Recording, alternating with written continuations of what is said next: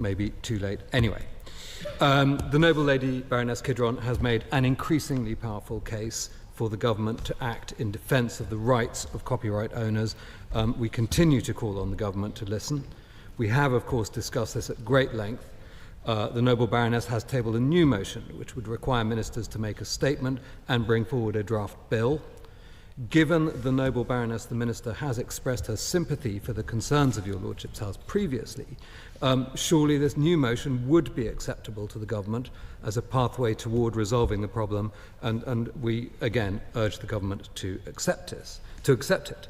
But really, whatever choice the government does make, I mean, I don't think anyone could claim any part of this is an easy problem, as my noble friend Lord Vesey pointed out, but I think many of us are frustrated by the absence of agility, boldness and imagination in the government's approach. That said, speaking at least from the front bench of a responsible opposition, we take the view that we cannot engage further in protracted ping-pong. We are a revising chamber, and while it is right to ask the government to think again when we believe they've got it wrong, we feel we must ultimately respect the will of the elected chamber.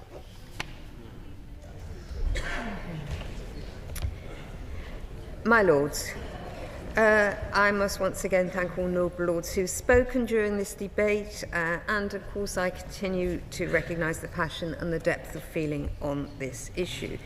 And my Lords, I didn't think I needed to reiterate this, but we absolutely believe in the importance of the creative sector, and of course we want it to have a flourishing future. And in previous debates I have spelt out all the work that we're doing with the creative sector, how fundamental it is to our economic planning going forward. I don't intend to go over that, but I've said it time and time again from this dispatch box. Our intention is to find a substantial and workable solution to this challenge that we are all facing. And I also want to reassure noble Lord Forsyth and others that we have had numerous discussions with Baroness Kidron and others, and indeed have taken, of course, those discussions seriously. And as a result of that, we've come today with an honest and committed plan to work together to resolve the contentious issue of AI and copyright, both quickly and effectively. I have to say, though, that on the issue of copyright theft, Baroness Kidron made a great play of this. I have to say that the government to say that the government is legalising or enabling theft is simply not right. Let me be categorical. No changes have been made to copyright law.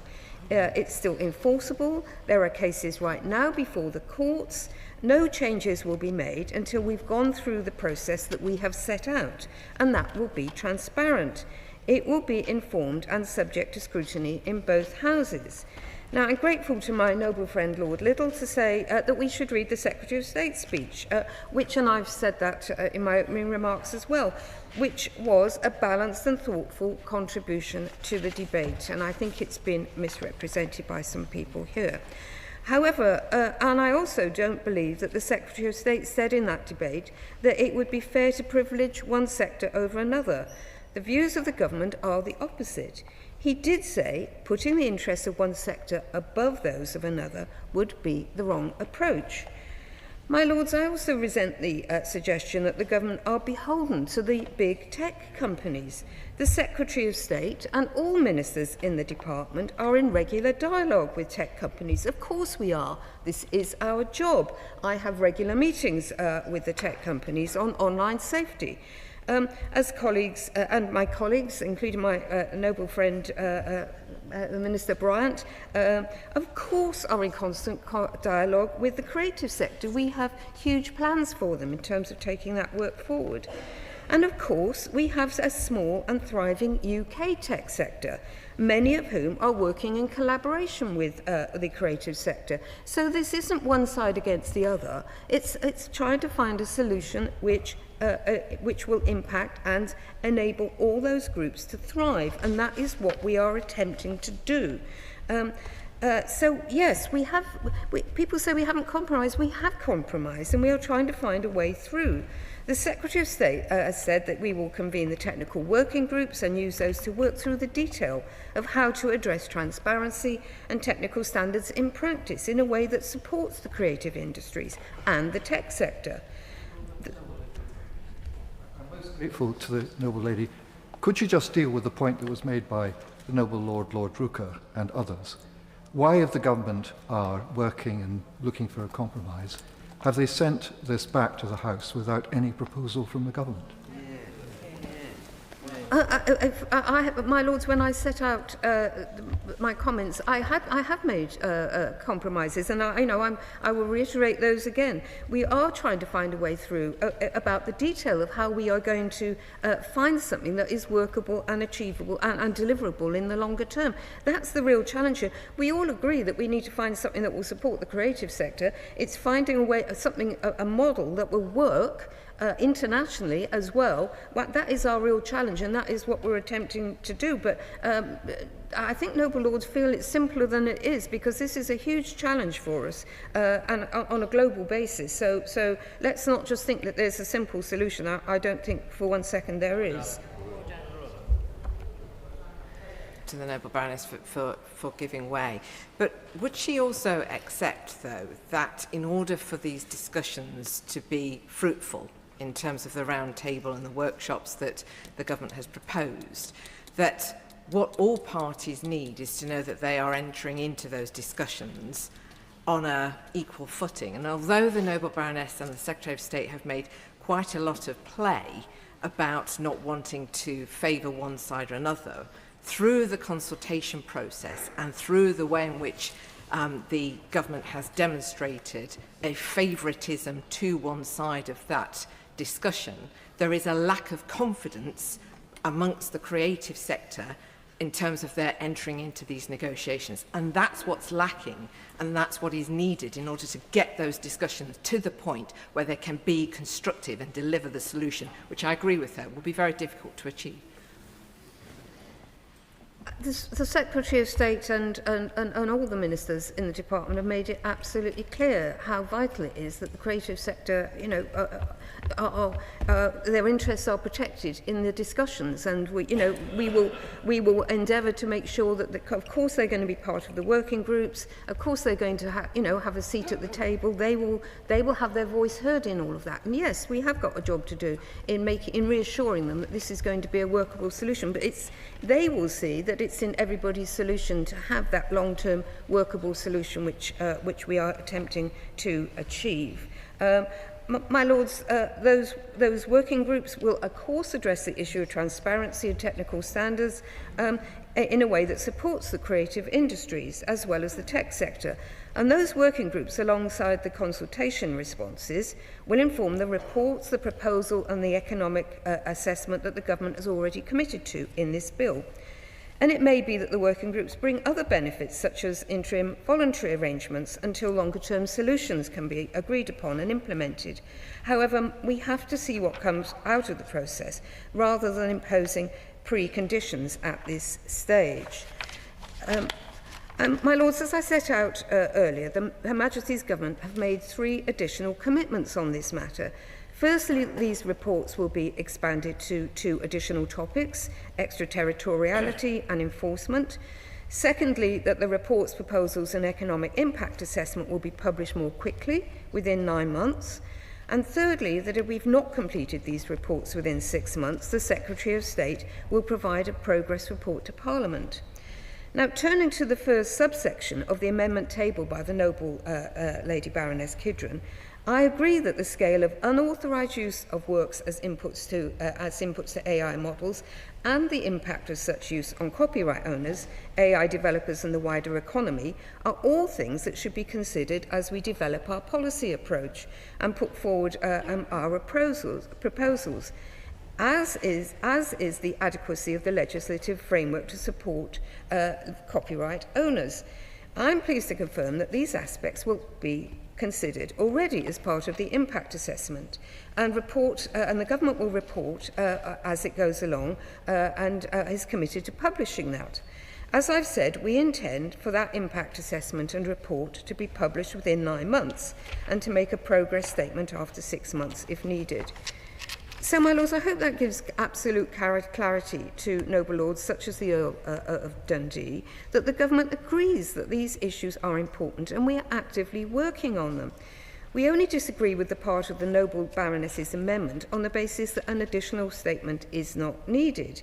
But if we turn to the second subsection of the noble lady's amendment, I can see the appeal of requiring the government to make progress with legislation in this space, and the government has heard noble lords' concerns about the pace of progress. Indeed, the Secretary of State already said in the other place that he proposes legislation as soon as he can. He's also set out a plan for determining what such legislation should contain, assess the consultation responses, convene technical working groups, and then produce reports and economic impact assessments on our proposals. Many of the things in the noble lady's amendment may coincide with the outcomes of this plan. She has great foresight, but none of us have a crystal ball. It's fundamentally wrong, though, to prejudge and preempt the process now being prescribed in the content of the legislation. So I ask noble lords, what would they say to the 11,500 people who took the time to submit detailed responses to the consultation? That their considered thoughts are irrelevant because the outcome has already been put in statute? And what to the working groups of technical experts that rather than work with us to come up with a comprehensive solution that works for all sides, they must abide by regulations that ignore their input and cover only 1 or 2 issues? And what to the elected House, which has already voted these amendments down 3 times, that rather than respect one of our core constitutional principles, cited indeed by the noble Viscount Lord Camrose before the recess, that we believe in consulting and properly legislating, but just not today. My lords, this cannot be what anyone thinks is right, either on this issue or indeed as a matter of principle.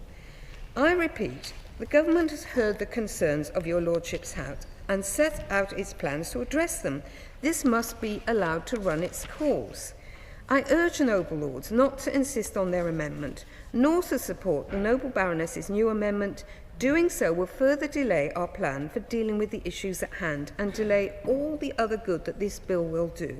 For example, from allowing the EU to make its decision on data adequacy for the UK, for providing for data preservation notices for coroners to support bereaved parents and introducing new offences such as tackling intimate image deepfake abuse, and to enabling digital verification services, the National Underground Asset Register, and smart data schemes to grow the economy.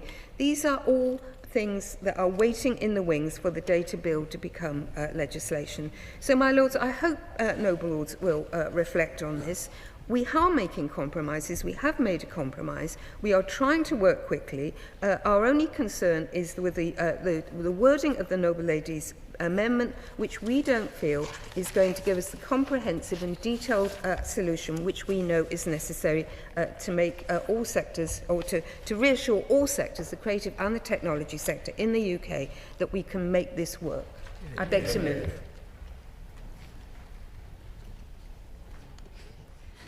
My Lords, first of all, may I thank everyone who has spoken, and I'm particularly pleased to the noble Lord Little, who thinks I've won, and therefore I hope that he expects and anticipates that one of my amendments will make it onto the face of the bill, because that's what winning looks like to me.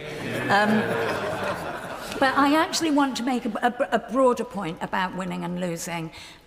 I didn't want to be here again, and I think that the noble lady, the minister, and I know she has told the House to be very careful how we speak, but I think that she would acknowledge that in private I have reached out to all sides of the government to try and discuss this to get a compromise. I think she'll also know that the small changes that she mentioned, which are all very welcome but do not add up to a real change, are not something that the government came to me with before the debate. That was the first I heard of them.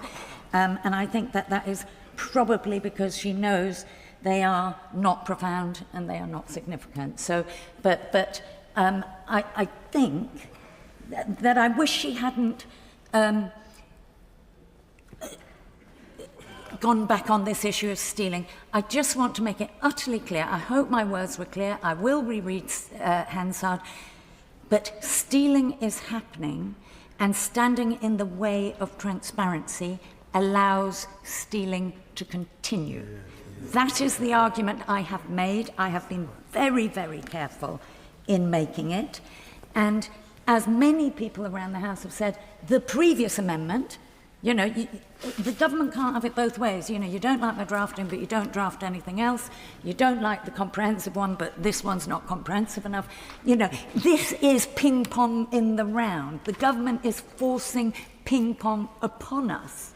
Because actually, my real wish is that the government does find some strength, does find some humility, does find some way of coming forward with what we passed last time, which was a power to make regulation in their own image once their report had been done. That was a good amendment. That is the amendment the government should be backing. Today's amendment is a just in case. And I really must say, do not worry about the bulk of the 11,500. They would be very happy if you act now, period. Yeah, that is not a problem, and I'm willing to take that thing. But the government has offered no timeline. Voluntary systems, while the longer thing will continue. I mean, my lords, you know, as soon as we can. I do not doubt every minister has in their heart the right thing. Let me say that on the record. But the actions of the government are blocking an entire industry protecting their property. And unfortunately, like the noble Lord Forsyth, I appear to have this socialist inclination that people should have a fair day's pay for their labour. My lords, I seek the agreement of the House. Yeah. The question is that motion A1 be agreed to. As many as are of that opinion will say content. Content. The contrary, not content. Not content. The question will be decided by a division. I will advise the House when voting is open.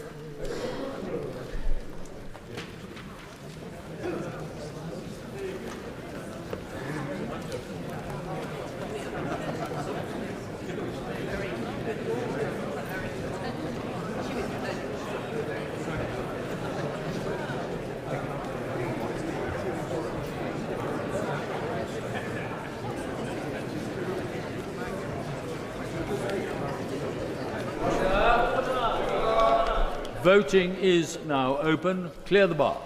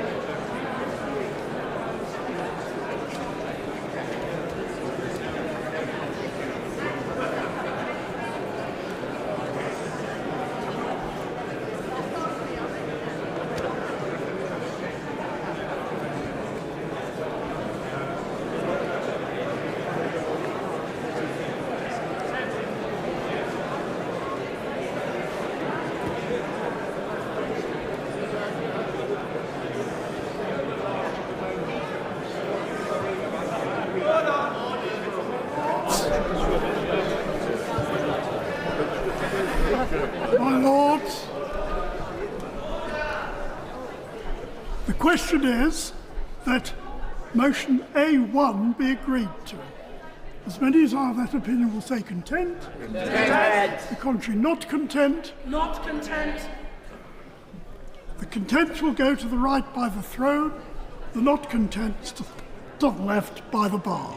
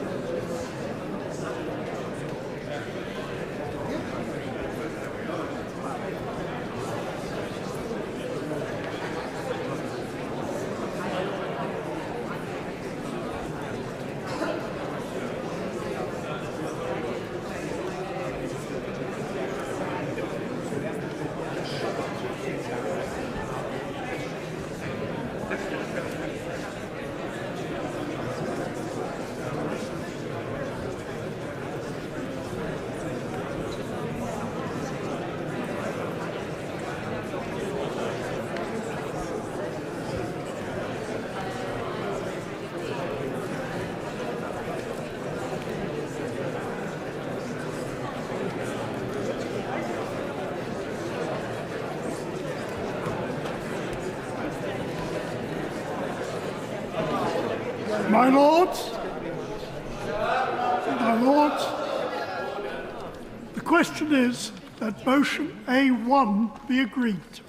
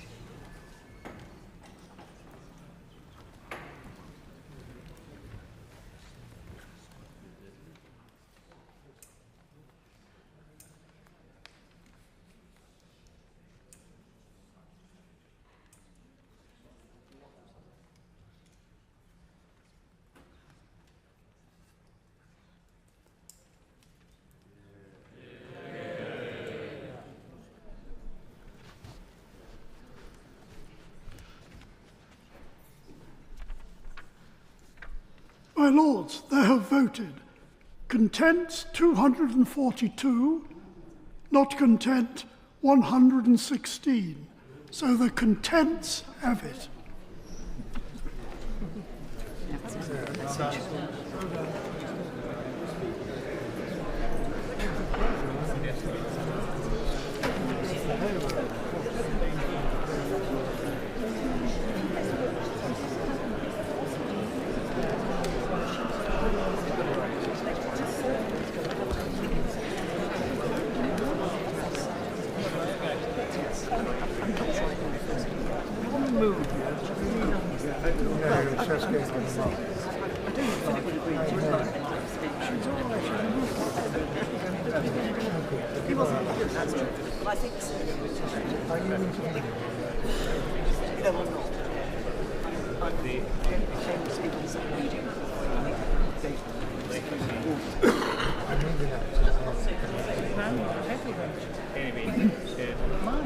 Questions on a statement made in the House of Commons on Thursday the 22nd of May on the independent sentencing review.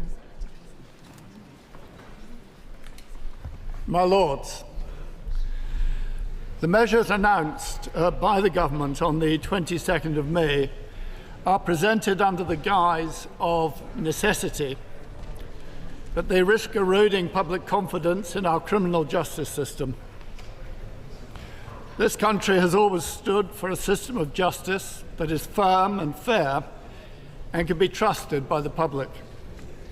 Yet some of these proposals fall short of that standard.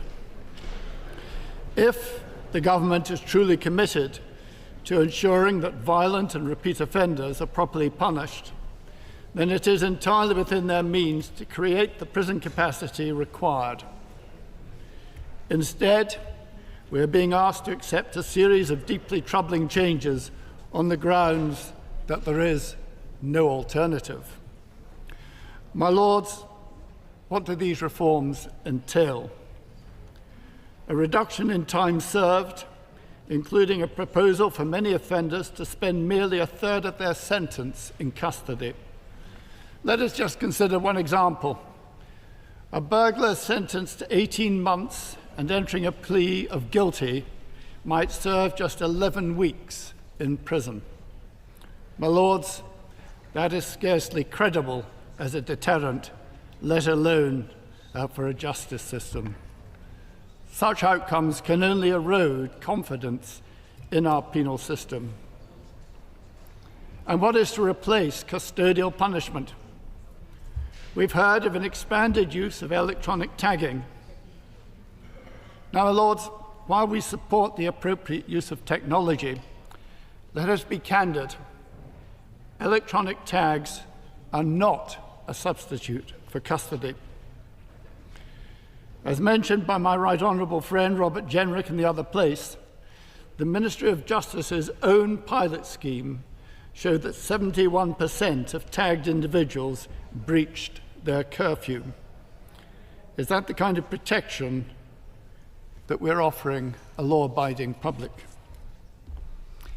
Meanwhile, my Lords, over 17,000 individuals are currently on remand awaiting trial, a number that is forecast to rise still further. In the light of this, will the government now act on the Lady Chief Justice's call for additional court sitting days so that these cases can be heard and justice delivered without undue delay? And my Lords, what of capacity? Under the previous government, we did deliver the largest expansion to the prison estate since the Victorian era. The government's prison capacity strategy mentions the construction of a mere 250 rapid deployment cells. That is hardly adequate. My Lords, when Texas undertook similar reforms in the 1990s, and it's the very model on which this plan is said to be based, it built over 75,000 prison places. My Lords, the government's present approach to justice simply cannot inspire public confidence. We must ensure, and indeed the public expect, that the most prolific and dangerous offenders should face the consequences of their actions. So I would press the noble Lord the Minister on several critical points. First, following the announcements made in the other place on the 22nd of May, can he confirm without equivocation that violent sexual offenders and those who've committed crimes against children will be excluded from the early release schemes? Second, given the review's emphasis on reducing custodial sentences, what assurances can the government provide that public confidence in the justice system, particularly among victims and their families, will not be undermined by these changes? Third, does the noble Lord the Minister agree that electronic tagging cannot substitute for secure custody, particularly in cases involving violent or high-risk offenders? Fourth, what assessment has the government made of the capacity of our prisons in light of the sentencing proposals? And will they commit to a robust and credible prison building programme that reflects the scale of these proposed reforms? Finally, my Lords, it is deeply regrettable that the voices of victims and their families appear to have been overlooked in this review. Can the noble Lord the Minister clarify why the independent sentencing review appears to have taken such limited input from victims' groups? And will the government commit to a public consultation to ensure their voices are heard before implementing these recommendations? My Lords, I'm obliged. My Lords, unlike the noble and learned Lord King, we welcome the independent sentencing review, and we also applaud the appointment of David Gauke to lead it. He was an inspired and independent choice, and despite some reservations with the report, we regard the tenor of the review as brave, principled, and most importantly, evidence-based. And we also agree with the government in their statement that the previous administration is largely responsible for the crisis in our prisons. Our running out of prison space, the dilapidation of our prison estate, the ineffective approach to rehabilitation, to community sentences, and to the probation service, and the continuing pervasive recidivism, these are the factors that got us into this mess, and they are largely the last government's fault. Yet the irony is that the last government claimed to be dedicated to law and order, just as the noble and learned Lord does now. Well, my lords, that is not their legacy. So I would ask the Minister, given the present position, whether on present trends and given the present building plans that are extensive, but the inevitable delays also in their implementation, can the government realistically hope to avoid the kind of stopgap emergency responses that we found necessary over the last year? My lords, moving on, the proposals for three-part prison sentences and an earned progression model are persuasive. It is interesting that they originated in Texas, not a state known for soft liberalism. But my understanding is that the Texan government believed that these crime reduction measures would save the taxpayer's dollar. Has the government yet estimated the possible cost savings from these proposals overall? My lords, and we agree that we desperately need the increased investment in probation and probably even more investment. The commitment to more tagging and community monitoring we regard as clearly sensible. But I'd be grateful if the noble Lord the Minister could say how far it is envisaged that tagged offenders will be confined to their homes and what plans there are for work, education and training for offenders while they are tagged and under supervision. My lords, capping recalls to prison should prevent the use of recall to respond to relatively minor breaches of conditions with extended and disproportionate prison terms. But can the noble lord say how the individual length of these short recalls will be determined? My lords, we on these benches have been arguing for years for a reduction in the use of short prison sentences, along with the majority of experts in the field. And I can see the argument for leaving some judicial discretion in place in certain circumstances. I see the noble Lord Ponsonby nodding, and I know that he has had experience of short sentencing in his time as a magistrate. But we also agree that victims of domestic abusers and stalkers and cases of breach of protection orders call for particular protection for victims. But may we have, nevertheless, an assurance that in practice, this reform will give the presumption against short sentences that we've long been seeking. My lords, we accept the argument for making community sentences tougher and for intensive supervision courts. But we do seek an assurance that the primary purpose of community sentences will continue to be to rehabilitate offenders and enable them to turn their lives around. We do have concerns about the pilot of so-called medication to manage problematic sexual arousal, with its rather troubling overtones of chemical castration. Will the government commit to careful monitoring of the long-term effects of such treatment? Finally, we share the government's commitment to supporting victims, and we say that shines through this statement.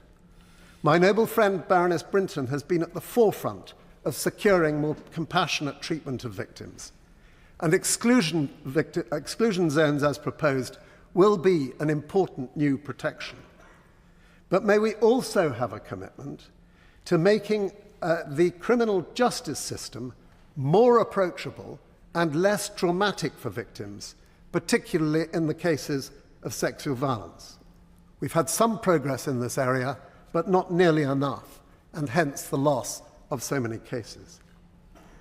That would be a helpful complement for the government's principled commitment to ensure that women are less often sent to prison and that women defendants are more compassionately treated by the criminal justice system.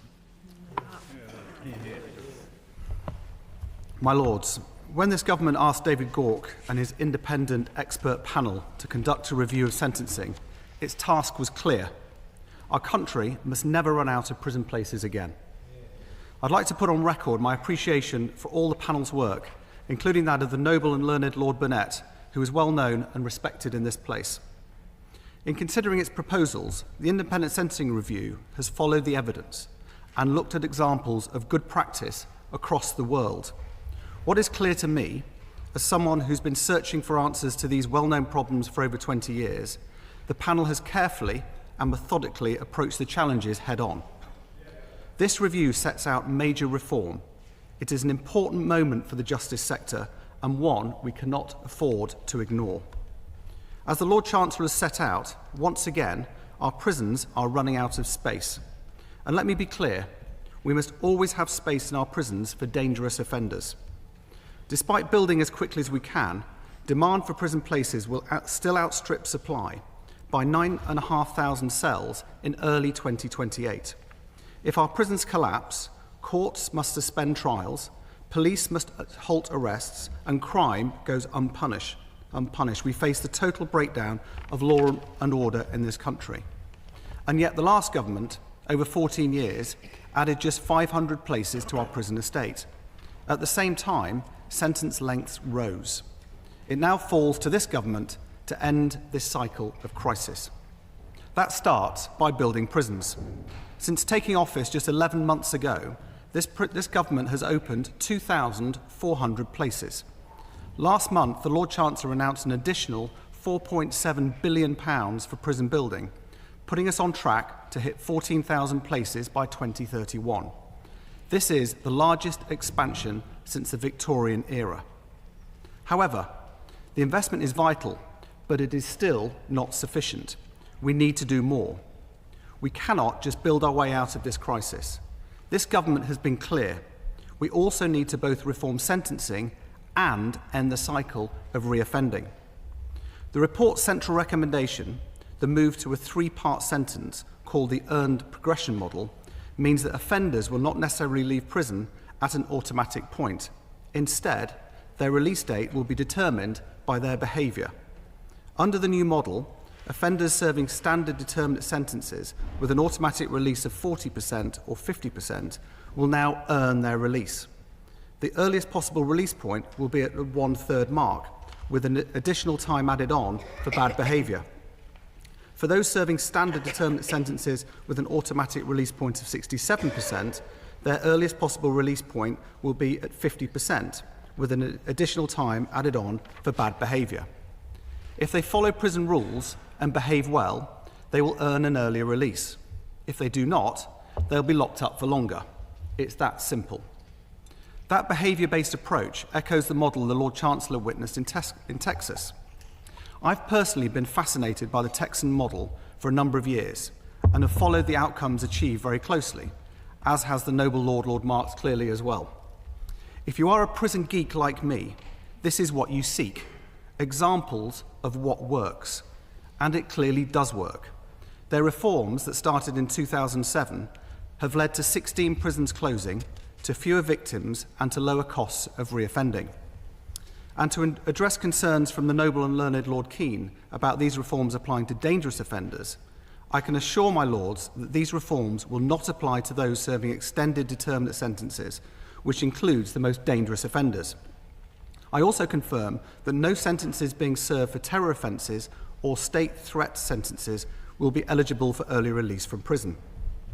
I can also confirm, my lords, that the government did engage with police colleagues and other stakeholders across the criminal justice system prior to the publication of the review, as did David Gauke. We wanted to ensure we had a joined-up approach. The full detail of these policies, including an impact assessment, will accompany the forthcoming legislation. Noble lords have rightly raised questions about what these reforms will mean for victims, in particular victims of domestic abuse. My priority is clear. Everything we do is in pursuit of a justice system that serves victims. If our prisons collapse, it is victims who pay the price.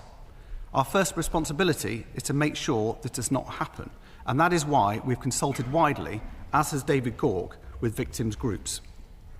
The review recommends several important measures, including the way we identify domestic abusers at sentencing, so that we can monitor and manage them more effectively. We recognise how vitally important it is to make sure we know who all domestic abuse offenders are, even when their offences are not obviously linked to domestic abuse. We also welcome the recommendation to expand the use of specialist domestic abuse courts. I also want to clarify to the noble Lord Marks that the review did not recommend entirely abolishing short sentences.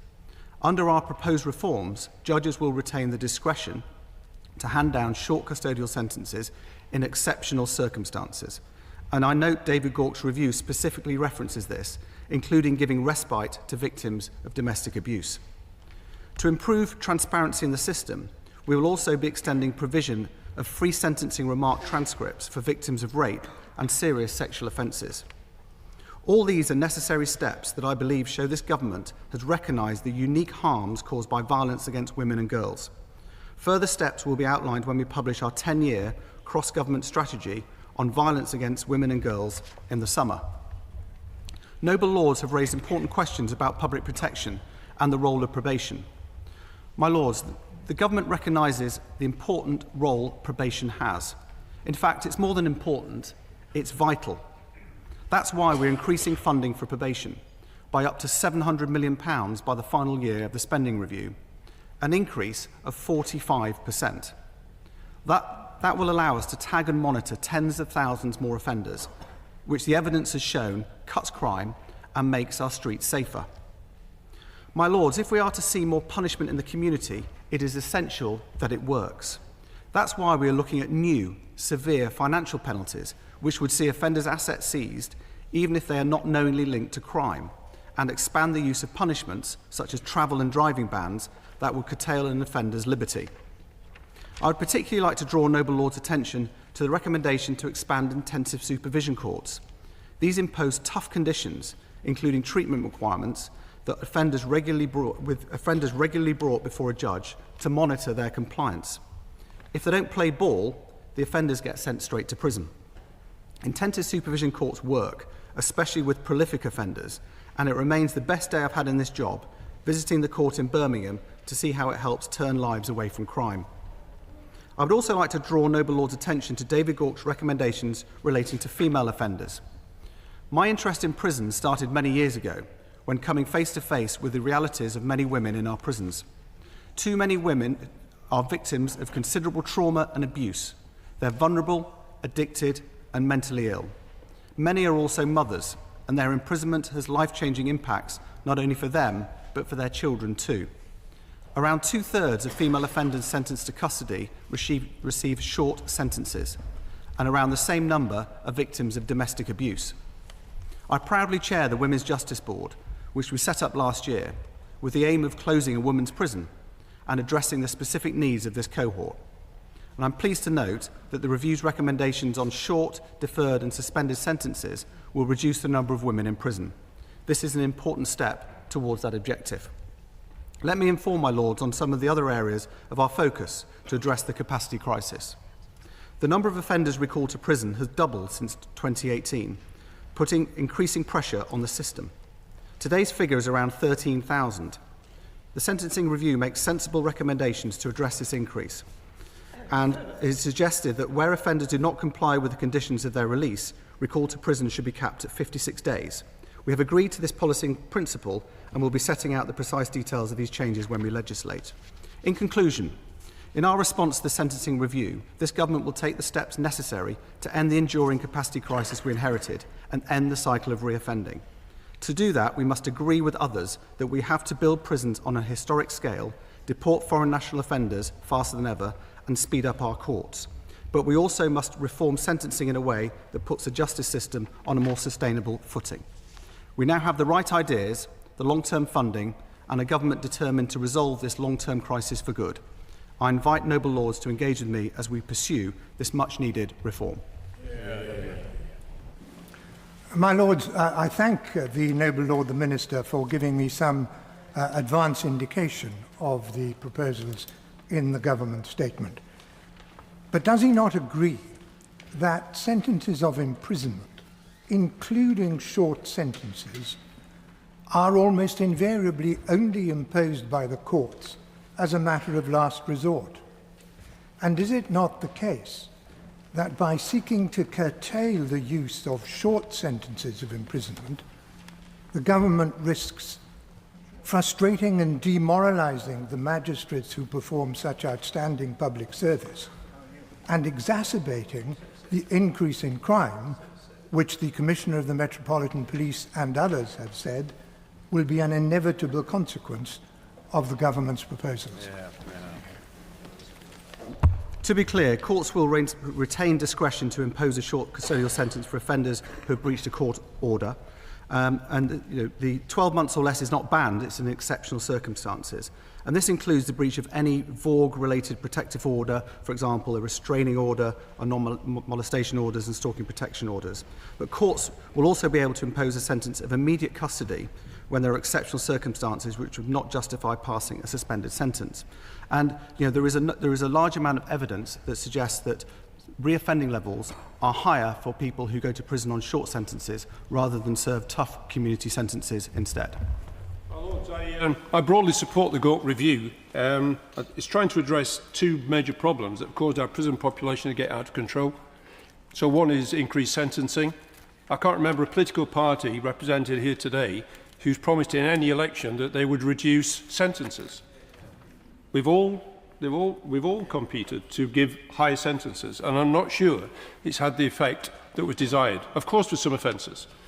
And the second is obviously the decrease in the amount of parole available. And this review attempts to do something about the latter, and I broadly support it. But I wonder if the government or the Minister will agree with me about 3 points which I'm concerned. Partly, Lord Howard, I agree. I think if we remove, and I know the government proposed this to entirely remove the shorter sentences, they have to be really careful which ones they entirely remove. But probably more importantly, the phasing of this is really important. How will these people come out and in what groups, in what numbers? And that links to the second point, which is about policing and probation resources, because I agree, obviously, the government's increasing the probation spending, but it won't all be spent at once and they won't all arrive experienced and able. So how do we match those two things so that the police and the probation are prepared for that mass release effectively? And then finally, I think there's a real opportunity here. I agree with the tagging. I think those who say that people commit offences on tagging, generally they commit less. But where the tagging is linked to their offending behaviour, i.e., for example, sobriety, it can have an effect. If it can be limited where they go and where they don't go, it can have an effect.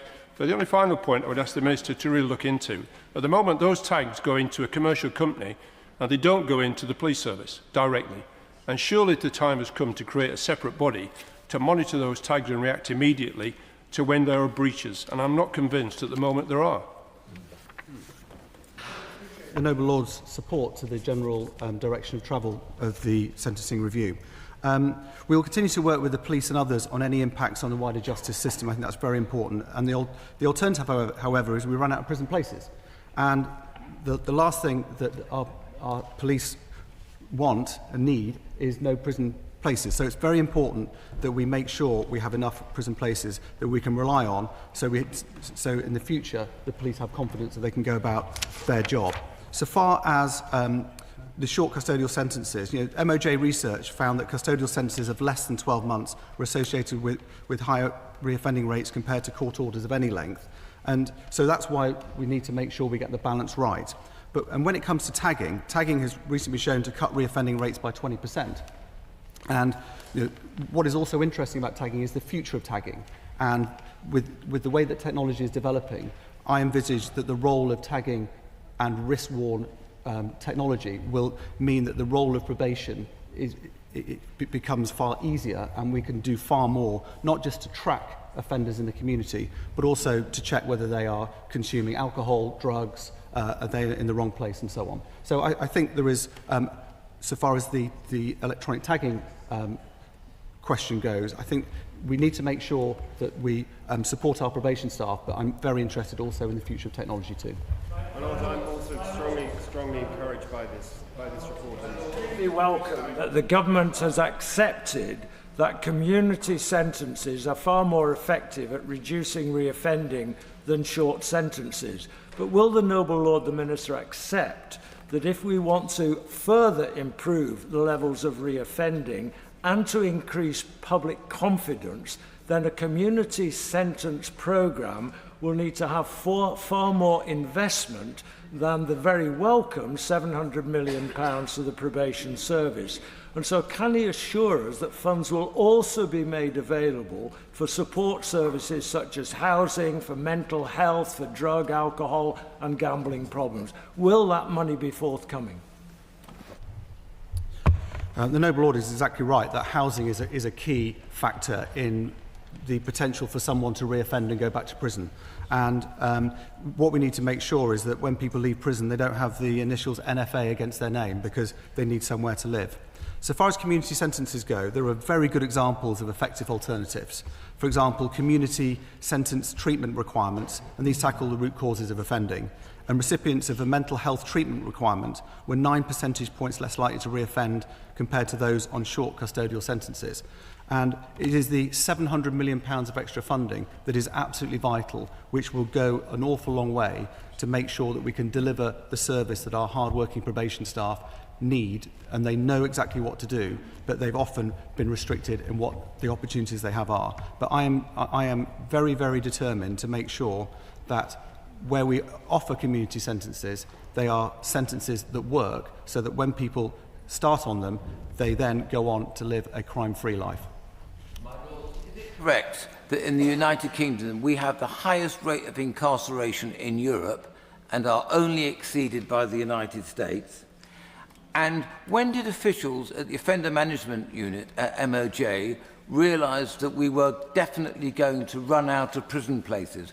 Was it in this Parliament, or was it at some point in the previous Parliament? And finally, is there any hope that the Minister will do some noticeable reform to our custodial system? The amount of prison places we will be building will mean that there are even more people in prison than ever before.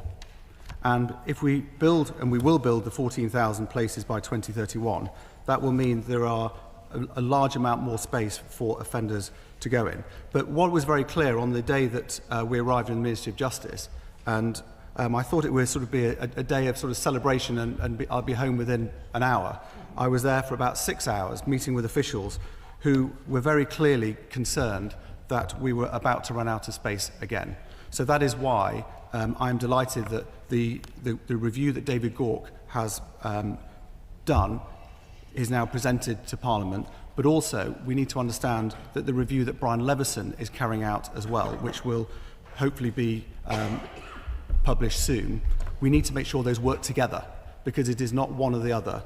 Both are needed, as well as the investment in building new prison places to resolve the crisis we have. Because what is really important to me is this is the last time we need to have a crisis.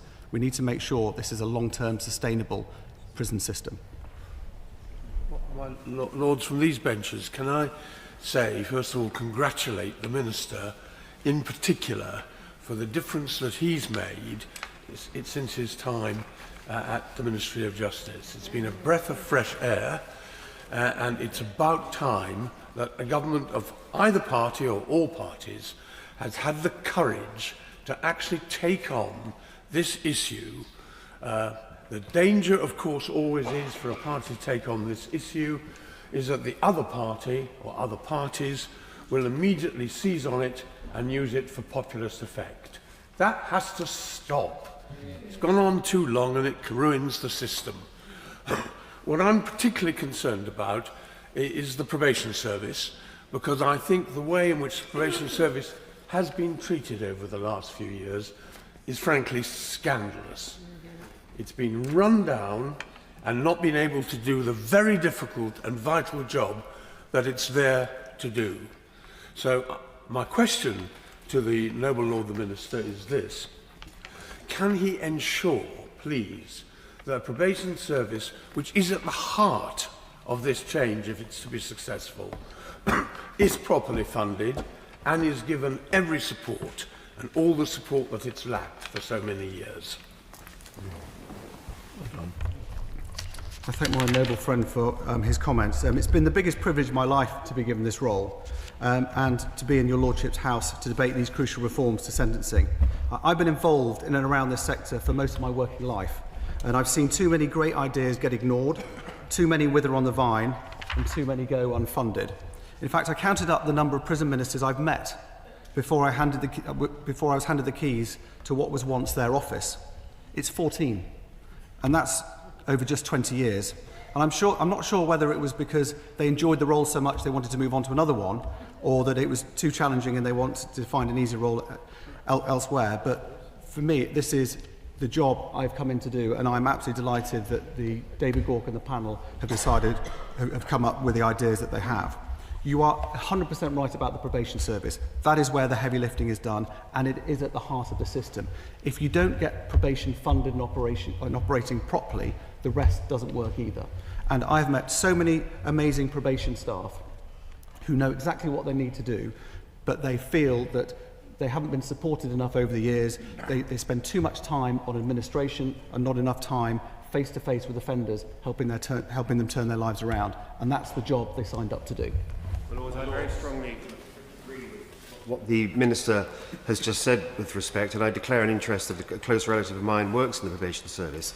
It is demoralised, it is underfunded, it is depressed, and that will have to change, and have to change urgently, although, of course, getting probation officers into positions of experience takes time. I strongly welcome this report and its findings, and I wonder whether the Minister agrees with me that of all the statistics bandied around the topic of reoffending, perhaps the most striking is this, that no less than 39.3% of inmates released reoffend within 12 months of their release from custody. And that's the point at which the intensive provision part of the three-stage system will kick in. And that period when those prisoners who are most at risk of reoffending are being engaged with by the probation service and by rehabilitative services will be absolutely key to this working. And if that isn't got right, the reform won't be got right. So, as he says, the probation service is absolutely central to this.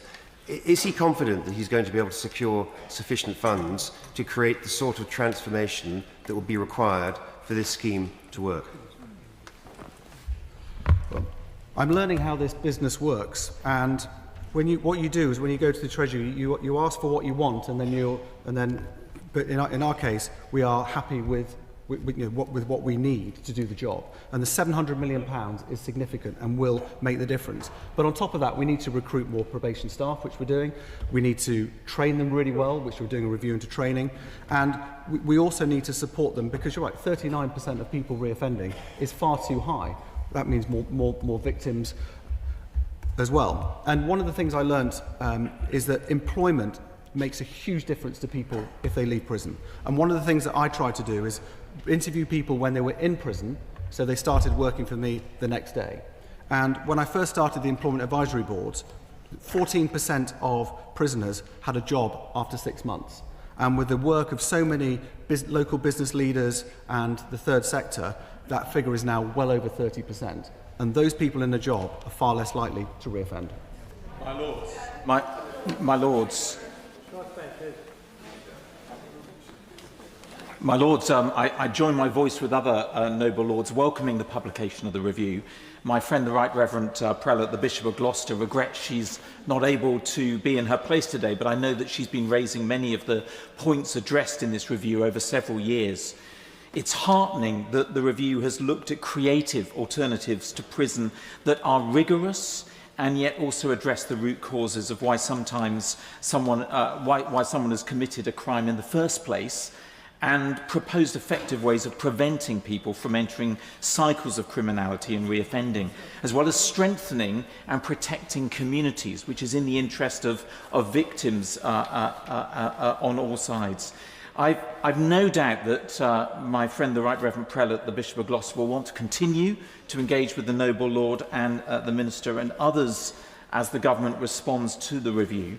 But might the Noble Lord, the Minister, say what role he believes the third sector, including faith groups, might continue to play in light of the review's recommendation of the expansion of the support offered by the third sector to offenders on community sentences and licence? The Right Reverend Prelate, the Bishop of Gloucester, has been very vocal and very supportive of many of the suggestions that I've been working on, not just now, but before I came into this position. And the role of the third sector both in prison and in the community, is absolutely vital. And one of the things that I think has been missed is that with the spending review now being a 3-year deal, it makes a big difference to third sector partners who find it very difficult to rely on a 1-year cycle. So what I'm hoping for is those relationships that we've built up over many years will now be far more confident relationships both ways, because third sector partners will be able to have the confidence and a longer term view of their commitment to working with us. Well, Lord the Minister used the word compassionate, and I think the other noble lords have used that, compassionate in sentencing, particularly in for women and the effects on their families. Does he then understand why many people in the public just do not understand how a woman, for a simple tweet that was an appalling tweet Lucy Connolly made, got 31 months, while I think the next month somebody who raped a young woman was actually sentenced to half that time? I can't comment on any individual cases, but it's up to the judiciary to decide what sentence they hand down to offenders. Lord Thomas. My Lords, may I too add the welcome that has been given to David Gauke's review and the government's response to it. I do agree with Lord Bake when he said, let us try and approach this in a non-political manner. But I fear that is probably pie in the sky. But could I put it in a slightly different way? Can we try and approach this by seeing what works? Do these long prison sentences work? My own view is they do not. But as important to these reforms will be making sure that the substitute of people spending more time in the community works. And here what is critical is money. And I very much hope that the government will be prepared to submit its detailed costings for critical examination, because we can't afford to get this wrong. And there are 3 areas I think that concern me. First of all, I agree with Lord Hogan how the tagging should be, in this electronic age, something efficient. I don't want to say much about the companies that have been used, but they have a fairly dubious history in some respects. Secondly, it does seem to me we ought to be very careful as to how we deal with people who offend. When we tried this 20 years ago, that was the problem. If someone broke the conditions, we were too slow at doing anything about it. And thirdly, can we ensure, therefore that needs funds, and thirdly, can we ensure that there is proper money for the probation service and that is examined critically? Because all of those are critical to the point that's been made. How do we have confidence in the community? I remember as a youngish judge going up to the north and being told, when I advocated community sentence, young man, and I was, I think, relatively young then,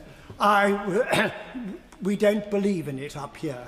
You've got to make them believe in it.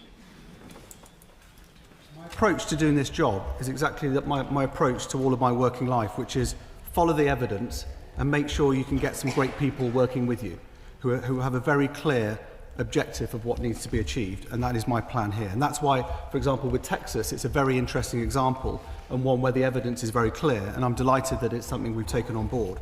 And the point within that is around the incentives and what incentives a prisoner has to do what we ask them to do. And if they behave badly, then they get time added on to their sentence. So it's a good example for me of following the evidence. My Lord, I sat as a magistrate for some 10 years and remain on the supplemental list. I have to say it's a grave mistake to take away the ability, as a norm, to give out small and shorter sentences. For the simple reason, we did so as magistrates to keep bad people away from good people.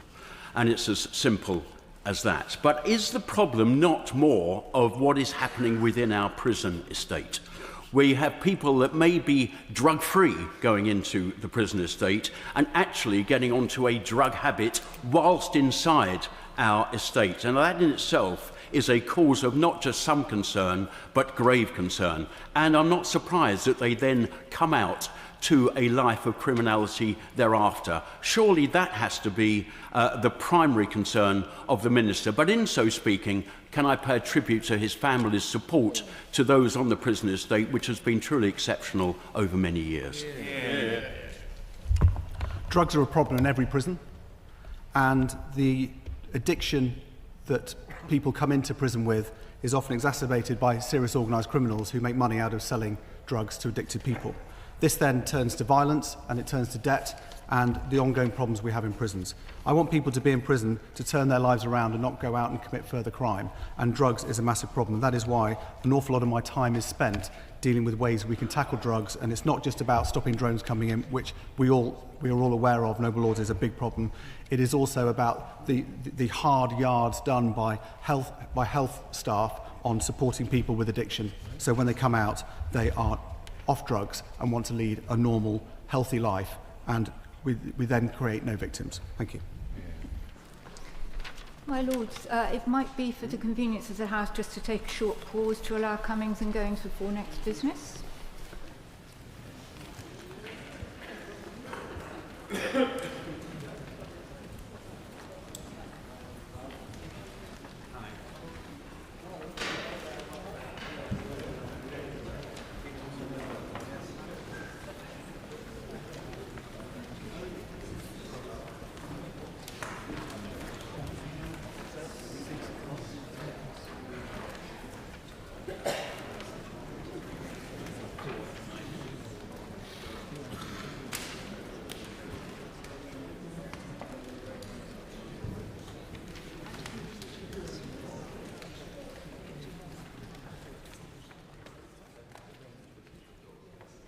My Lords, second reading of the Border Security, Asylum and Immigration Bill, Lord Hampton-Flint.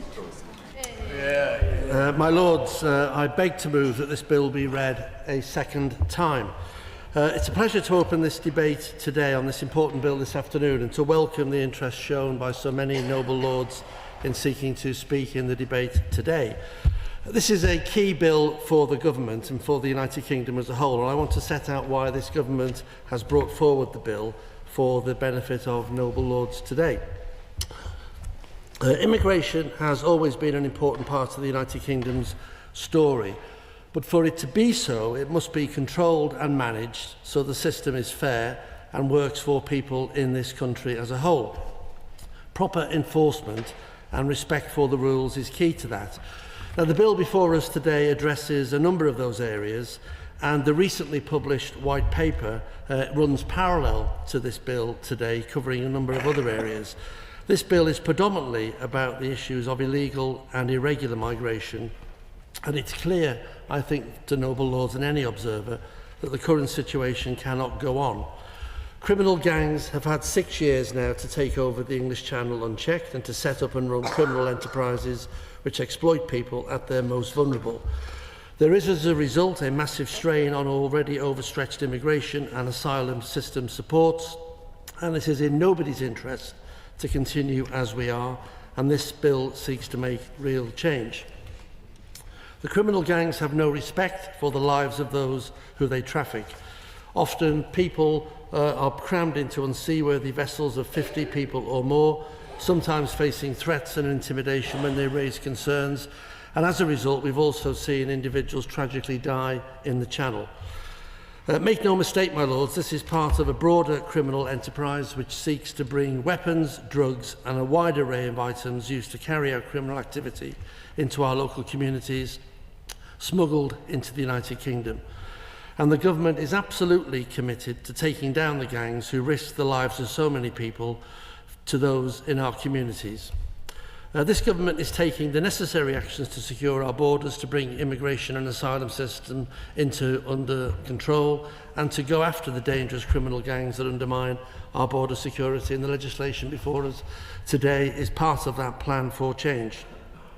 The government is determined to tackle irregular migration, to bring back control to our borders, and to stop the appalling loss of life in the Channel.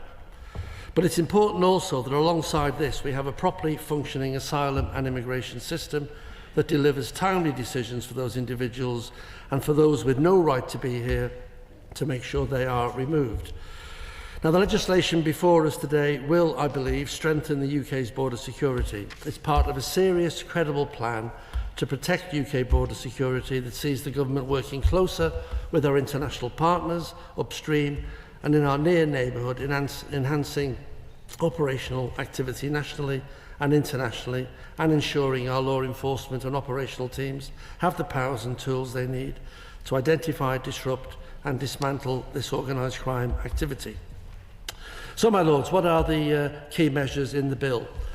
Firstly, the bill places a new Border Security Commander and his role on a statutory footing and clearly explains the functions which will allow this role to be an enduring one, which brings together the skills and expertise of a variety of agencies to tackle the issues faced, united behind a series and set of border security priorities.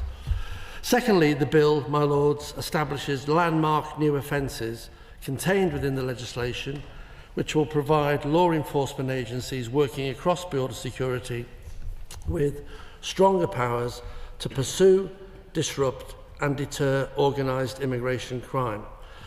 It shouldn't be a surprise to noble lords, because the Labour Party stood on a manifesto commitment in the election almost a year ago to introduce new counter-terrorism style powers which will give law enforcement the ability to tackle those involved in putting lives in danger and threatening UK border security, and this bill is what the new offences will deliver. Amongst those new offences, my Lords, is a new offence that will ensure that action is taken against those who endanger others during sea crossings to the UK. These crossings are exceptionally dangerous, and I regret the loss of life we've seen even this year. The government is determined to prevent such loss of life in the Channel with these new powers.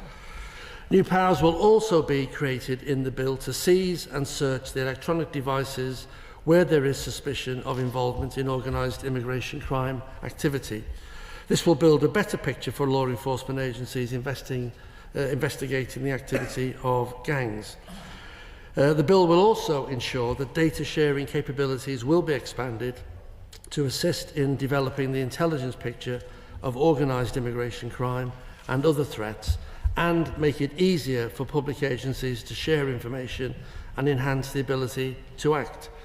Measures to allow the DVLA, for example, to share trailer data and HMRC to share customs data will, I think, enhance the work of Border Force. The bill also gives biometric provisions which will provide greater flexibility when taking biometrics from individuals who are part of a UK evacuation. They will allow the provision of biometrics at ports in Scotland, fixing the situation that has developed where law enforcement officials are needing to drive to a police station to carry out this task. Measures in the bill also focus on serious and organised crime and make it clear that it will be an offence to possess the named articles in the bill which we know are used in criminality and which harm communities. There is also an expansion of the Serious Crime Prevention Order regime, introducing new interim orders which will allow law enforcement to act immediately to tackle criminality where it occurs. The bill will also, my Lord, strengthen immigration and asylum systems as a whole. The government had a clear manifesto commitment to end the wasteful migration and economic development partnership with Rwanda and use that funding to set up our new Border Security Command led by Martin Hewitt.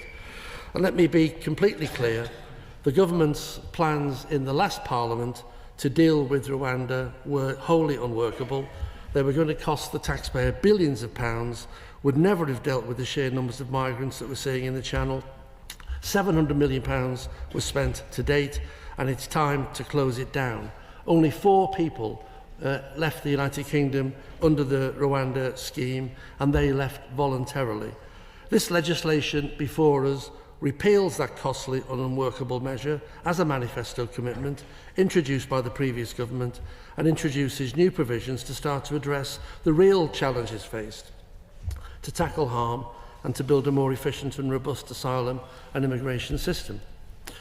Looking beyond those provisions which repeal the Safety of Rwanda Act and the huge swathes of the Illegal Migration Act, the bill will also equip the Immigration Services Commissioner with the tools they need to identify and tackle abuses within the immigration advice sector. The Immigration Advice Authority will have, under the bill, new powers to fine or suspend those who provide poor quality advice to those going through the immigration process, restoring, I hope and believe, trust in the system by tackling such poor practice. We're also, in this very extensive bill, introducing measures which aim to begin taking action needed to ensure a properly functioning, effective immigration system. The bill, my lords, will introduce a new 24-week statutory timeline for appeals as part of the government's work to tackle the enormous backlog of cases we have inherited. To assist cases move through the system and to provide individuals clarity on outcomes, those cases where the individual is in asylum accommodation at what I can only term, noble lords, great taxpayers' expense, and non-detained foreign national offenders will be prioritised as far as practically possible.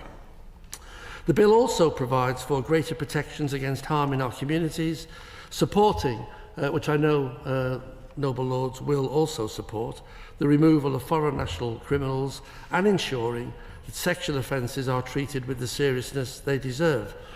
For example, those convicted of Schedule 3 offences will not benefit from refugee protections in the United Kingdom.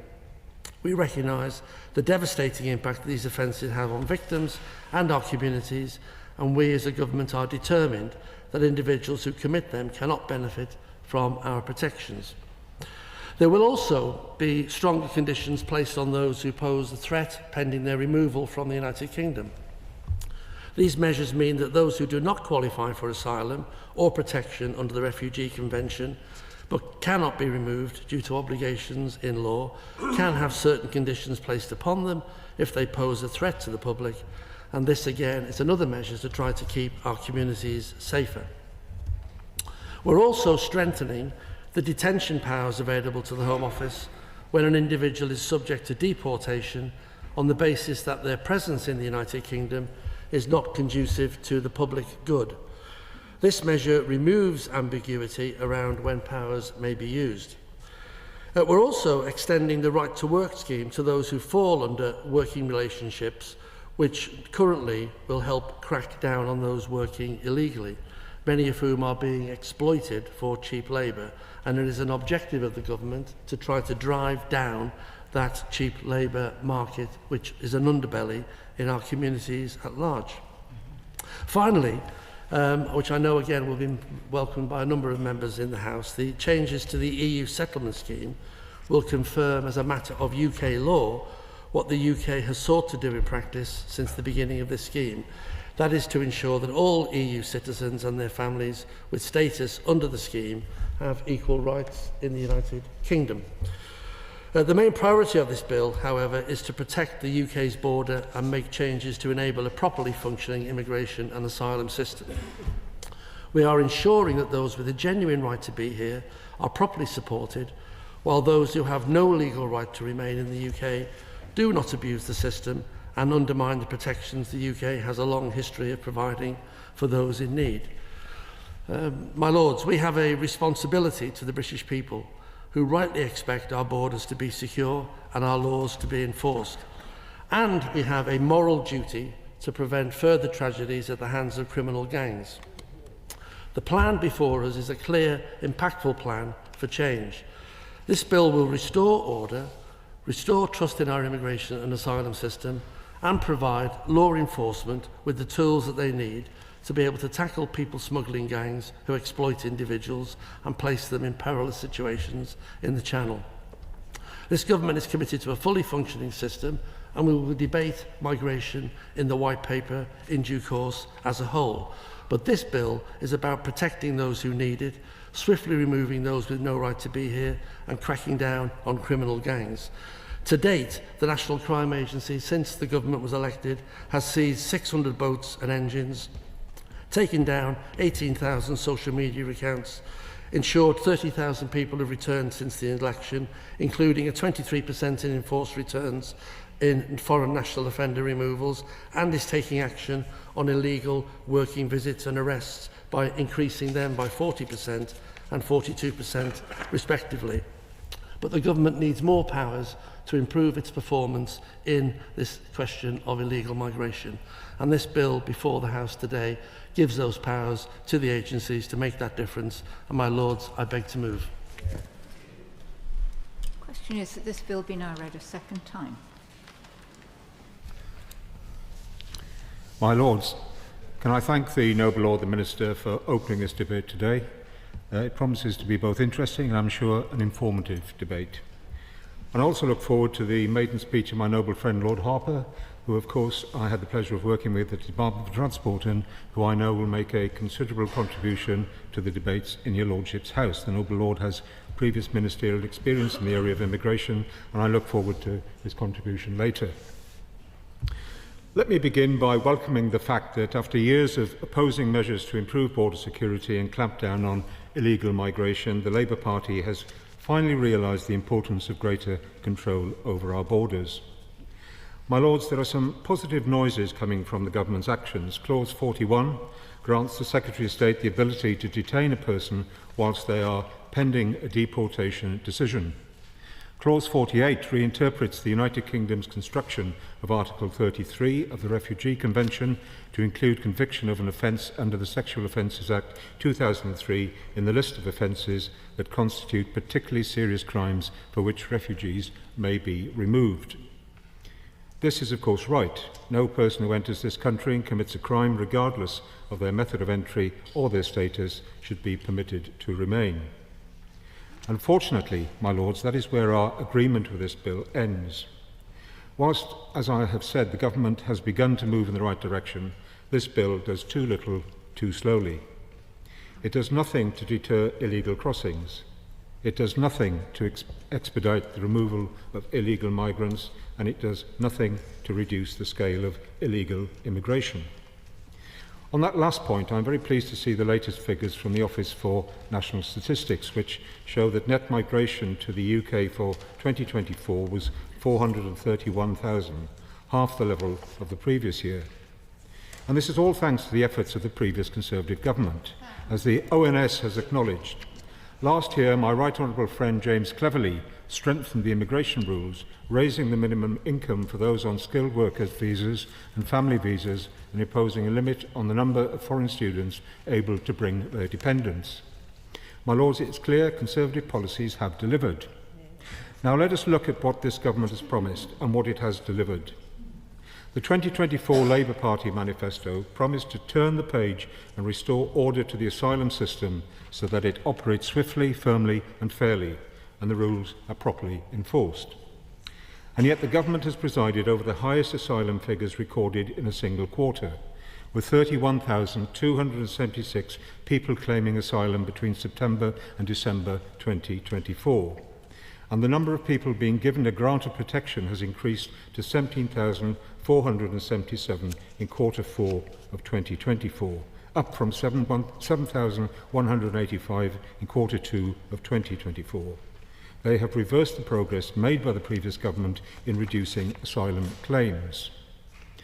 Not only this, but the government pledged to close all asylum hotels. After the previous government reduced the number of asylum seekers housed in hotels to 29,585 by the 30th of June 2024. Since the election, those numbers jumped to 38,079 on the 31st of December 2024, representing a rise of 22.3%. My Lords, this begs the question, when will they end the use of asylum hotels, as they promised in their manifesto? Now, my Lords, we heard time and time again during the election, and indeed ever since the election, that they will smash the gangs. But, my Lords, it is now evident that this slogan was mere hyperbole. So can the Noble Lord the Minister tell me how many gangs have been smashed by the policies of this government? I look forward to receiving those figures perhaps in his closing speech. The Noble Lord the Minister was keen to highlight the new role of the Border Security Commander and their counter-terrorism style powers. However, the first line of Clause 1 states the Secretary of State must designate a civil servant as the Border Security Commander. Clauses 3, 4 and 5 state the functions of the Commander, the duty to prepare annual reports and the duties of cooperation. And that is it. What the government has presented us with here, my Lords, is simply a redesignated civil servant without the powers to command anything. But that extends across the whole bill. The government has talked up this legislation as comprising of tough new measures to tackle the people smuggling gangs, and yet they are repealing two pieces of legislation that would have had that exact effect. Clauses 37 and 38 repeal the Safety of Rwanda Act 2024 and the Illegal Migration Act of 2023. The Safety of Rwanda Act, ably taken through your Lordship's House by my noble friend Lord Sharp of Epsom, would have, if it had not been scrapped the day the first flight was due to take off, provided a suitable deterrent to those who were considering taking the journey across the Channel. The Noble Lord the Minister has pointed to the Government's focus on the people smuggling gangs who facilitate the Channel crossings. We would agree that those gangs must be pursued, for theirs is a repulsive trade. But it is not enough to simply tackle supply, we must also tackle demand. And whilst there are large numbers of people who are undeterred from paying the traffickers, the trade will continue. The Rwanda scheme was a deterrent that would have hit that demand for small boat crossings. This built on the work of the Illegal Migration Act 2023, and I pay tribute to my noble friend Lord Murray of Blidworth for steering through that legislation, which created an obligation for the Home Secretary to remove any person who arrives illegally and prevented illegal entrance from claiming asylum. The previous Conservative government also struck a returns deal with Albania, which meant that the number of illegal arrivals of Albanian nationals fell from 12,658 in 2022 to just 924 in 2023, and that is a 93% reduction in Albanian nationals illegally crossing the Channel. If the government is serious about reducing illegal migration, why remove the deterrence that the Conservative government legislated for? We can see the effects of the government's policies already. Noble Lords will have seen the figures over the weekend. On the 31st of May, 1,194 migrants crossed the Channel in small boats, the highest figure for a single day this year. That brings the total number of migrants who have crossed in small boats so far this year to 14,811. That's a 42% higher increase than the same point last year. My Lords, not only does this bill undo much of that work, but it also fails to provide suitable alternatives. The offence created by Clause 18 of endangering another during a sea crossing is unlikely to have any real impact. It can only be committed if a person has already committed an offence under subsections A1, B1, D1 or E1 of Section 24 of the Immigration Act 1971, offences which were themselves inserted into that Act by the Nationality and Borders Act of 2022, which my noble friend the Opposition Chief Whip took through this House. And Section 25 of the Immigration Act 1971 already makes it an offence to assist or facilitate unlawful entry into the United Kingdom, an offence which is punishable by a life sentence, thanks to the changes made by my noble friend in the Nationality and Borders Act. Furthermore, the powers contained in Clause 20, 21 and 23, authorising officers to search, seize and access electronic devices, already exist in Clause 15 and Schedule 2 of the Illegal Migration Act, which the government are repealing. Would it not make more sense to keep the existing powers rather than repeal and replace them with something virtually identical? Of course, they would not have to include these, quote, new, unquote, powers if they were not in the same bill, repealing Section 15 and Schedule 2 of the Illegal Migration Act. My Lords, it is apparent that this bill presents a missed opportunity. Even after this legislation becomes law, activist lawyers will still be able to use the Human Rights Act to bring vexatious claims against the government to prevent the legitimate removal of those who have abused our immigration system, entered the country illegally and committed criminal offences. The government should follow our policy of disapplying the Human Rights Act in relation to immigration law, thereby ensuring the timely removal of those with no right to be here. The government has indicated that they are willing to shift in this direction. The Immigration White Paper does state that the interpretation of Article 8 of the Convention must be reconsidered, and even the Attorney General has indicated that he is open to reinterpreting the Convention as well. This bill also presents the government with the opportunity to tighten the conditions for visas and indefinite leave to remain. The Immigration and Visas Bill presented by my honourable friend, the Shadow Home Secretary, would ensure that indefinite leave to remain can only be granted if the applicant's salary does not fall below £38,700 and if they do not apply for any form of state benefits. Being granted the ability to remain in the UK indefinitely is a privilege. not a right, and as such we believe that those wishing to obtain that privilege should have made a net contribution to our country. Raising the threshold for receiving earned settlement would ensure precisely that.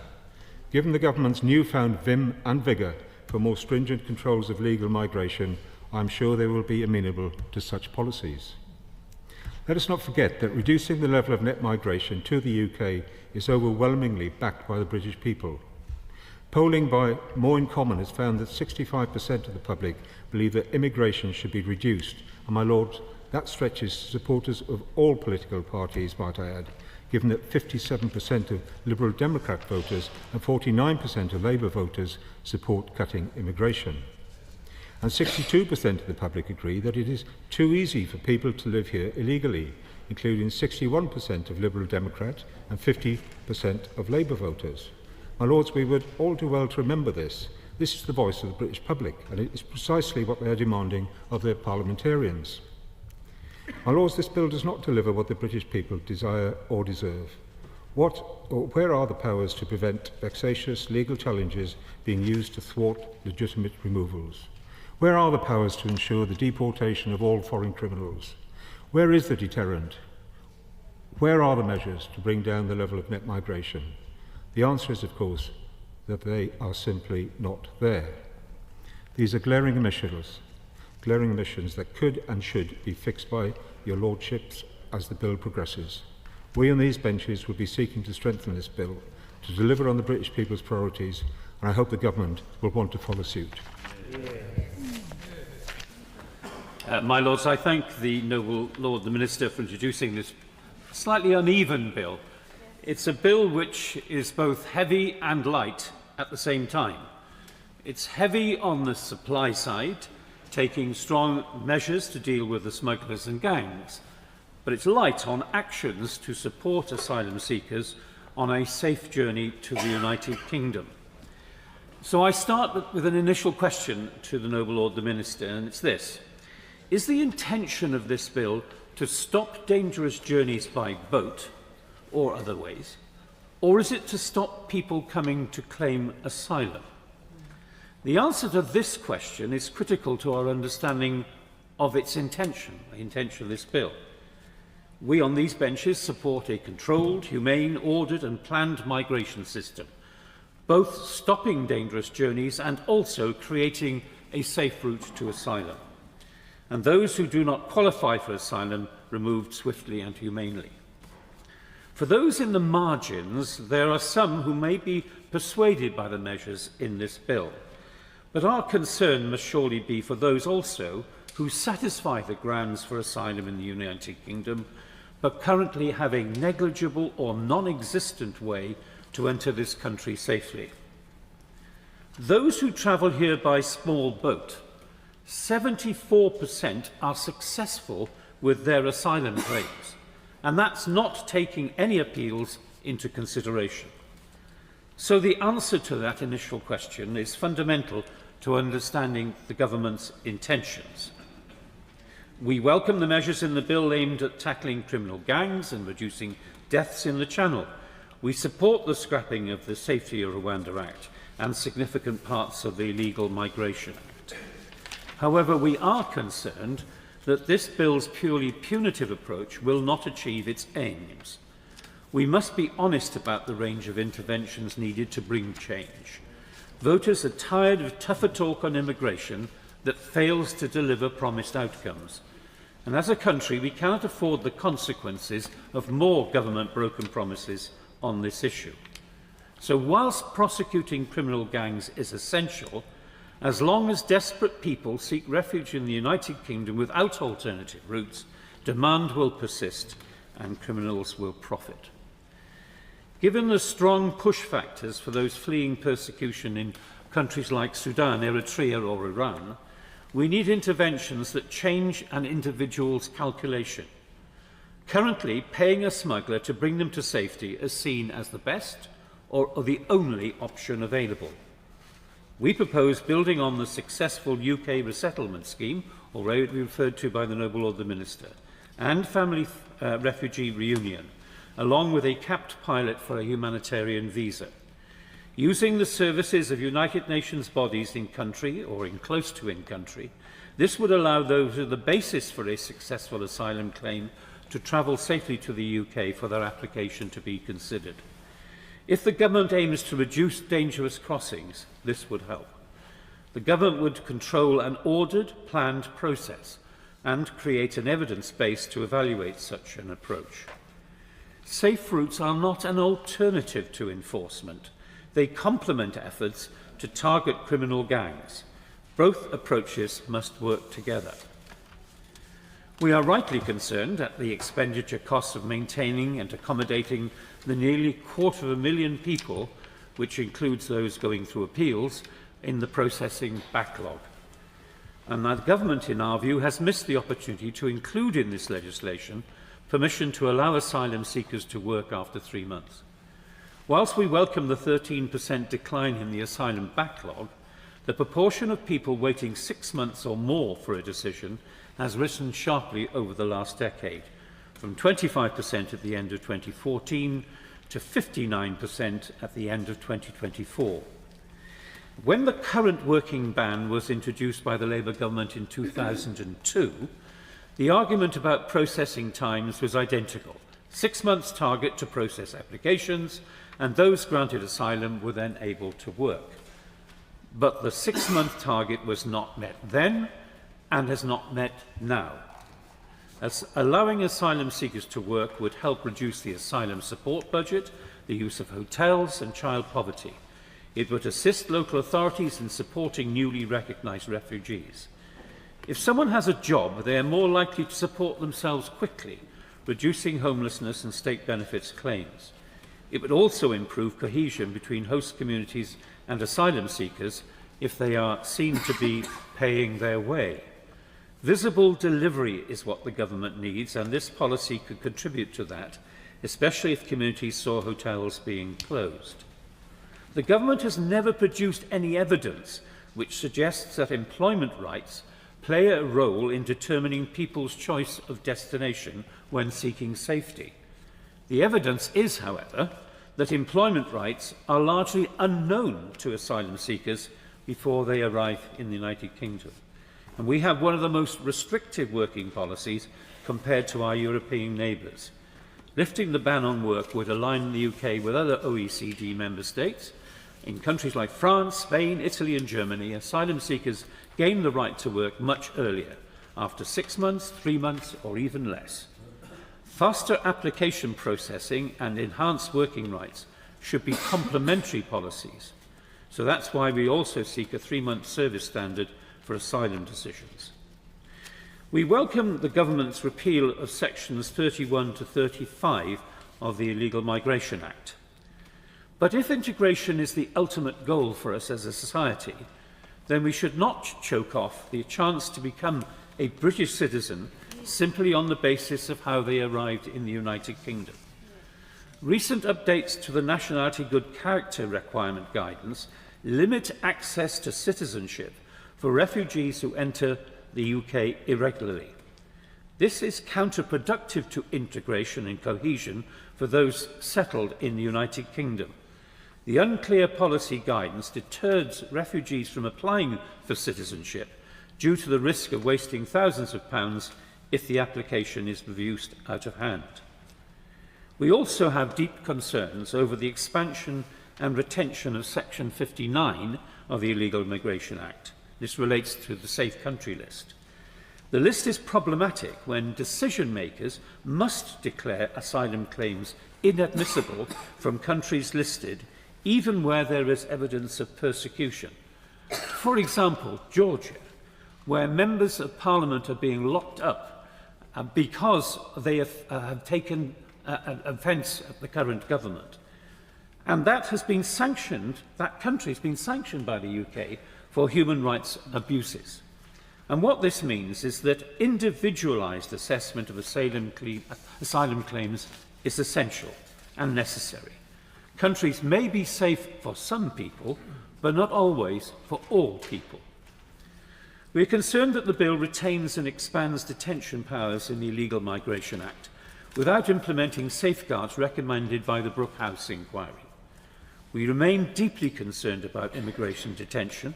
The lack of progress since the Brookhouse report recommendations and recent reports by the Chief Inspector for Prisons at Harmondsworth indicate ongoing significant concerns. Poor processes in case progression result in people being detained when removal is not imminent and for longer than necessary in unacceptable conditions. Vulnerable people are detained when they should not be. The indefinite nature of detention causes particular harm and places no pressure on the Home Office to swiftly deal with cases. So that is why we will seek to amend this bill with a 28-day time limit on detention, which follows recommendations by the Home Affairs Committee, the Joint Committee on Human Rights, the Joint Inquiry by the APPGs on Migration and Refugees. This would reduce unnecessary and unlawful detention and ensure it is used sparingly and only when removal is imminent and realistic. We are also concerned that the criminal offences in clauses 13, 16 and 18 are too broad and risk criminalising those seeking asylum rather than solely targeting criminal gangs, and we will seek to amend these clauses in committee stage. And my noble friend Baroness Hamway will expand on the modern slavery implications of this bill later. Finally, there is much to be done to secure action across our part of this continent. Resetting the relationship with the EU and its agencies is still in its headline stages, and my noble friend Baroness Ludford will examine these issues later also. I return, as I started, to the fundamental question of supply and demand, and the bill being light on its ability to change asylum seeker behaviour. Whilst this bill may make a dent in the ability of the smuggling gangs to operate, it fails to answer the question of how we plan a safe way to manage those seeking asylum in our country. This bill has a number of good points, many missing points, and some major areas of concern. And it is those areas which we will attempt to deal with during the course of this bill. If I were going to set our annual Borders Bill debates to music, I think I'd pick Stravinsky. It's become a rite of spring with clashing discords from the Conservative front bench, with ritual incantations that there can be a sacrifice of international law because we are a dualist system. The Immigration and Nationality, the Nationality and Borders Bill 3 years ago, the Illegal Migration Act 2 years ago, and then the ultimate absurdity of the Rwanda Bill, where we were invited to close our eyes and by magical thinking and Westminster decree make Rwanda safe and make ineligible ever to seek asylum here all those that we sent to Rwanda. The House liked none of these bills, amended them all, and were overruled every time. So, to me, it's a great pleasure to welcome the 2025 bill, because I can find nothing in it which is in clear breach of international law. And this is a first in the last, in recent memory. Moreover, I particularly welcome Clause 37, which wipes away the stain on the statute book that was the Rwanda Act. That's the good news, and it's very good, but the bill isn't all good news. Getting rid of the 24 Act, but only parts of the 23 Act, means we're still left with some bits of the 23 Act which some of us opposed, including its removal of modern slavery protections for trafficking victims coerced into criminality. And we're also left with the default provisions of the 22 Act, which many have believed were, in particular respects, contrary to what we like to think as a national tradition of fairness, some of them inhumane, some of them also illogical. It isn't humane that we should still be so reluctant to see families reunited. Yet the May White Paper threatens to make reunions harder by imposing new language tests and new financial tests. It isn't right that Clause 31 of this bill would deny legal redress to those unlawfully detained, or that the rather broad powers Clause 43 gives the Secretary of State on tagging and on curfews isn't tempered by legal safeguards of any kind. And it's neither humane nor logical, as Lord Jermyn has pointed out, that those waiting in the asylum queue should still be denied the right to find a job. Changing that would be a win-win. Good for them, good for the economy, good for the public purse, bad only for the criminals, preying on them in the black economy. Two more general points. Changing the rules of the game mid-match is usually not right. I find the retroactivity in Clause 31 particularly worrying. And my inbox and Friday's Financial Times reminds me that a much larger community are worried by the potential retrospective application of the proposed change tucked away in paragraphs 264 and 266 of the White Paper. People here on work visas, which they obtained under the points-based system, have had the right to apply after 5 years for indefinite leave to remain. But the White Paper suggests that it will in future be 10 years. Is that just for new arrivals? Or does it mean that those already here will have to stay in limbo for another 5 years? The uncertainty about whether their uncertainty is to be extended is worrying many, as my inbox shows. I think retrospection would be unfair. It usually is. If retrospection isn't the intention, it would be very good if the Minister could reassure the many who are worried. The FT tells us 1.5 million are worried that it is not the government's intention. I very much hope he can reassure them and will do so. Finally, back on asylum, it bears repeating that the best way of stopping the boats, the best way of putting the criminals out of business, is to provide safe and legal routes to sanctuary. But for many with a justifiable, well-founded fear of persecution, in the words of the Convention, we in practice provide no such route. Take the Sudan, the world's biggest current humanitarian catastrophe, worse even than Gaza. Sudan used to be our responsibility, should be on our conscience. There's a large Sudanese diaspora in this country. But for those now fleeing the civil war there, the carnage, the starvation, there's realistically no official way, no safe way, that they can apply to join Sudanese people here. Virtually 100% of those who do get here, coming by unofficial routes and seeking asylum, are granted asylum, such as the obvious horror they've left behind. But it's our fault that they have to come as they do, with many dying en route. It doesn't need a bill to put that right, but it really should be put right soon. Yeah. My Lords, I really enjoyed that speech. I was thinking more of the 1812 overture than the Rite of Spring, given how many borders and immigration bills I've been through here and in the House of Commons. Congratulate my noble friend on the front bench. I thank him for his openness and willingness to listen and to discuss with his Right Honourable friend, the Home Secretary, issues that many of us are raising with him. I think that this bill, taken together with the White Paper, has many good suggestions and ways forward. We've mentioned quite a number of them already in the speeches that have been made, including the removal of criminals from our country that actually undermine the legitimacy of our borders policy and of the welcome that people in this country generally wish to give to asylum seekers. I think it's wonderful that we're setting aside the legacy of Suella Braverman and the absurdity of the Rwanda suggestion.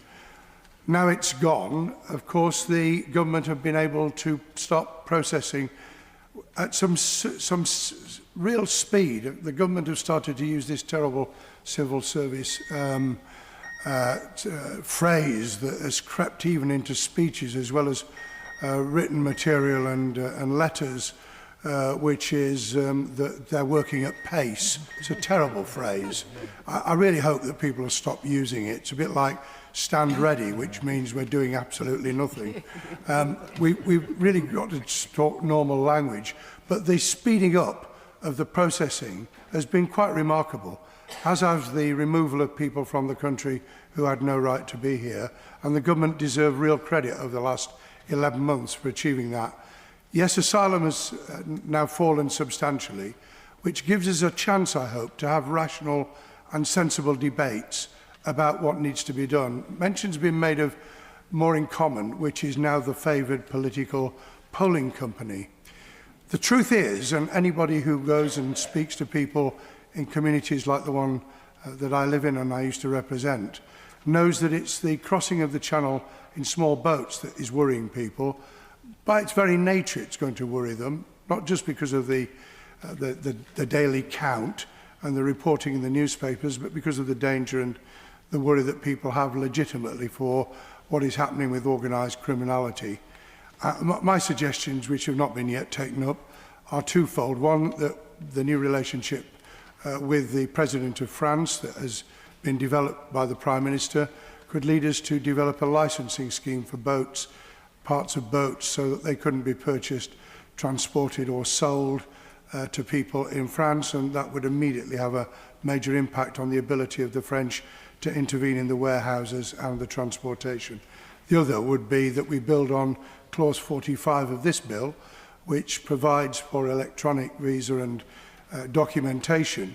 Given that we've got the new NHS moves to digitalisation, the DVLA electronic programme, the unique pupil identifier and the so-called government digital wallet, it's time we actually had a sensible identity system for everyone, and in that way we could stop illegal working and access to public services for those who didn't have the right to be here. But let me, in my very brief speech, just say that I have a real worry about, in this particular bill and in the white paper, about the attitude on naturalisation. It seems to me that naturalisation is something that we should be strongly in favour of. I've had very good discussions with my noble friend about this, and I understand the difficulties he faces. But there is no legitimacy in saying that some people who are accepting now, because we're setting aside the awful legislation that we had to deal with, there's no excuse for saying that those whose asylum claims can be processed should not be able to move in exactly the same way as others towards naturalisation. It's really unfortunate because it undermines our credibility in every other area that we're now taking steps to reassure the world that we commit ourselves to our international obligations and to the way in which we carry through our legal requirements. Please think again, because it's bad for integration. Why would people want to stay here and not want to integrate? If they want to go home, that's absolutely fine. The real problem is now turning to people who are here legitimately on other visas, who then attempt to claim asylum when their visa stay is over. And we could deal with that very easily by ruling out asylum for those whose country of origin has not had any material changes in terms of the threat to their life and the danger to their liberty. So let us try and get some balance into this at the same time as very strongly welcoming the measures that are being taken. One final small thing, because we're very late now with this bill in the evening.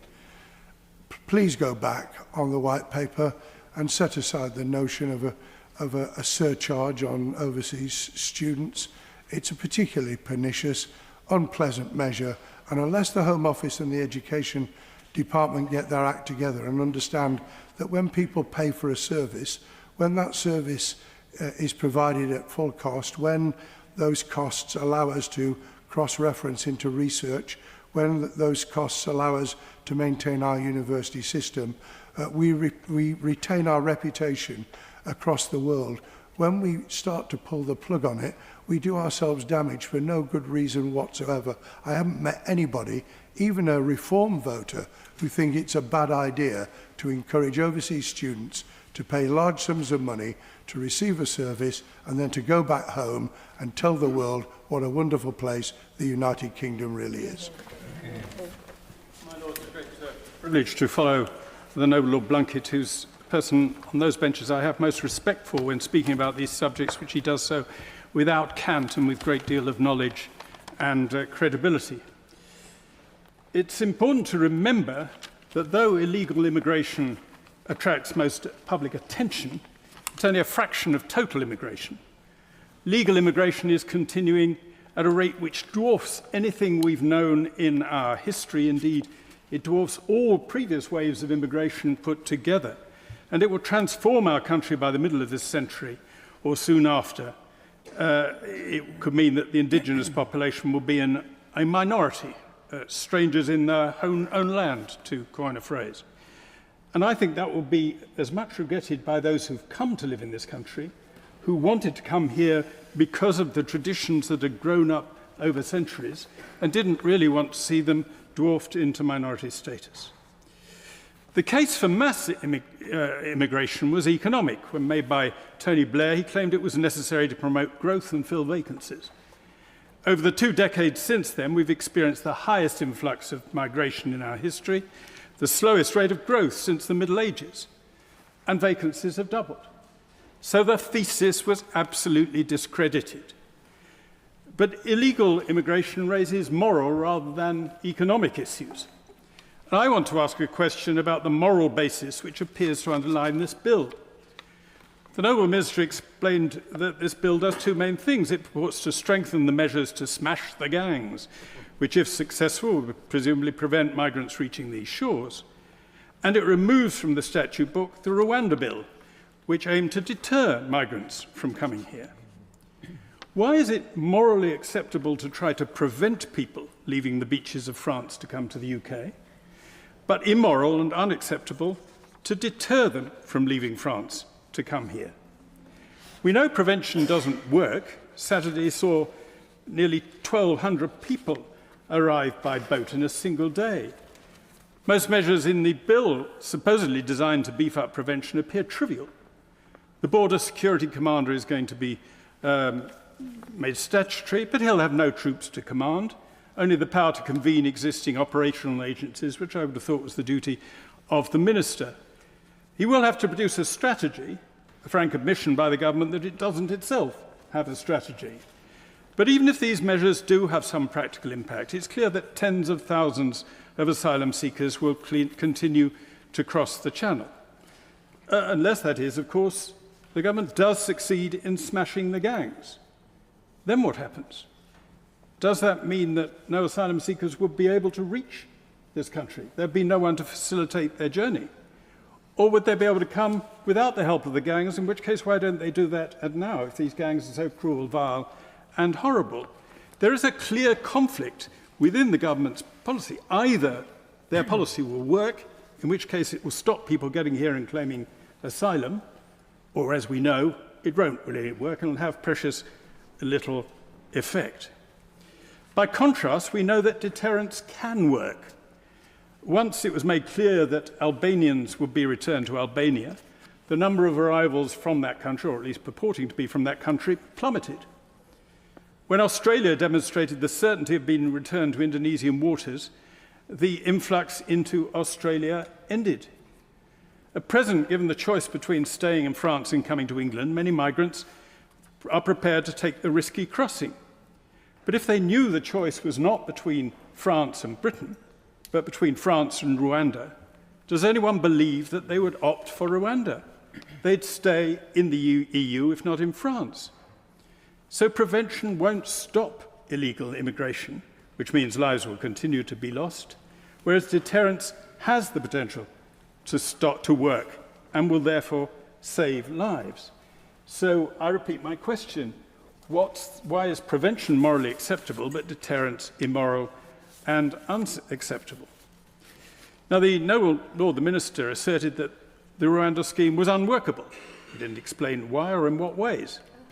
Those who operated the Australian system believe Rwanda is eminently workable, and other countries are looking at it and attracted to it. But in any case, it's a bit rich to say that the Rwanda scheme wouldn't work when prevention manifestly hasn't worked here or anywhere else. The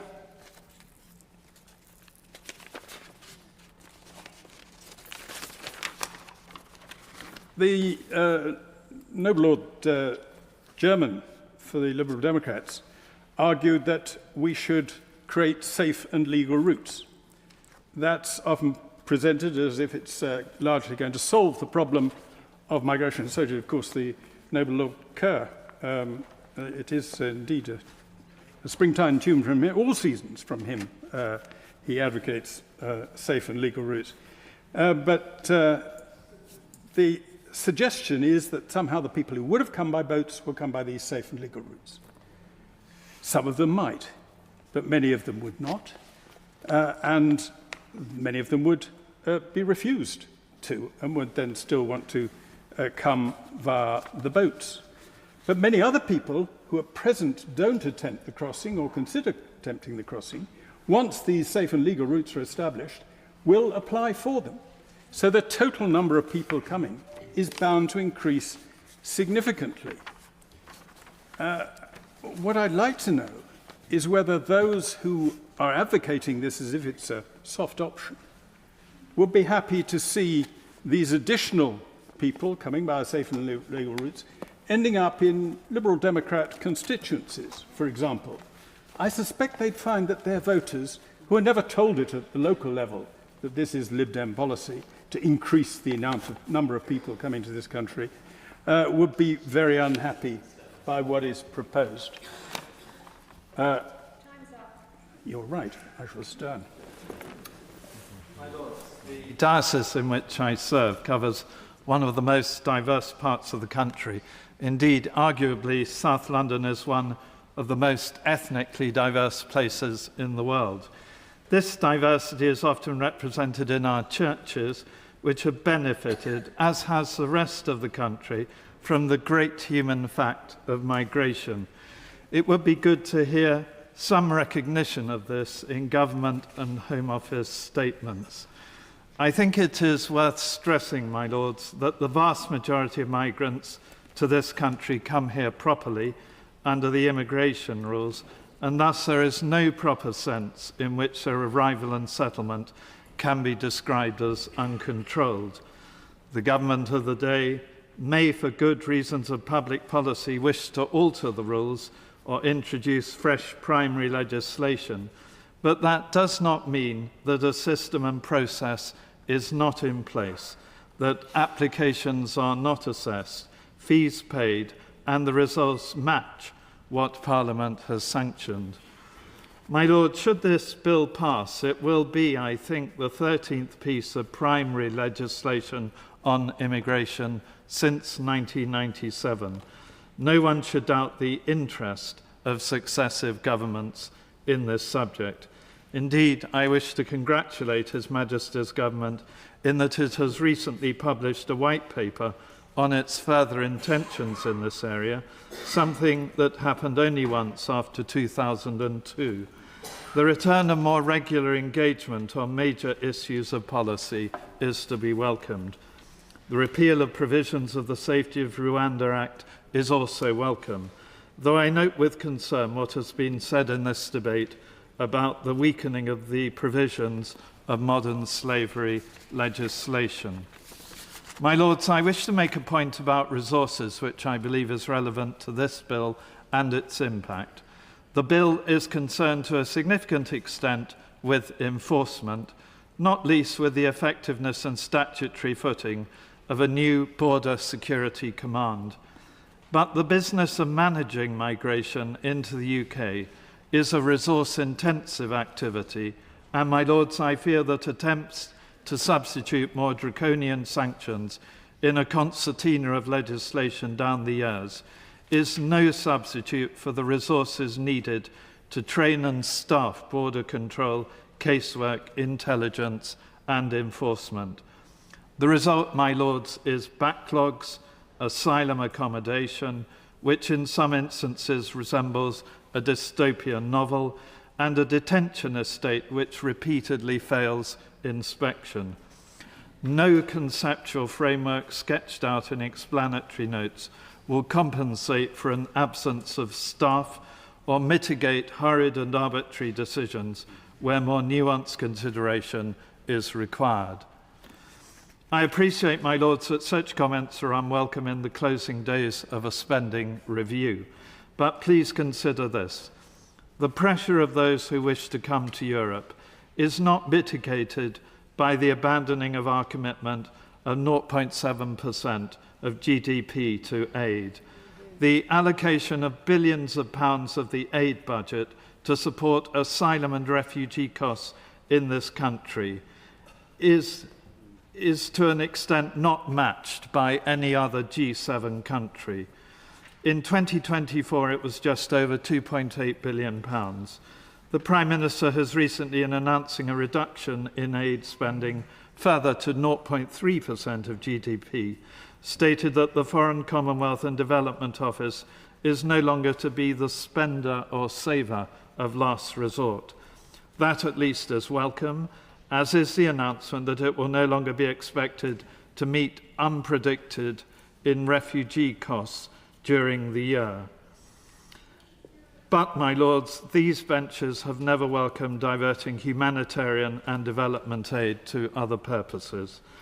On pragmatic grounds alone, to do so raises migratory pressures and increases the influence of those whose geopolitical objectives are contrary to our own.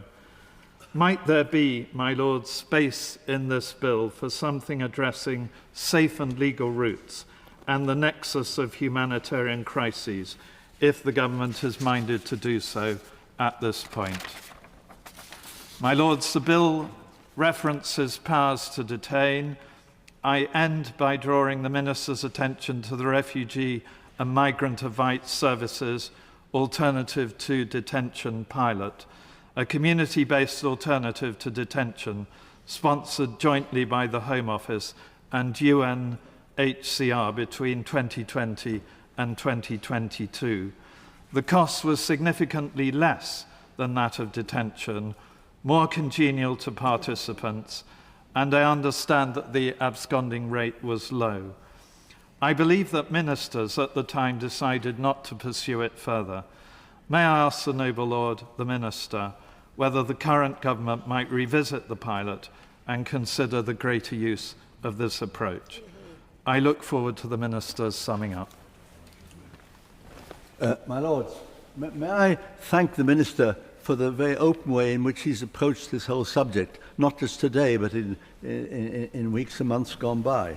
And may I also express my gratitude to the many NGOs and charitable organisations who've provided us with really superb briefing, almost too much of it. It took me most of yesterday to absorb some of it, but how helpful they've all been and how much work they've put into it. My lords, I want to say a little bit about relations with European Union countries, about safe and legal routes, about children, but let me start by just saying a bit about public opinion. I believe the whole debate about immigration and asylum has been bedevilled by the way in which public opinion has been quoted or what public opinion is believed to think. And there are times, I believe, when senior people in office of either party have a responsibility to talk about asylum seekers and refugees in ways which make local communities feel more sympathetic rather than feeling hostile. And I remember walking down the road in Hammersmith years ago when we had earlier legislation, and somebody was shouting at me. And normally when people shout at any of us, we know it's abuse, do we not? We've all had it happen to us. But oh no, she shouted at me and said, "Keep going with your amendment." Not a dramatic slogan, but goodness me, I was so encouraged by it. And I do believe that we must, in debating these issues, be aware that public opinion has to be won over. It's no good saying public opinion is always going to be hostile. It's got to be won over. My Lords, I welcome the measures in this bill that will defeat smugglers and traffickers.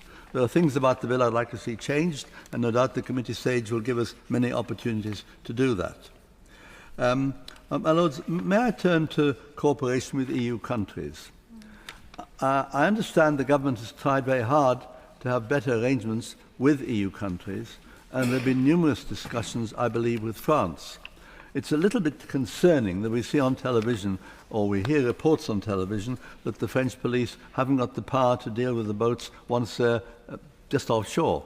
And I believe the government are going to deal with that. I think it's essential that we have better agreements with all these countries. We can't defeat the smugglers and traffickers unless they are based on firm and good cooperation. And we do have action plans with Italy and Germany. I think we need to do a little bit more in France. Maybe the Minister could confirm that we are hopeful of having a new agreement before too long with the French. And I welcome the government's firm commitment to the European Convention on Human Rights. Let me turn a little bit to safe and legal routes. We keep talking about them. I think they matter. I've met the people in Calais on several occasions, and it seems to me that they would not be there unless there was no other way of getting to safety. And some of them have good reasons for wanting to come to this country, such as family reunion and because they had an education here or they speak English. And it's notable that when we had the Ukrainian program, and there were faults with the Ukrainian program, the fact is that in all that time, only 5 or 6 Ukrainians actually came across on the channel. They were persuaded that there were other ways of getting to safety, and they made use of them. My Lords, I'm concerned about immigration detention, and I hope we can look in detail at the proposals for immigration detention, new detention powers, and what safeguards there are for people who are being held in detention, not because they've committed necessarily any criminal offences. And I'm also a bit concerned about the Home Secretary's powers to impose tagging and curfew requirements on anyone with limited leave to enter or remain in the UK. Now, I have confidence that the present Home Secretary would use those powers properly and decently and responsibly. But of course, it may be that the Home Secretary change from time to time, and we have to have powers, give them powers which don't depend upon the humanity of the individual holding the office at the moment. Well, Lords, about 18 months ago, I visited Calais on one of many occasions, and I met children and young people who were trying to get to the UK. There were some from Sudan who said to me very clearly, we can't afford to pay a trafficker, we haven't got the money. The only way we can get to the UK is if the trafficker who says, you steer the boat over and you'll get a free trip. That, of course, means they're committing a criminal offence in this country. So it's a way, sadly, of making victims the people who are going to be punished. So I think we have to be very careful about the way in which to use the criminal law in this way. Of course, like everybody else, I would like to see the traffickers got rid of and their miserable, dangerous trade disappear. My Lords, I think the bill should give an opportunity for family reunion, including children who are outside the UK, to be able to join family members here. We've had this sort of legislation before, and it got passed, and somehow or other it then disappeared under the last government as well. My Lords, I do hope that the Minister will be able to indicate what assessment the government has made of the white paper proposals to restrict family reunion rules. I think there are some restrictions there, particularly if the language requirements and financial requirements are too onerous for people who haven't got the money. So I hope the Minister can respond to that. But I wish the Minister well, and I thank him again for his willingness to be so open and to discuss these issues both here and, of course, outside. It's always a pleasure to follow the noble Lord Dubs, and I too have visited Calais, and I totally agree that no one would live there if they had a choice. And clearly those people are desperate, and one can understand perhaps they're taking desperate routes. Now, I'm also speaking for the Noble Lord Harper, so I can't tell him what a wonderful speech he's just made, but I'm sure it will be excellent. Now, I listened to the two opening speeches with something close to despair, because I sort of get the sense that the Labour government wants to do something right, but I think they have missed opportunities here. And of course, the opposition had 14 years to put this right, and what we actually saw was 14 years of draconian rules and legislation that focused on public attention on stopping the boats, but at the same time it allowed a huge abuse of the system, with billionaires in private jets siphoning off taxpayers' money during austerity and the COVID crisis. And so we had 14 years of a hostile environment and 14 years of draconian rules. And what did we actually get out of it? Rwanda was the most ridiculous threat, and I'm delighted that that has now gone. I mean, certainly in those 14 years, the criminal gangs got richer. The people who were letting out their hotels to refugees were also got richer.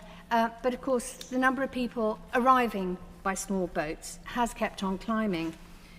Under contracts signed by the previous Conservative government, Clear Springs, Mears and Serco made a combined profit of £385 million since 2019. And that's grown because the government deliberately allowed a backlog in asylum claims as part of its failed policy of deterrence.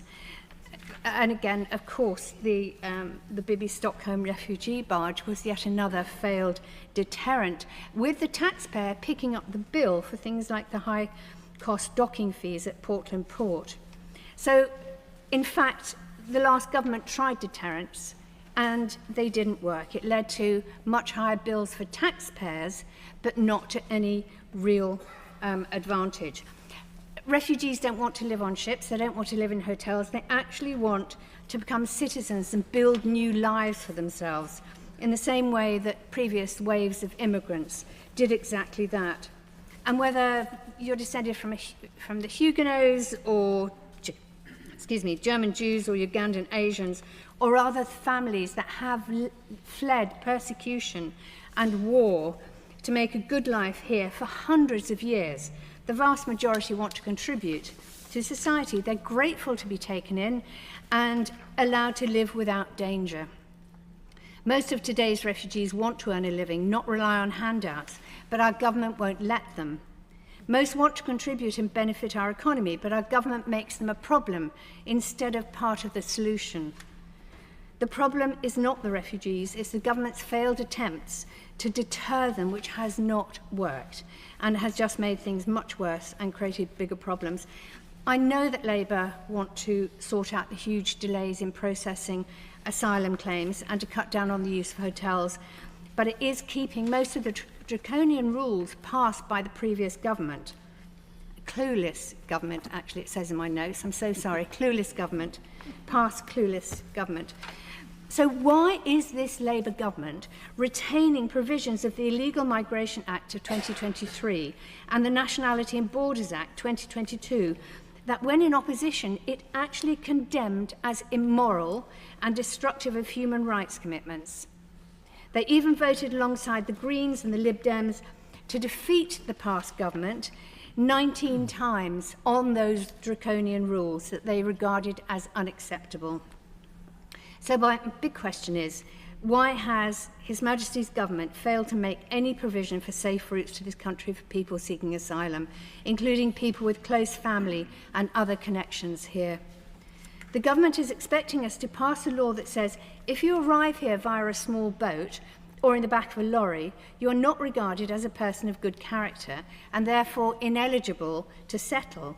But because there are no additional safe routes set up, the only way you can be a person of good character, according to Labour, is not to arrive here at all. These are not the actions of a government that treats vulnerable people with fairness and decency. And quite honestly, I think it's not a government that deserves to be in power.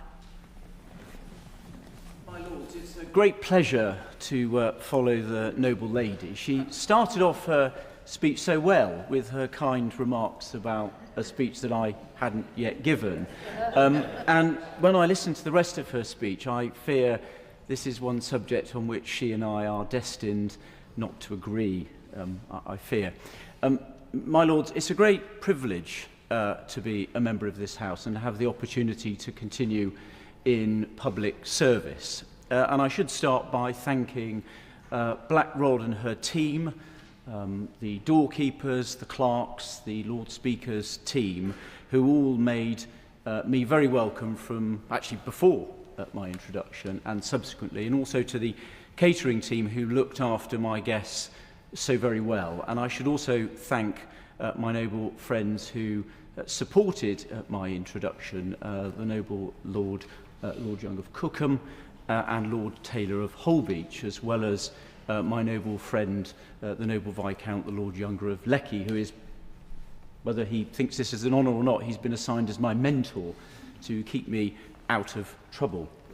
Now, noble lords will know that although I served at in the other place for 19 years, I'm very well aware from my previous experience that this House is very different. And in a previous job, I fear this is the time I have to make a confession. In the coalition government, the Liberal Democrats, as a matter of great principle, insisted that the coalition government tried to reform your Lordship's House. And I was the lucky junior minister tasked with preparing a bill to elect this House. Now, noble lords will be well aware of the fact that that was kiboshed by my then colleagues in the House of Commons, who saw that it was a threat to the primacy of the House of Commons, and that bill made no further progress. But since I've been here, my lords, I'm very pleased to see that so many of those Liberal Democrats that I work closely with in the coalition government have felt able to serve in this House for many years, and I hope to see many years into the future. So there's hope for us all. After the coalition government, we had the election in 2015, at which the Conservatives won our first majority for 23 years. And my noble friend, the Lord Cameron of Chipping Norton, asked me to be the government chief whip. And I should say, I hope my lords will indulge me, I should just say, put on record a tribute to the late Sir Roy Stone, who was my principal private secretary as government chief whip and served in that capacity for over 2 decades, and a finer and wiser public servant you couldn't wish to find. And all those who came across him professionally will miss him, but the biggest loss will be felt by his family, his wife Dawn and his children Hannah and Elliot. And a fulsome tribute was paid in the other place, and I wish to put mine on the record in your Lordship's House. When I was government chief whip, I worked very closely with my noble friend, the Lord Taylor of Holbeach, who was the government chief whip here.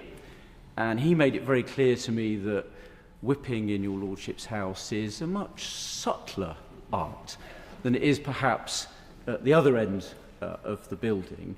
You don't have the same tools at your disposal. But I hadn't realised quite how different it was until I sat in on my first few sessions of oral questions here, and I marvelled at the magical abilities of the noble Lord, the Lord Kennedy of Southwark's pen, which is amazingly able to select who is able to speak when there is a clash. And I have to say I felt a certain level of envy that I did not have that power when I was the government chief whip at the other end of the building. And I suspect his pen is authoritative because noble lords think that he exercises it with a certain amount of fairness and judiciousness. And all I can say is I hope that level of fairness extends, perhaps especially to those of us who've been chief whips, so that we get a fair crack of the whip.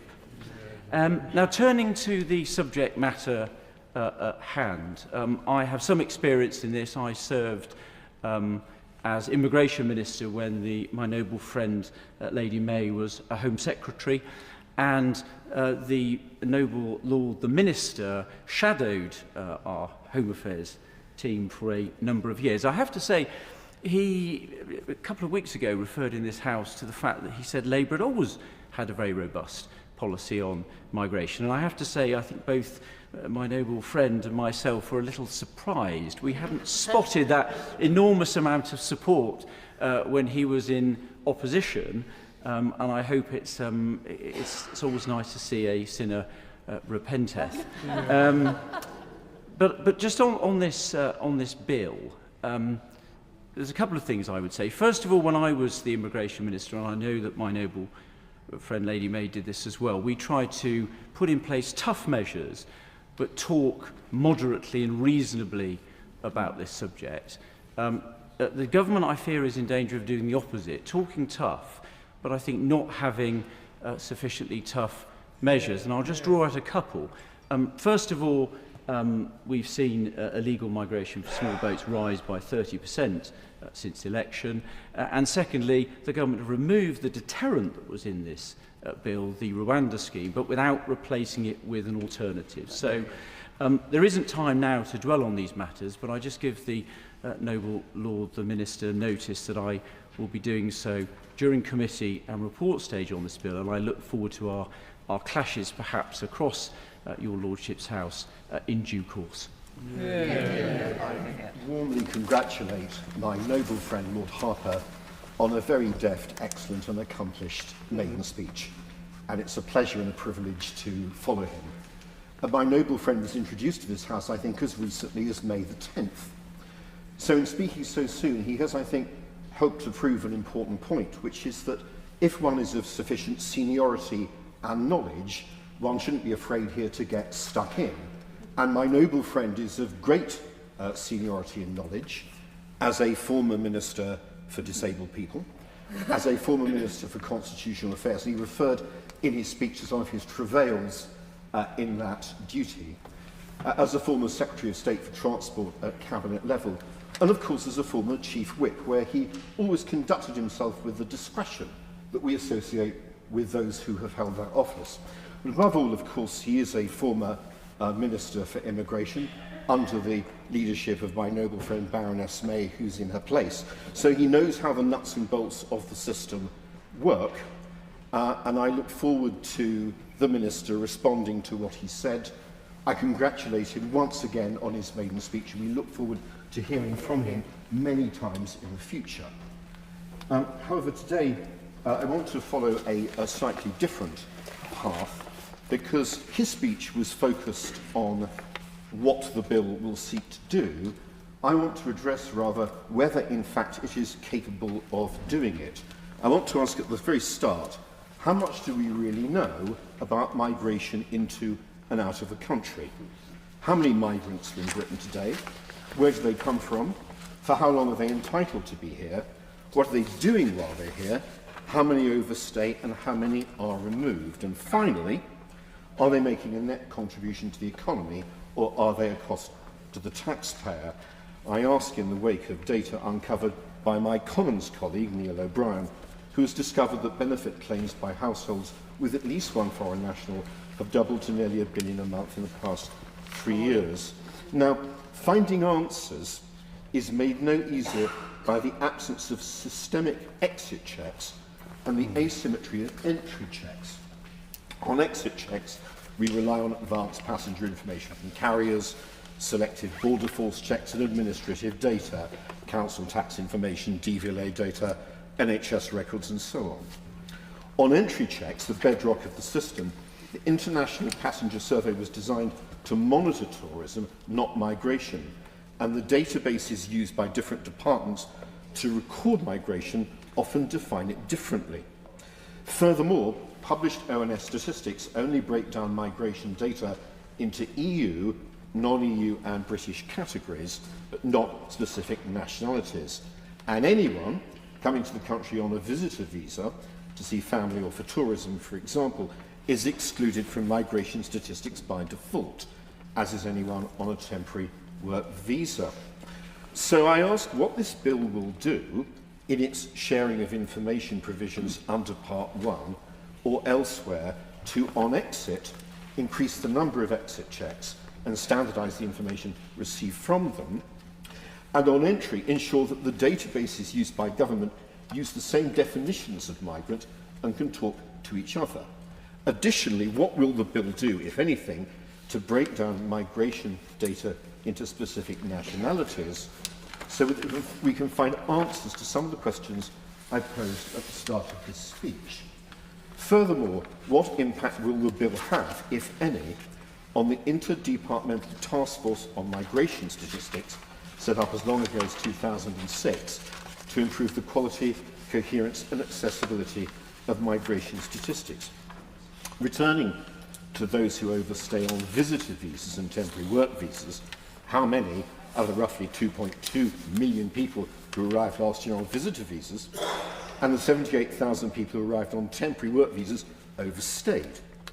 Is it correct that 92,000 visa nationals across all visa types and up to 250,000 non-visa national visitors annually may not depart on time? And is it also correct that as few as 1,000 visa national overstayers of these 92,000 or so, and as few as 500 of these 250,000 or so, are removed each year? Looking at visa types more closely, is it also correct that as many as 15,000 non-EU student visa holders may overstay annually, that as few as 1,000 of these are removed each year, that as many as 5,000 family visa holders may overstay annually, and that as few as 500 are removed each year, that as many as 30,000 asylum seekers may become unauthorised annually by remaining in the UK after their claims are refused and their appeals exhausted, and that as few as 5,000 of these are removed each year, and that as many as 900 people enter the UK irregularly each year without claiming asylum, and that as few as 50 are removed each year. Regardless of whether these totals are accurate or not, what targets does the government have to increase the number of removals for this year and future years, if any? Now, my lords, I'm not expecting the Minister to answer this barrage of questions at the dispatch box today when he replies to this debate, but it is vital, both for the purposes of planning for the future and maintaining confidence in the system, that we get them.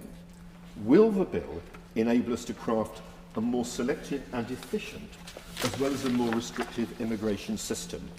That should be a key test for the bill today. My lords, from this side, please may I add my congratulations to the noble Lord Harper. Whether or not he always agrees with the indefatigable Baroness Jones of Moulscombe, I hope he'll find this House capable of always disagreeing well. It's not so much a declaration of interest as a description of context to say that I'm the daughter of late and lawful 1950s Commonwealth migrants to this country and a human rights lawyer of just over 30 years.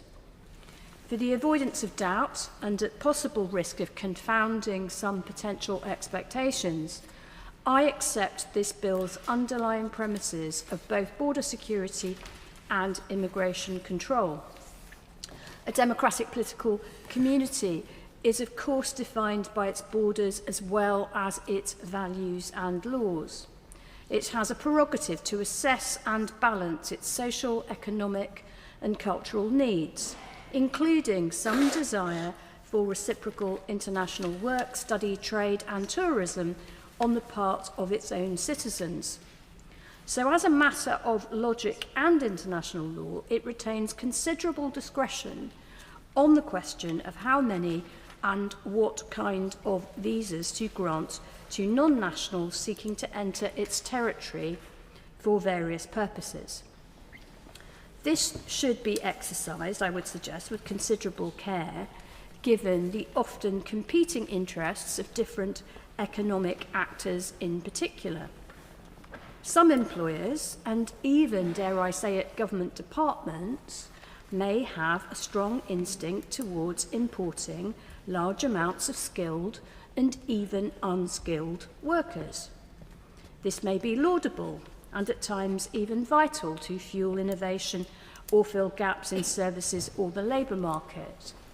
Less so if it is designed to suppress wages below what is fair or even sustainable for living. Since World War II, however, there is rightly, in my view, far less discretion about how to treat a much smaller number of people for whom travel comes not from preference, but persecution. Let's please always remember that we have a refugee convention, European Convention, and so on, as a direct result of some of the worst atrocities of the last century, and the plight of those who were denied safe passage to and asylum in countries such as our own at that time. The 1951 Refugee Convention in particular enshrines the principles of non-refoulement, sending people back or onwards to their peril, non-penalisation, not punishing them for the desperate and even clandestine means of their escape, and non-discrimination against them. All three of these principles were violated by the legislation of recent years. In particular, the Nationality and Borders Act, the Illegal Migration Act, and the legislative lie that is the Safety of Rwanda Act. So the government is to be commended for seeking to repeal so much of that toxic legacy. However, I am sure we will explore at committee, in a number of respects, how that repeal does not go far enough to achieve either the legality or simplicity that I hope most of us want to see. But before even the legislation came the politics, for which our leaders are just as responsible. In my opinion, a grand political swindle was perpetrated upon the British electorate in recent years. Notwithstanding Brexit slogans about controlling borders, large numbers of international workers were consciously invited into the UK, whilst a fraction of those numbers of asylum seekers, mostly genuine refugees, and often from sites of Britain's previous overseas military adventures, were demonised beyond recognition. That, my lords, is dishonest, dangerous, and frankly, immoral. So as we examine both the broad brushstrokes and detailed drafting of this bill, I hope we can work with care and precision to distinguish between immigration control and refugee protection. I accept the latter is a responsibility that we share with other rule of law loving territories, and which must be discharged, as my noble friend the Lord Dubs has said, must be discharged in greater collaboration, including to avoid desperate people taking perilous journeys wherever possible. But, my lords, it is one thing to criminalise traffickers and smugglers, and another to dehumanise, deprive, detain and deport their desperate human cargo, who are not, and have never been, illegal, let alone criminal. Because, my lords, in life and politics, just as much as legislation, words matter. They have consequences beyond the next headline. I was born just over a year after Enoch Powell's infamous Rivers of Blood speech. A few months later, my then young parents were violently attacked by violent thugs when trying to take their baby from her pram in a London park. That may be too long ago for the bright young things who draft political speeches to remember, but surely not for your lordship's house. My Lords, I thank the Minister for his introduction earlier and also want to thank the many organisations who have sent us briefings. And I want to congratulate Lord Harper on his maiden speech and just want to say that from the Lib Dem benches, despite the fact we are here, we still would like to see reform of your lordship's house. I support everything said by my noble friend Lord German earlier and will try not to cover those areas too much. It's a great pleasure to follow Lady Chakrabarti, who spoke with her customary clarity and power. My lords, in some ways this bill is disappointing, but the government is right to repeal the Safety of Rwanda Act 2024. Firstly, we always said in opposition that Rwanda was not safe, and the cost with not one person deported must still be an embarrassment to those on the Conservative benches. Some think perhaps that the whole of the Illegal Migration Act should also go the same way. That was yet another unworkable migration legislation designed for newspaper headlines, much of it not commenced. Earlier, Lord Davis of Gower quoted the More in Commons research on migration as a whole, but he failed to mention that in further questions down most of those polls, when people are asked whether they'd like to see more vacancies remaining in social care and in nurses in our hospitals, they tend to say no. And that's partly because people get confused between the migration that we would describe as regular and asylum seekers, and that is irregular. And my lords, we need that clarity about migration, particularly about the distinction of those seeking asylum, not coming here for economic needs. We know the vast majority of migrants arrive here legally, yet the public spin has been and continues to muddle the irregular with it. And I don't think anyone has spoken yet, other than Lord Blunkett's mention, about student migration numbers. Now, we know they form part of the OECD data, which is why we always have to have them there. But there is nothing to stop the government making sure that people understand that international students are good for universities, good for their economies locally and nationally, and good for the future of groundbreaking science, research and technology. My lords, a number of noble lords have over the last 10 years spoken regularly about the status and the plight of children in the many migration bills. And this bill, sadly, does not remove the concerns that some of us still have. The last government set up the National Age Assessment Board, NAB, using so-called visual assessment methods and scientific biological methods, which, by the way, qualified doctors refused to use. In the passage of the Illegal Migration Act, the then government cited that other European countries were using scientific age assessment techniques, ignoring the rights that someone being assessed was also given legal support to protect them, which was not available in this country. In fact, since last year, a number of European countries have now stopped using this technique because it's unreliable and has resulted in children being put into adult accommodation with no facilities for them. This is a breach of the UN Convention on the Rights of the Child, as well as a breach of the UN Convention on the Rights of Refugees. And I do hope that the Minister will be able to reassure the House that this will be reviewed, and some of us may even be laying amendments to this effect.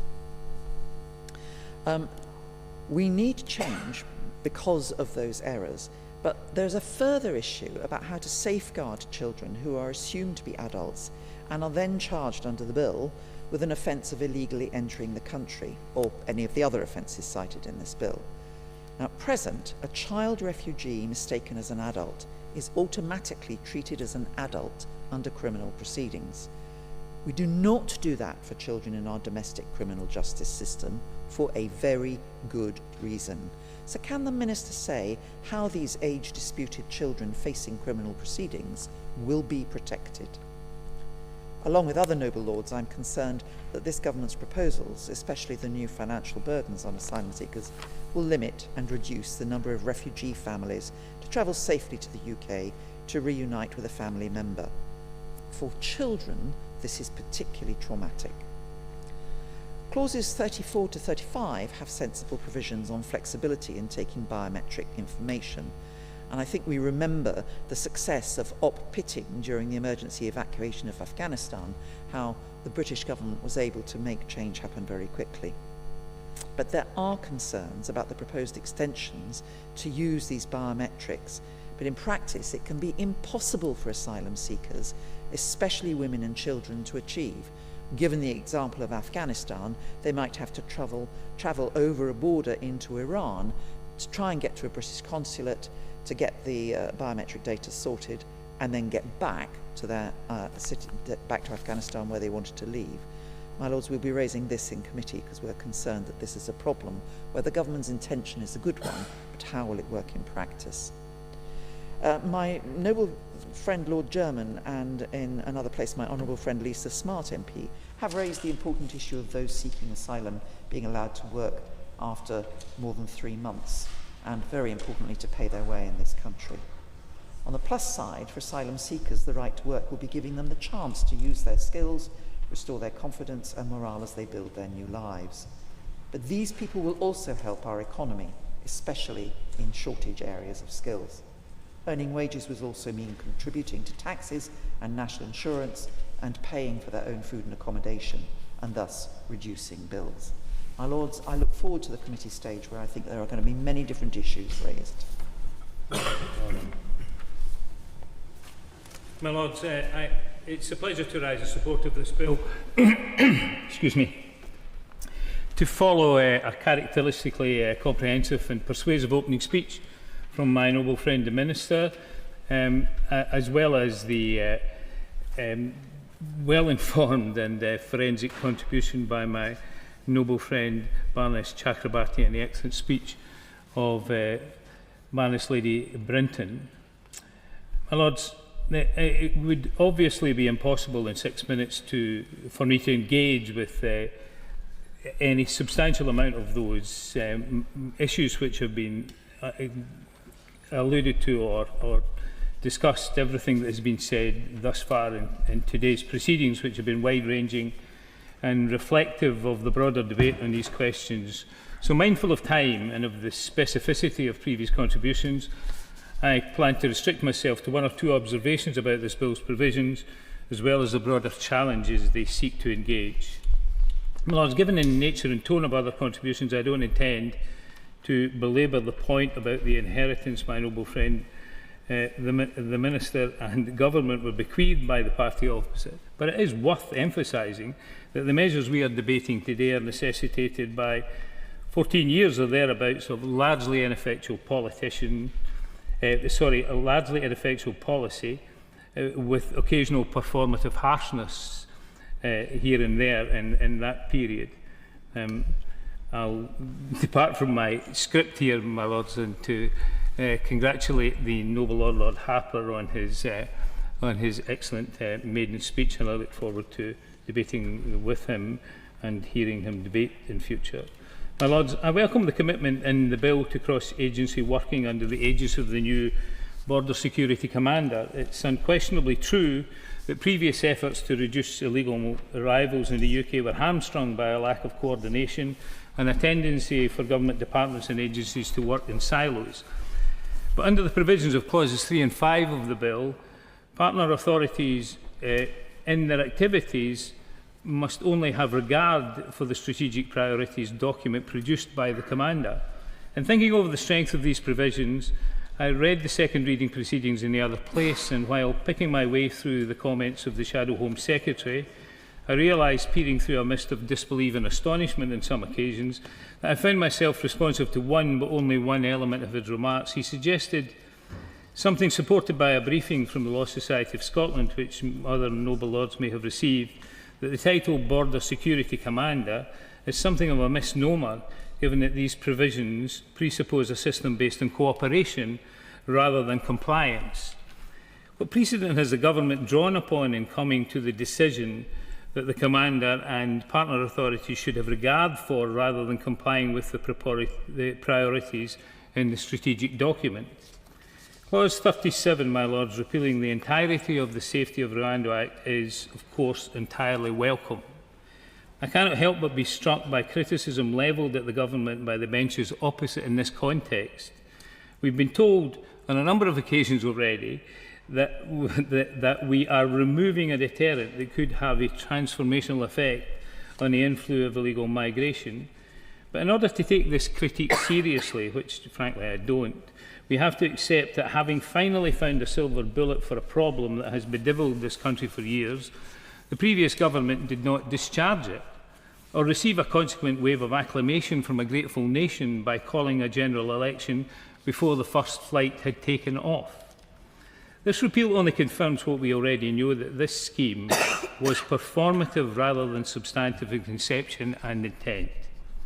In this context, I should also mention those voices who urge the UK to disregard elements of international law to ensure that we take appropriately severe measures to discourage illegal migration.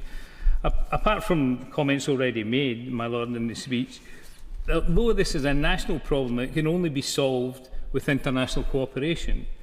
The new agreements this government has reached with Germany, Iraq, the Calais Group and the G7 are testament to this.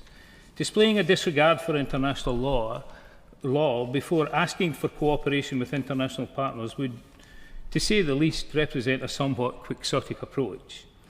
On the wider point of the international picture, could I ask my noble friend the Minister about the retention of Section 5 of the Illegal Migration Act? As noble lords will be aware, Section 59 makes any asylum or human rights claim by a national of a safe state inadmissible save in exceptional circumstances. I know that the Section 59 powers have not been commenced, but if they are not going to be used, why not use this bill to remove them altogether? To take but one example where the commencement of these powers may pose a problem, it's already been alluded to. Georgia was added to the safe states list by the previous government, but in an increasingly hostile environment for LGBTQ, but it's an increasingly hostile environment for LGBTQ people. Given that the Home Office recently has granted asylum to people from Georgia, the purport of Section 59, even in abeyance, is somewhat questionable. Mindful of time, I limit myself to one final question. On February the 10th, the Home Office published significant changes to the good character requirement guidance for British citizenship applications. The updated guidance stipulates that asylum seekers who previously entered the UK illegally typically will be refused citizenship, regardless of the time elapsed since their entry. I accept that where safe and legal routes exist, taking the alternative of illicit entry is something legitimately that can be taken as evidence of an absence of good character. But if someone has a legitimate claim to asylum, but came from a country with no safe legal route in place at the time they entered, is this really evidence of want of good character? I would be grateful for the reflections of my noble friend the Minister on that question. My Lords, can I also add to the welcome to my noble friend Lord Harper. It's good to see him in this House, bolstering our side of the House, although I hope his pleas for preferential treatment for former Chief Whips is ignored in the way that it should be. It is very good to see him here. My Lords, the bill we are debating this evening couldn't have come at a more embarrassing day for the government, a day when recently 1,194 immigrants came over, illegal immigrants, in 18 dinghies on Saturday alone, fifth largest in a single day, totalling 38,053 since the election. And Britain has lost control of its borders. Not my words, those are the words of the Secretary of State for Defence. And if it's true that Britain has lost control of its borders, the exam question is, does this bill give us control back over our borders, or does it in some way fall short? We've discussed various matters, and we'll have plenty of time in committee to flesh these matters out, not least the role of the Border Security Commander. Many of us have not been impressed by the work over the years of either UK border agency and border force. And it's always been my view that there's a huge cadre of people in this country who we terminate their employment far too soon. I'm talking about senior military figures, senior civil servants and the Foreign Office and so forth. And we let them go at a point when they've got many years of useful life left in them. And I would have thought that we should look very carefully at making part of their retirement a secondment to boost this part of government, because I think they would bring expertise and I think it would greatly improve the process, applications and so forth, which we all want to see. And I hope the government will give that some consideration. As the noble Lord Brown, who just spoke before me, said, this all depends on cooperation. And I wonder if the Minister could update us, the noble Lord the Minister could update us on our current relations with the French. Of course, we are an island. We are dependent on the French. We've given them something like £476 million on a 3-year deal. And seeing their behaviour over the last few days, I wonder if we're getting any value for money from that. What discussions can we have with the French? How can we further incentivise them? Of course, if you're in France, inevitably you don't necessarily want to retain people, you want to see them go. But why are we giving them money if they are simply not fulfilling their part of the deal? And also, what discussions about this legislation has he had with the Irish government in Dublin, seeing as that is another source how people can come into the country through Northern Ireland. There's been a lot of discussion about Rwanda, and we can argue that till the cows come home. It was oven ready, and I understand why those who didn't want to proceed with it didn't. But what's it been replaced by? The recent visit by the Prime Minister to Albania he was met with a rebuff there. So what other countries are we talking to? The Balkans, I hear, under increasing Russian influence. We're told that the SIS has advised the government against the Balkans, who are a tinderbox at the moment. Who else are we negotiating with? What's the expectation that we will get a deal? What's the timeline? And what, crucially, is the fallback if we don't get a deal with any third country? My Lords, this bill deals with the future, but very little is going to happen immediately, and it crucially ignores the population of this country. I've always said you can't have a grown-up conversation about how many people you want to live in this country, how many people you want to come to this country, unless you know how many people are living in this country. And we don't, and this bill does nothing to address that. So it talks about guaranteeing the security of our borders. It says nothing about guaranteeing the security of the country within its borders.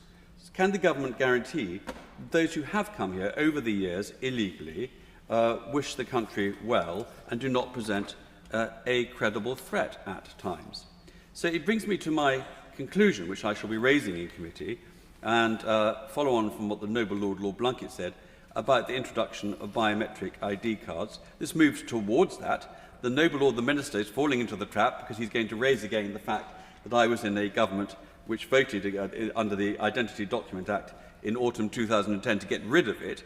I'd gone to the library to check how I voted, and I was in Northern Ireland Minister of State at the time. I was rather hoping I wasn't here, but of course he will appreciate ministerial collective responsibility. And equally, I think one is allowed to change one's mind over 15 years. There's been a huge change in circumstance. There's been a huge change in the accruation, if that's the right word, of our identity. We all cede it the whole time to the NHS, to credit card companies and so forth. And I think really it's staring us in the face. I think if we had a good biometric ID system here, we could work out who is in this country first and foremost before we then decide how many more people we want to come. And I believe that that is something we should debate better. My Lords, this is a contentious subject, but by doing nothing about it, or not doing enough about it, we are playing into the hands of parties like Reform, and the government are understandably nervous about the inroads Reform are making in the northern seats in particular. And I would just say gently to everybody in this House, the less we do about this, the more it plays to Reform. And I still believe there is a gap between what people expect from the government in terms of immigration and what the politicians are delivering. The wider that gap, the more that gap is allowed to exist, the more it will play to those on the extremes, which is something I believe that we all would wish to avoid. Yeah. My Lords, I'd also like to start by congratulating the noble Lord Harper on an excellent maiden speech and to welcome him very warmly. I broadly welcome this bill, and I believe that many of the enforcement measures it contains will assist in the fight against organised immigration crime. But they'd better, because this scourge is a growing threat to the cohesion of our society and to the credibility of our democratic institutions. And the same is true not just here in the UK, but across the whole of democratic Europe. People are losing trust. So it's essential, I think, that we are realistic and honest about what we face. It's clear that mass migration on the scale we're now seeing and the organised crime gangs that profit from it are drivers of a weakening faith in democratic institutions, bringing the rise of dangerous forms of political extremism, again, not just here, but across Europe. These conditions are fueling nationalism and xenophobia throughout the democratic world. And the failure of mainstream democratic parties and governments to deal with this question has played an important part in the installation by popular vote of authoritarian governments, not just on our own continent, but on other continents too.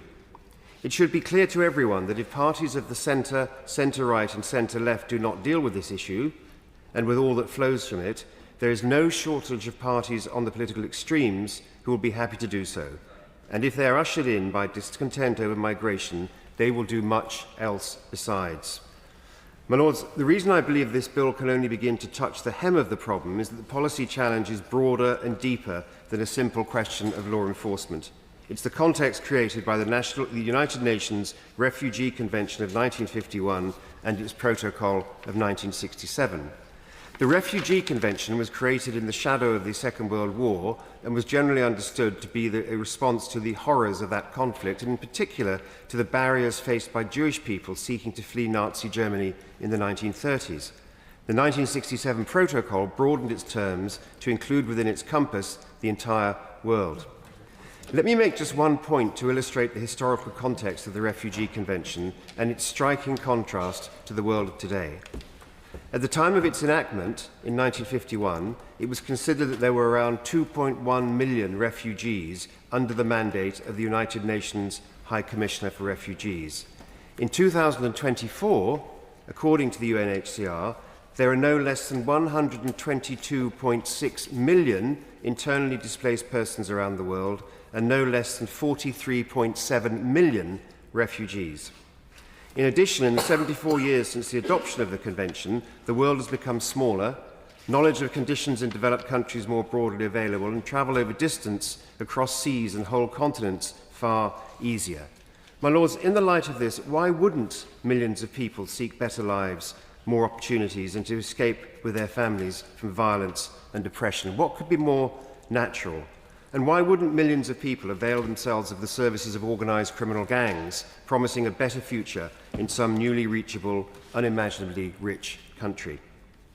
It's in the light of these changes since 1951 that I believe the rubric of the Refugee Convention must be considered. It says that anyone with a well-founded fear of persecution in their place of abode is entitled, under the Convention, to asylum when they arrive in a contracting state.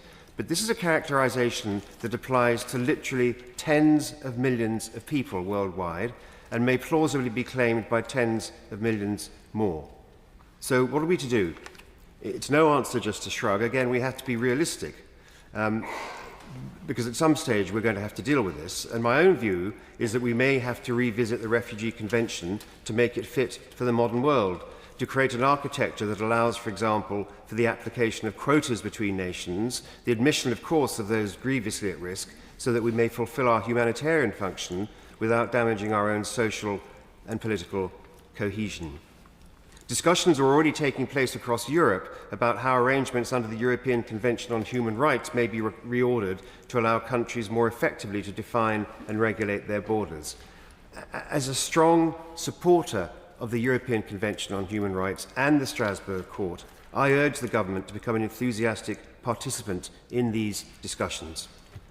My Lords, as long ago as 2016, the distinguished Columbia University academic Professor Mark Liller wrote in his fine book, The Once and Future Liberal, that parties of the centre-left who espoused identity politics, who atomised people by race, by so-called privilege, by sex and gender, building great hierarchies of polarisation and grievance, would never be able to create winning electoral coalitions across socio-economic divides. Indeed, such an obviously misguided and solipsistic ideology would only succeed in alienating the left's own natural supporters and usher in an age of populism. The result would be social division and the strengthening of political reaction. Although Professor Liller once told me that the response of some of his university colleagues to his book was to label him a white supremacist, history has plainly proved him right. Today, a weak and confused response to an unprecedented surge in mass migration holds the same danger, and this danger is particularly acute for parties of the centre-left. And we are a maximum of 4 years away from our next general election. I too very much enjoyed the excellent maiden speech of my noble friend Lord Harper, who showed us a glint of steel heavily disguised by wit and the deftness of touch, and I think we all look forward very much to hearing more from him, including on this bill when he can withdraw his sabre completely. My Lords, my overriding impression of the debate this afternoon, this evening, has been that there's been far more that unites us than divides us. In the full range of contributions from perhaps the noble Baroness Lady Chakrabarti to my noble friend Lord Lillian and all in between, if they will accept being the bookmarks of this excellent debate. There is a general acceptance that it really is the legitimate expectation of those who we serve as parliamentarians that the government must be able to defend and control our borders. And indeed, in the explanatory notes, that is described as a vital strategic asset. And indeed, to remove those with no right to be here. It really is as simple as that. And clearly, despite our island geography, we do not have security at the border. Successive governments have failed in this regard, and I think we really should move on from ownership of historic policies, or to follow the noble Lord Bach in his contribution to the previous debate on sentencing, but to take some of the heat out of this and some of the blame game and to move towards common approaches towards a very complex problem, I think is an admirable objective. Lords, there really is a question of competence in government, and the public is tired of failure. People look to government and indeed to Parliament not for explanations about how difficult this is, but for solutions. And my lords, if the legal and regulatory framework, either domestically or internationally, is the obstacle, then in partnership with our European partners and with other nations, we should seek to find proper, pragmatic, fair and humanitarian solutions which change the international regulatory regime. And my lords, I listened with great interest to the previous speaker, Lord MacDonald, who I thought gave a really excellent explanation of the imperative so to do in a pragmatic and fair way. My lords, so this bill, there's much that's admirable in here. It feels very technical, an awful lot of it. Some feels just a little presentational, talks of commanders without too much to command have already been noted. What it doesn't contain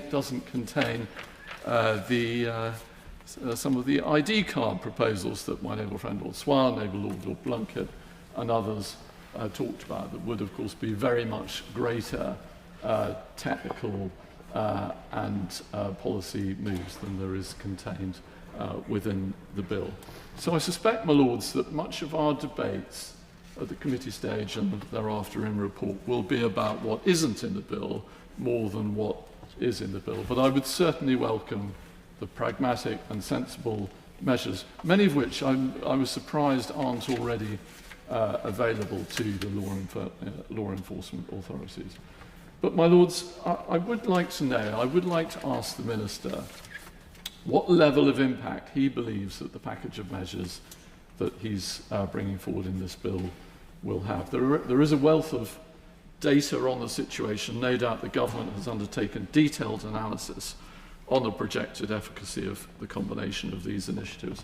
What are the targets for improvements? What are the KPIs which the Border Security Commander will be tasked with delivering? What does success look like? But, my lords, in order to discuss the solution, one really first has to understand the problem. People are travelling through numerous European safe countries before making the extremely hazardous trip across the Channel to access the UK.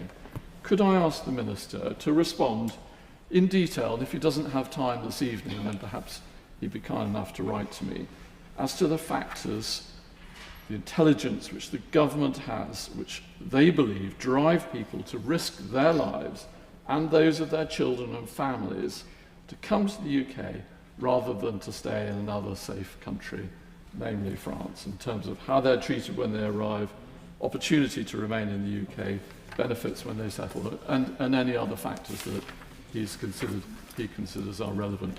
We really do need to have a proper understanding of that in order to work out what the solution is.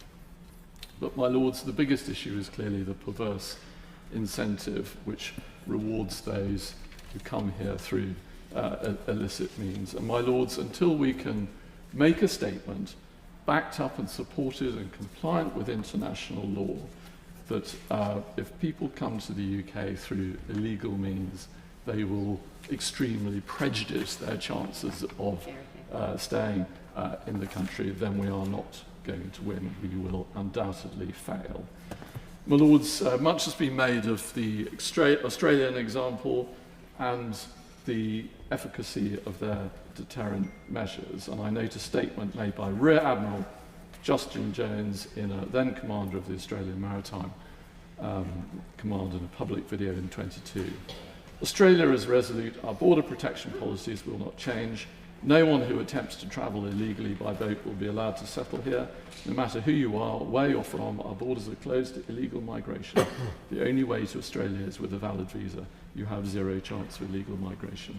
My Lords, that is an interesting comparator, but the emphasis is on politicians in the United Kingdom and our European partner nations to look at the international regulatory settlement together to come up with a solution. I declare the support I received from RAMP and start by warmly welcoming the repeal of the Safety Rwanda Act and partial repeal of the Illegal Migration Act. But I share the disappointment expressed by many organisations, who I'm grateful for their briefings, that the bill doesn't go further in repealing the whole of the latter and parts of the Nationality and Borders Act. The Law Society, for instance, describes the latter as a detrimental piece of legislation that will become the default directive in many places. Could my noble friend the Minister explain why the bill leaves in place a number of provisions in both these bills that we roundly condemned at the time? In particular, why are we retaining Section 12 of the IMA, which, to quote the UN High Commissioner for Refugees, leaves in place a risk of arbitrary detention of asylum seekers, refugees and stateless persons, and Section 59, which, in denying claims from countries deemed safe, ignores, again to quote the UNHCR, the requirement for an individualised assessment of an asylum claim, thereby giving rise to a risk of refoulement. The Refugee and Migrant Children's Consortium warns that children and young people are particularly at risk because Section 59 denies them proper consideration of their vulnerabilities. The RMCC, with support from the British Association of Social Workers, is also critical of the retention of the age assessment provisions of the NBA and calls for their repeal. The RMCC points out that neither the National Age Assessment Board nor the development of so-called scientific age assessment methods, which, as already noted, have been widely criticised, has tackled the key problem, which is children being wrongly treated as adults on arrival. I was therefore alarmed to read in the parallel immigration white paper of plans to explore scientific and technological methods to ensure adults are not wrongly identified as children, worthy of Alice through the looking glass. I'm nevertheless grateful to my noble friend for the constructive meeting we had with members of the RMCC recently to discuss age assessment, and he won't be surprised to hear that I plan amendments on the issue. Some of those children wrongly identified as adults could be prosecuted under the new criminal offences contained in the bill and end up spending months in adult prisons. Concerns have been raised more widely by a number of organisations, including the Law Society and the UNHCR, about these provisions, which in their breadth and vagueness risk criminalising both vulnerable adults and children who are risking their lives in search of safety. This exposes the gaping hole in the bill, which, as already noted, is the absence of any provision to expand safe routes. The Safe Routes Coalition, while recognising the need to tackle the exploitation of unsafe routes by smuggling gangs, which is the bill's main focus, argues that it is missing a golden opportunity to address why people are taking these dangerous journeys. I can't really understand why the government appears to be so deaf to the widespread calls for improving safe routes for children and others, including from the APPG for Refugees, of which I'm a member. Instead, the immigration white paper includes plans which will weaken the family reunion route. The white paper also includes proposals to double the length of time most people will need to wait before they can apply for settlement. This isn't the place to argue against this damaging proposal, but it would be remiss of me not to mention it, given the large number of emails I'm receiving from those already on the 5-year route to Remain. In the absence of any clarification as to whether the new rule will apply to those already here, the emails expressed both acute distress and a sense of betrayal and a loss of trust in the UK's integrity and consistency. As already asked, could my noble friend at the very least clarify whether they will indeed now have to work here for 10 years before being able to apply for settlement, having come here in good faith on the assumption of 5 years? Finally, my lords, a welcome repeal in this bill of sections 31 to 35 of the IMA, which rendered refugees who had entered the country by irregular means ineligible for British citizenship, has now been undermined by the administrative sleight of hand, which achieves the same outcome through changes to the nationality good character requirement guidance. Having welcomed the repeal as a positive step that recognises the importance of naturalisation, both for the individuals concerned and for social cohesion, the UNHCR expresses concern that the new guidance may result in breaches of Article 31 of the Refugee Convention, which it argues is central to the Convention's object and purposes. It recommends that the guidance be revisited to ensure that it is applied in a manner consistent with the UK's international obligations. As the Law Society, who echo the Article 31 point note, this is a significant change in policy which has been made with no consultation and therefore no scrutiny. My Lords, in conclusion, while I repeat my welcome of the repeal of many of the damaging provisions made by the previous government, I wish I could welcome this bill unequivocally. As the daughter of a refugee immigrant, I welcome the fact that I live in an island not of strangers, but of diverse groups who have enriched our lives. We have a responsibility to them and to those who seek to come to our country in future to ensure we build a fair and inclusive immigration and asylum/refugee system. To the noble Lord the Minister for introducing so succinctly the bill, and I'd like to welcome my noble friend Lord Harper, who is not in this place, and wish him very well in this House. The bill seems to have two aims and seems to be speaking to two different audiences. One of the aims is to control the borders by tackling the criminal gangs who ferry migrants to the shores of this country. A number of new clauses will introduce a new Borders Security Command, 1 to 12, to tackle the gangs. There will be new offences, clauses 13 to 18 and 21 to 23, with new powers and data sharing powers. Now, that part of the bill, the first part, aims to address the very wide concern in this country about levels of immigration, both legal and illegal or irregular, which this bill is particularly addressing. But it also aims to tackle the asylum and immigration system, to strengthen, build confidence in the border system, and to do that, to repeal certain parts of conservative legislation. This part of the bill is addressed to people on the left who see the streamlining and processing of the asylum system as paramount.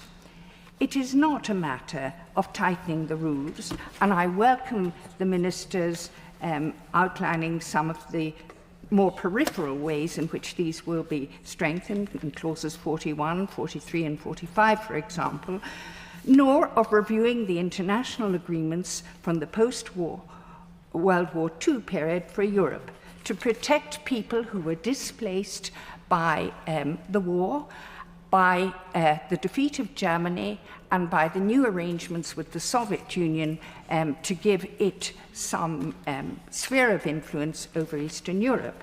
And we've heard from the noble Lord on the crossbenches, I'm sorry, I forgot Lord MacDonald of River Glaven, something of the numbers involved then. We were speaking about 2.1 million people of European origin displaced mainly in Europe. However, now we are looking at a world where globally people are on the move. And the figure now mentioned by Lord MacDonald is 400 million refugees. These are very, very significant numbers.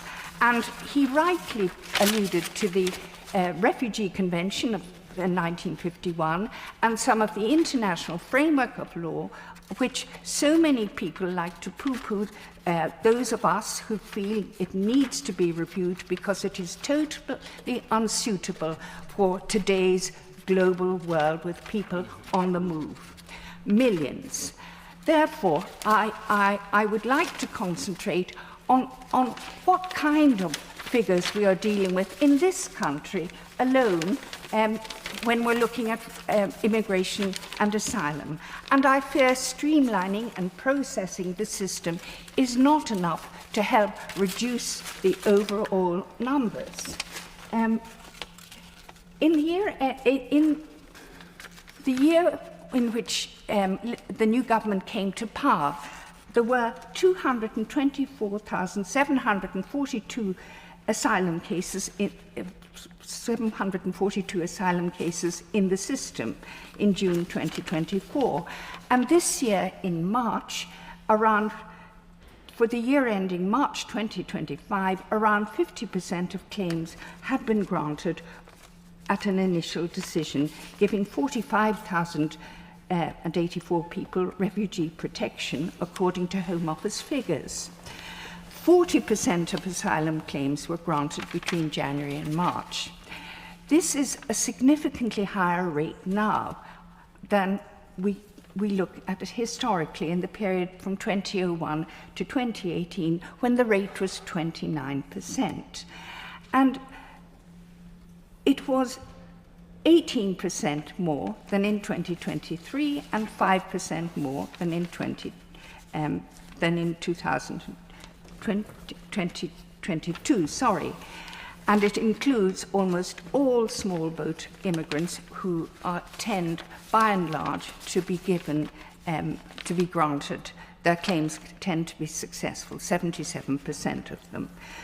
With such numbers arriving and the Conservative government's measures to deter, I'm very worried about the clauses 37 and 38, which are going to repeal those parts of the bill which acted as a deterrent. And the figures speak for themselves. In 2023, the numbers were, and forgive me, I'm going to have to just look at them because they just are astonishing.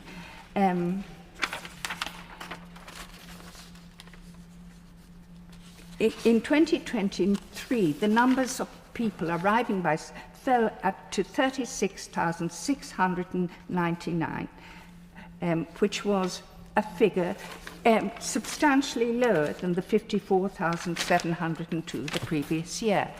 And I can't think it right to say that the measures which the Conservative government introduced, the Rwanda scheme and the Illegal Immigration Act of 2023, did not serve as a deterrent. I think the numbers do speak.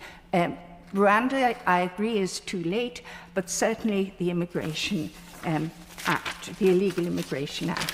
And just to close, I am therefore, while I welcome those parts of the bill which aim to strengthen the borders and strengthen control of the borders and bring in offences, I rather fear that they will not be strong enough to deter illegal migration.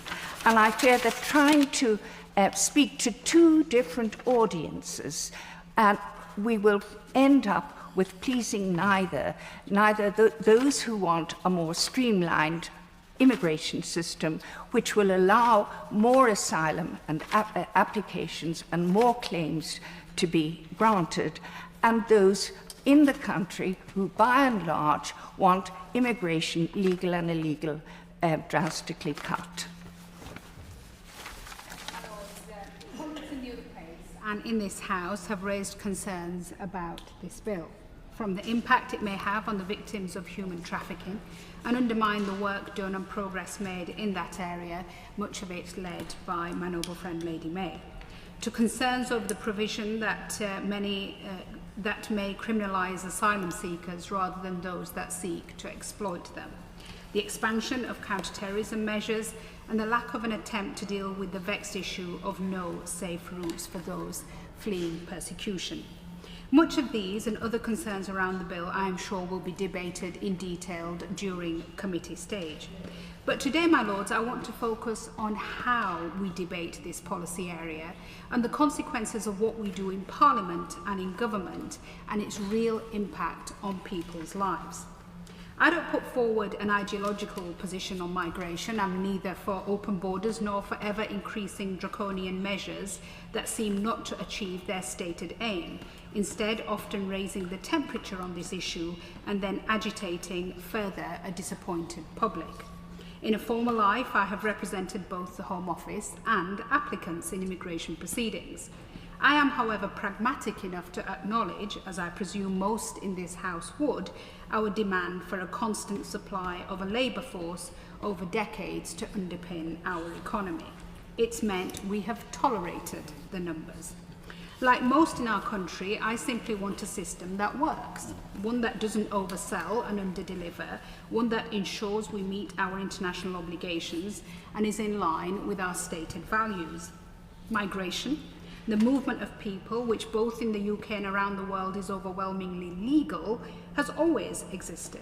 The movement of people between different geographical areas across boundaries during the years as seasons changed. The movement within state boundaries from rural to urban areas in recent centuries. The movement in the past of large numbers of Europeans from the global north to the global south, the global east and elsewhere. From the mid-1800s, my lords, to the First World War, it is estimated that up to 20 million people migrated from the United Kingdom.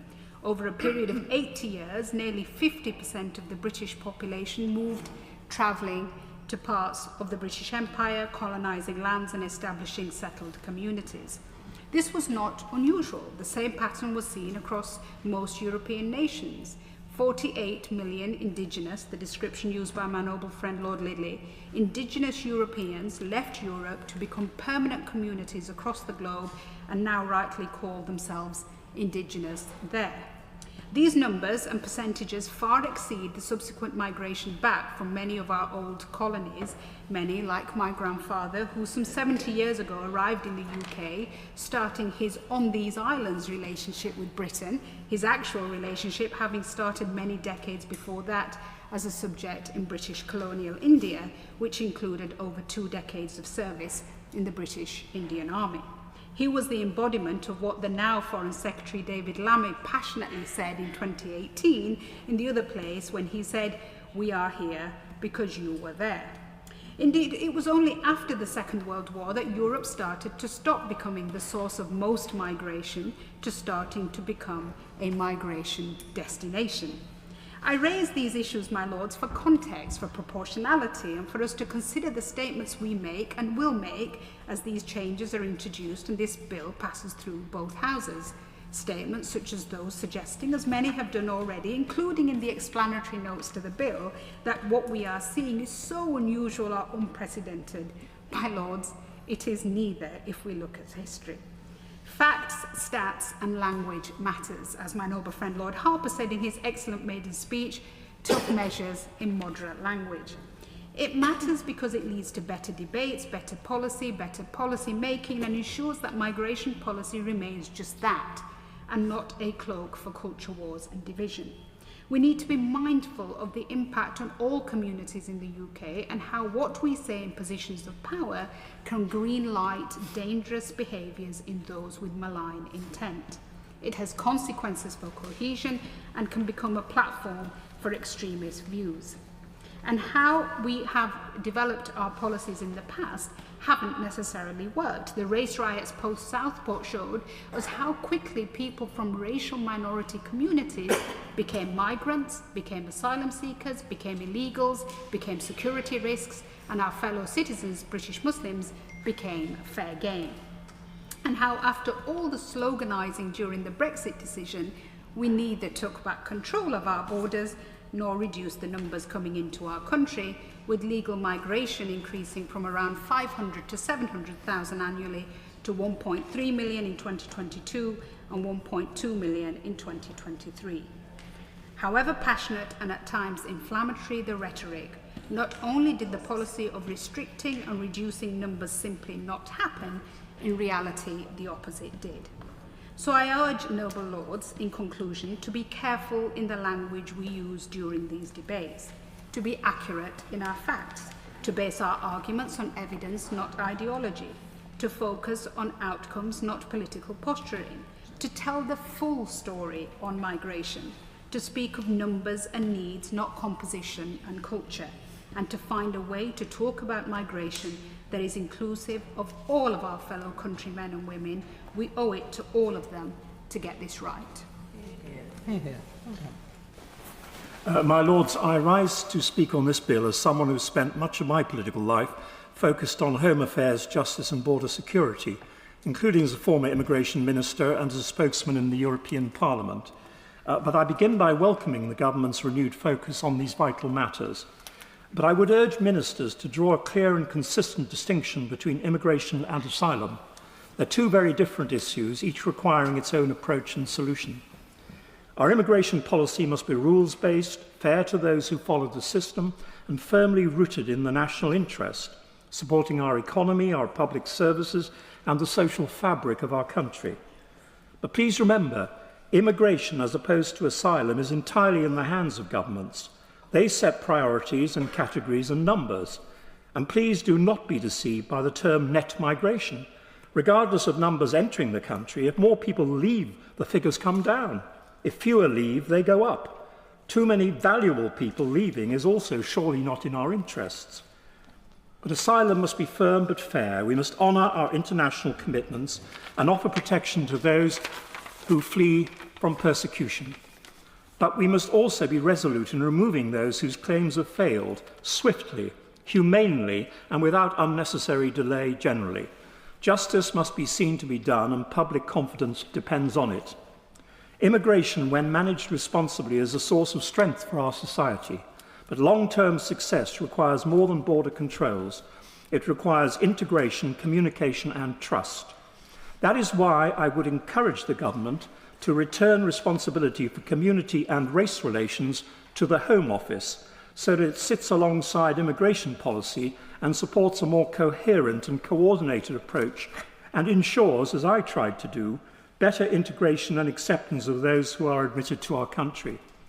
My Lords, the number of irregular small boat arrivals rose by 22% in the year to March 25. That is a sharp increase despite the growing success of the French authorities to deter them. The British public are right to expect firm action, but of course the loss of legal routes and facilities at UK representations around the globe has certainly not helped. More must be done to disrupt the criminal gangs, to end the perilous journeys, and to secure our borders. But lasting solutions will only come through serious practical cooperation with our neighbours, not schemes that involve sending asylum claimants thousands of miles away for processing, which are at best legally questionable, expensive and ineffective. I note the government's interest in creating overseas hubs as temporary locations only for failed asylum seekers but not applicants. This might be helpful, but it should never replace the return of such people to their source countries.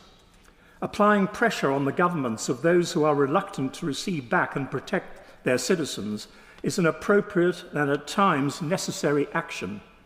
It has been done before with positive effect. Acquiring asylum is a precious thing with clear criteria.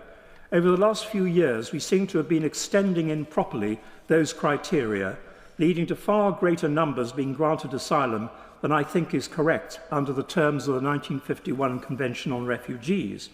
although I fully appreciate the remarks of the noble Lord MacDonald a short time ago as to some changing circumstances since 1951. But recently there have been signs of stricter enforcement and better understanding and interpretation of the rules, which is, of course, welcome. In that context, I welcome the UK-EU Common Understanding, and in particular Part 6 on irregular immigration, which rightly highlights the importance of information sharing, something which I have long championed. The previous government began developing ILEAP, a platform to improve data exchange at the border.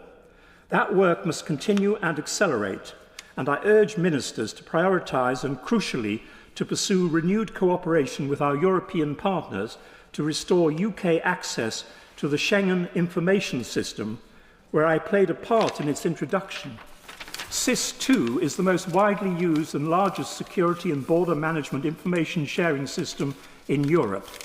In 2019, the last year the UK had access, it was checked by British police over 603 million times.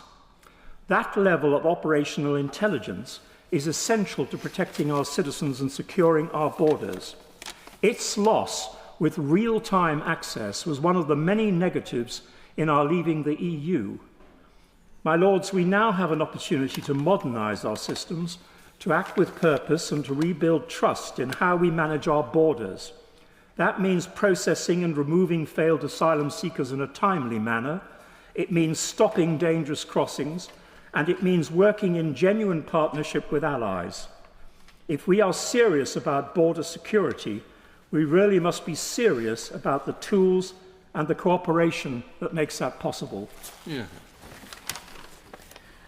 My Lords, firstly I would like to congratulate the government on its aim of repealing the Rwanda Act and some of its modifications to the Illegal Migration Act, both of which were despicable pieces of legislation and contributed to the widespread negativity about supporting people who are escaping conflict and other dangers.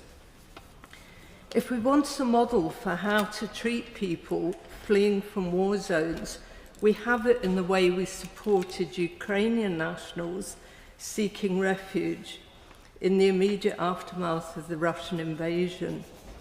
Ukrainians were able to pass the residence test to receive fast and substantial help, including a temporary leave to remain if they left because of the Russian invasion.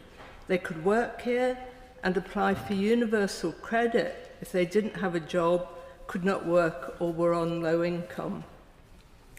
Ukrainian refugees were generally presented in a positive light by the media and in Parliament.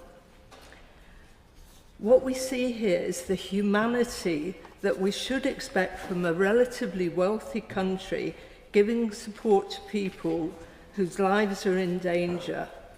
We offered a safe space to live, where children could go to school, where parents could legitimately work and provide for their families. To echo Lord Kerr's comments about the terrible war taking place in Sudan, Sudan was, of course, effectively a British colony, and the divisions it helped to create resulted in decades of on-off war. The UK is an obvious place for Sudanese refugees to turn to because of its colonial history and because English is one of the two national languages. In return, the UK recognises the terrible situation there and that there are genuine grounds for accepting claims for asylum. Have there been any special measures put in place to allow Sudanese in danger to come safely to the UK? No. A hopeful asylum seeker must first be able to arrive in the UK. If they use the standard visitor's visa, they must apply 3 months before travel. They can't apply as an asylum seeker in advance, even if they have family or other support waiting for them. Instead, they will have to find a route to the UK and on arrival expect an interrogation, to be fingerprinted and treated as a potential criminal. Can I ask the Minister why the two cases are treated so differently? Are there deserving and undeserving people fleeing war? For many years now, immigration's been treated as a criminal activity. I was shocked when I attended a Labour Party National Policy Forum some 25 years ago to find that immigration policy was included in the crime and justice section.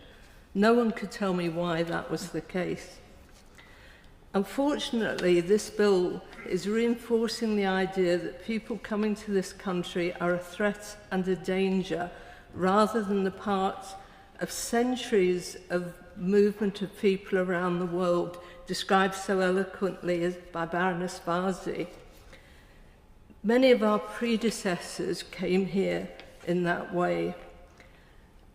I do accept the need for border controls, but safe routes must be part of those controls. Currently, we're only paying lip service to helping even the most vulnerable threatened groups and individuals. In our attempt to keep people out and deny them safe and legal routes to arrive in the UK, we have actually helped to create the space for criminals to take over immigration. The appeal for safe routes is a recurring theme in many of the briefings provided by the NGOs and campaigners, and in fact in the speeches today. The Safe Routes Coalition briefing paper argues that, quote, safe routes are well run and managed. They can be very effective and reduce dangerous journeys such as channel crossings. This bill can be strengthened to improve the role that safe routes can play in ensuring that the UK offers controlled and sustainable ways to support refugees fleeing war and persecution. Amnesty International points out one of the consequences of not having safe routes is that refugees will continue to endure severe hardship and trauma in their search for safety, even when having family in the UK or other strong connections here.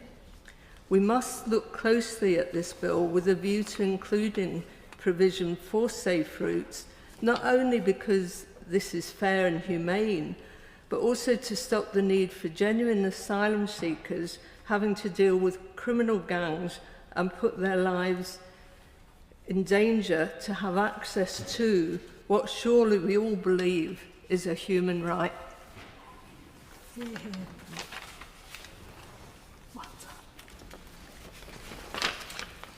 My Lords, I'll be brief. These matters are not new. Indeed, it's now 24 years since I co-founded Migration Watch together with Professor David Coleman of Oxford University. So I listened with great interest to the Minister's summary, very clear summary of the government's proposals. Sadly, I have to say to him that they will not work. They will not bring the scale of net migration down to a level which is acceptable to the public.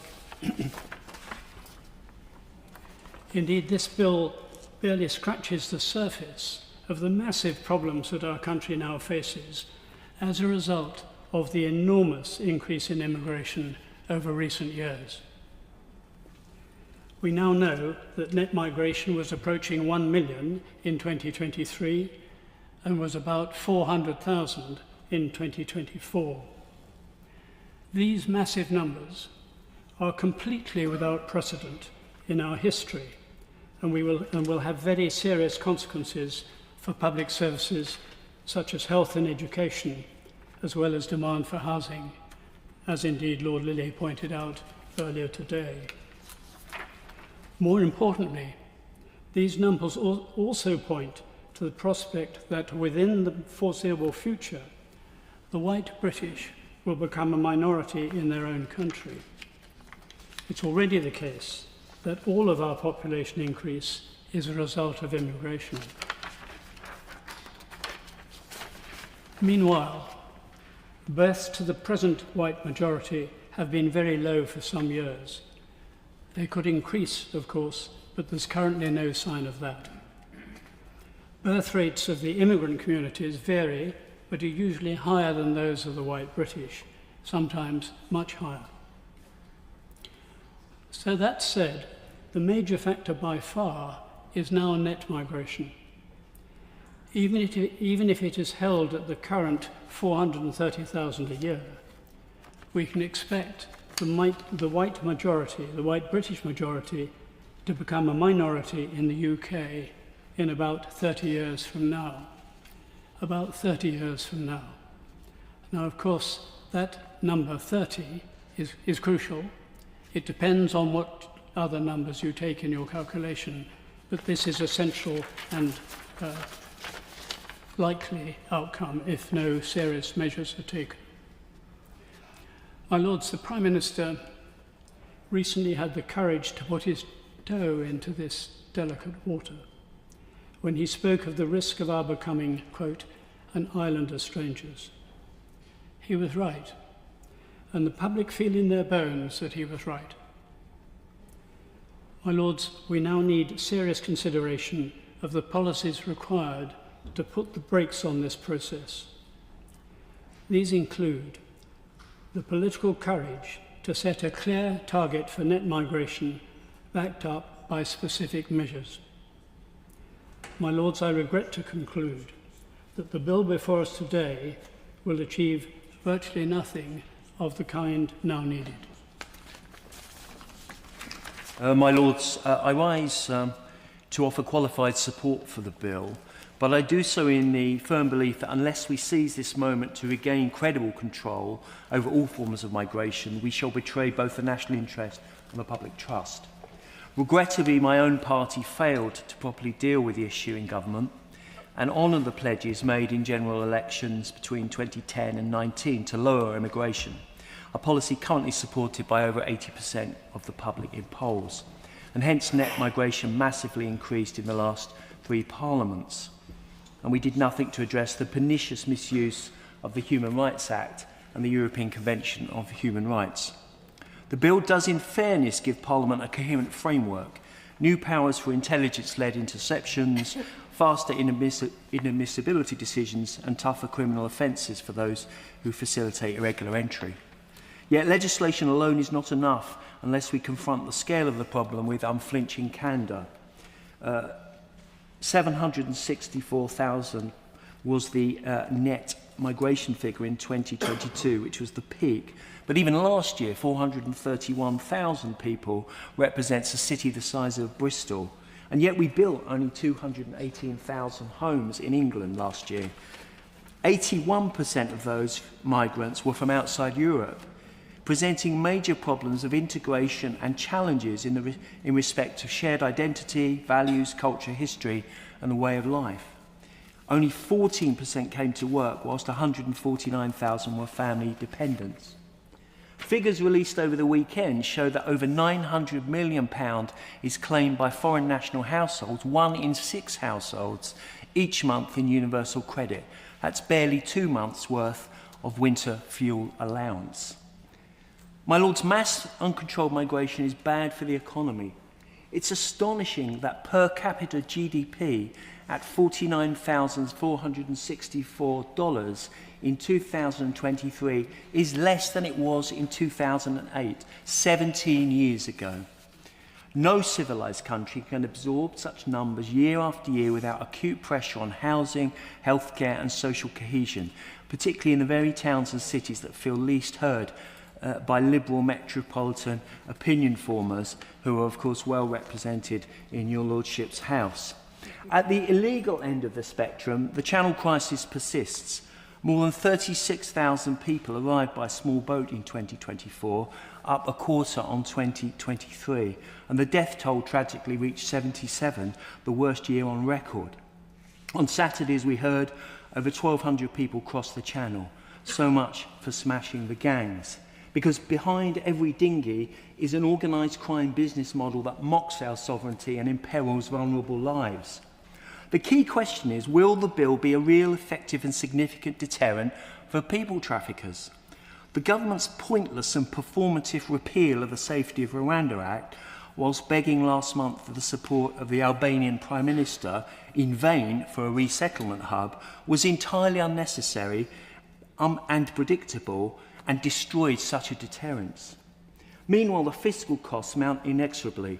Hotel accommodation for failed asylum seekers and those in the ever-lengthening backlog now drained £8 million every single day, money that could have trained 260 nurses or built 3 primary schools each week. Labour promised to reduce the number of asylum seeker hotels, but they've increased in number since July 2024. That said, the government does deserve some credit for establishing the Border Security Command and their efforts to develop renewed bilateral returns agreements. But the command must be given teeth. Real-time data sharing across MI5, the National Crime Agency and Border Force, and an unflinching mandate to disrupt the smugglers' logistics upstream, not merely mop up on our southern beaches. Crucially, the bill must address legal migration as well. Skilled worker and student routes, laudable in its intent, have become porous. Employers in the care sector are now permitted to import labour at a minimum salary that undercuts our own workforce, whilst overseas students, commended for their tuition fees, import 150,000 dependents a year. This is not an immigration system, it is an open invitation. Even the Secretary of Defence this week has said the government has lost control of our borders.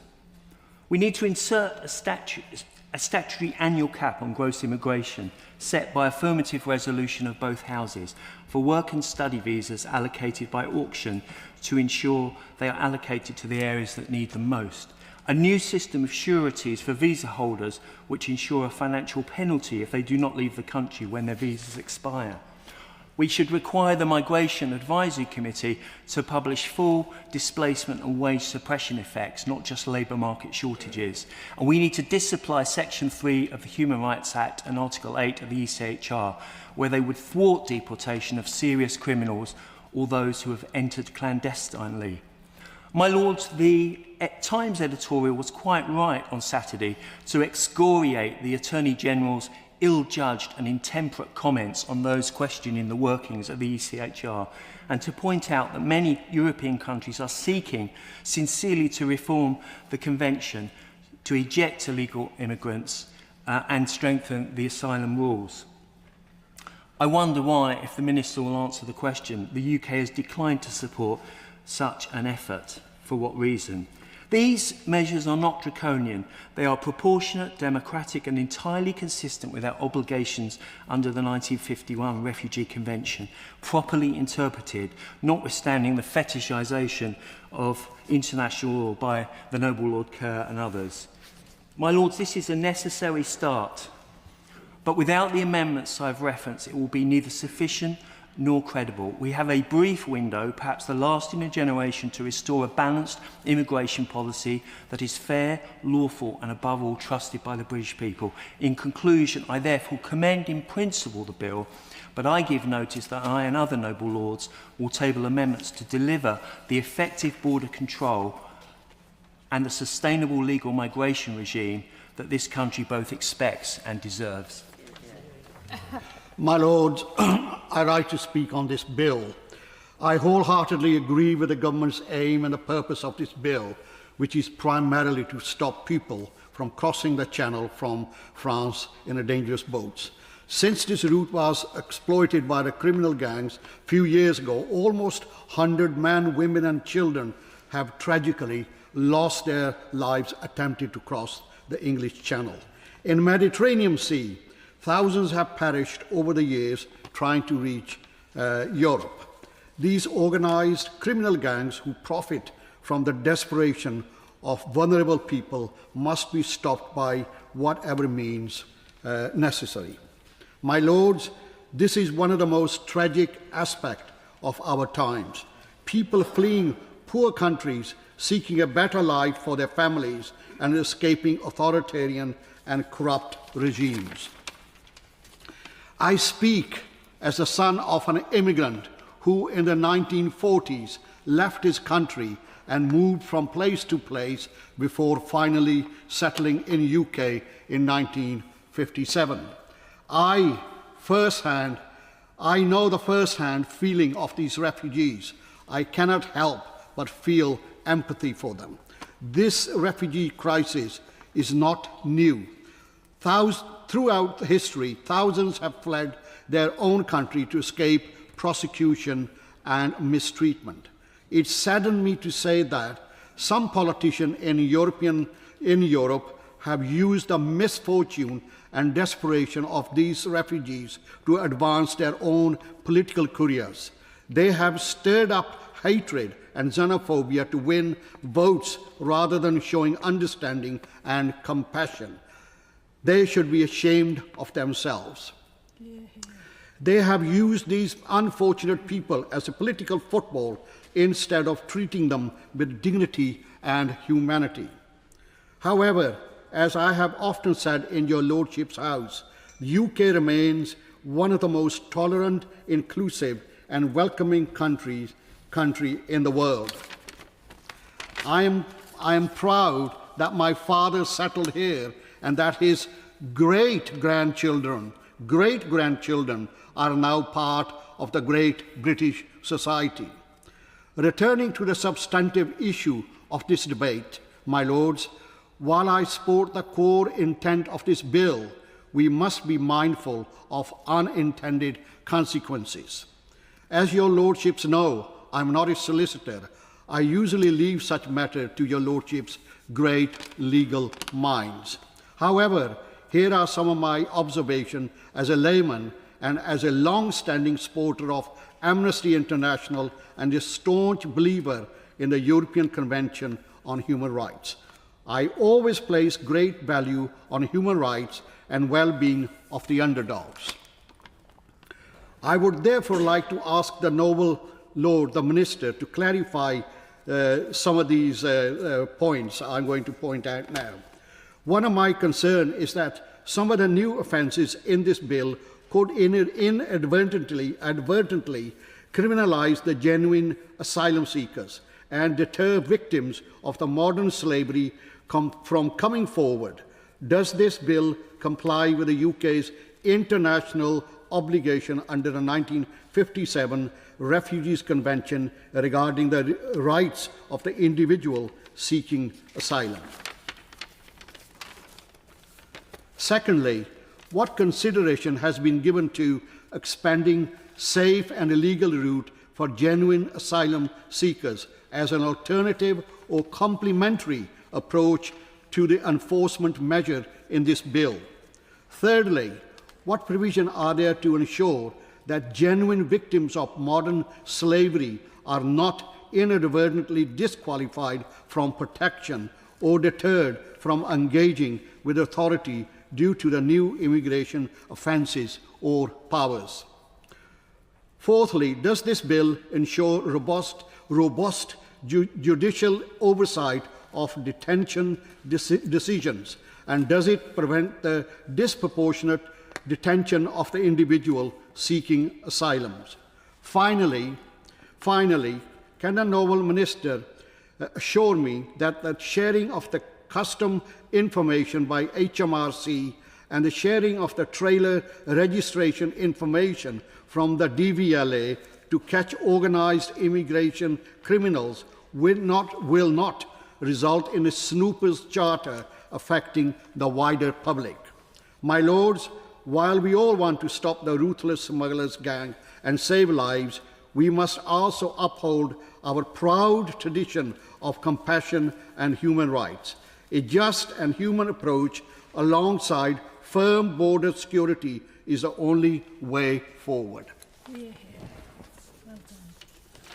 My Lords, I join in congratulating the noble Lord Harper on an entertaining maiden speech. Though, like my noble friend Baroness Brinton, I stand fully ready to vote to abolish myself. My Lords, I was as disturbed as many others were by the Prime Minister's warning that without strong migration rules, we risk becoming an island of strangers. Of course, we need a well-managed asylum and immigration system, but not only is that kind of inflammatory language alarming and unhelpful, neither recent political statements nor any measures in the bill do anything to promote the integration that would seek to make newcomers well-settled residents and contributing citizens. And I much appreciated the speech of the Noble Lady Baroness Varsi. Indeed, much alarm has been created by the heralding of tougher requirements for obtaining both settlement and citizenship, as the Noble Lady Baroness Lister described. I will never understand why, having allowed people to legally reside, any government thinks it useful to make it harder for them to convert that into permanent settlement and then citizenship, which anchors their belonging here. I would love to say more about other parts of the bill, but I want to concentrate on European aspects, and my noble friends are well covering other topics. The common understanding which resulted from the UK-EU summit 2 weeks ago pledged to reinforce cooperation on law enforcement, including through Europol, on analysis of threats, exchange of information and operational action. While we cannot yet go back to the golden era of British preeminence in Europol, when one of our nationals held the directorship of that agency for a decade, we can encourage maximum exploitation of these opportunities. And I agree with the Noble Lord Kirkhope about seeking access to SIS2. My benches will table some amendments to that end about Europol, such as equipping the National Crime Agency and police forces to participate in Europol's anti-trafficking operations and establish joint task forces, and requiring the border commander to meet the director of Europol. But I want mainly to talk about Clause 42 on EU citizens. And I do welcome the intention to try to clear up some of the muddle of the past caused by the way the EU settlement scheme was devised and implemented. But I fear that further confusion may lie ahead, even another Windrush, due to the government's reluctance to jettison the whole of the baggage of the past. The problem comes because Clause 42 holds back from declaring that everyone given EU settled status actually comes within the citizens' rights provisions of the UK-EU withdrawal agreement and the EEA and Swiss equivalents, such as to be able to rely on the direct effect of those rights. It only says that all those granted the right to stay under the UK's EU settlement scheme will be treated as if they had such rights. Now, the UK's EU settlement scheme was in one sense generous, in that it swept up EU citizens simply because they'd been living in the UK for the requisite time. But in doing so, successive UK governments acted on a presumption, though this is contested, that some did not actually have rights under the withdrawal agreements because they hadn't been, in the jargon, exercising their treaty rights, which broadly involved being a worker rather than a non-employed person. No actual test was applied, even though the withdrawal agreements allowed that. So EU citizens were never told their legal status. As the Independent Monitoring Authority, the watchdog for the rights of EU citizens in the UK, described it in initially welcoming Clause 42, there are people who have status under the EU-SS who might not be entitled to rights under the agreements. This is a complex area, telling me, but there is a lack of clarity as to who has rights under the agreements and who does not. And it went on, the concern is that there could be potential instances where it would matter whether a person with EU-SS status does have rights under the agreements or not.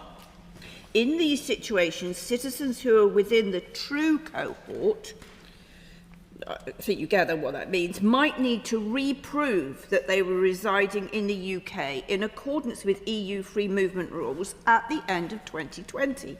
As time goes by, it may become more and more difficult for citizens to find the relevant evidence, such as payslips, to prove that they met the free movement rules at the end of 2020.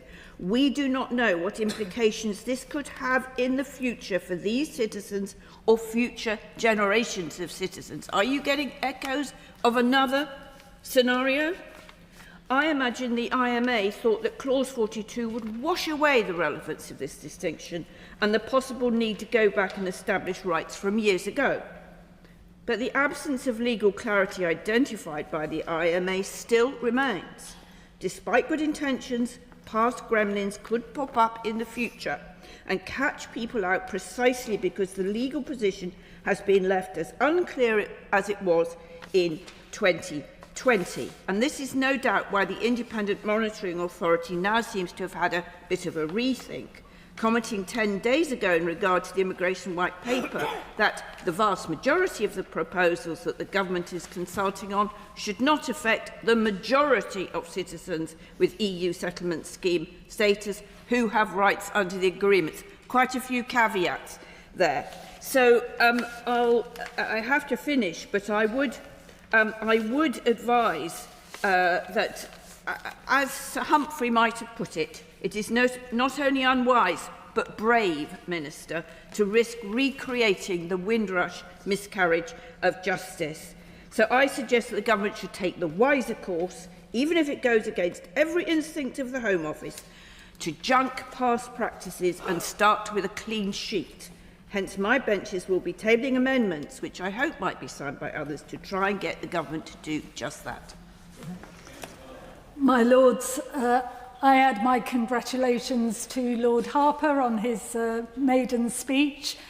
I thought you were not going to be in your place, and so I was, in your absence, going to risk your reputation by saying that when you were Transport Minister, I think the unions always had a good faith relationship with you. But my Lords, I welcome the repeal of the scheme that saw £700 million of taxpayers' money squandered, sending 4 volunteers back to Rwanda. Yeah.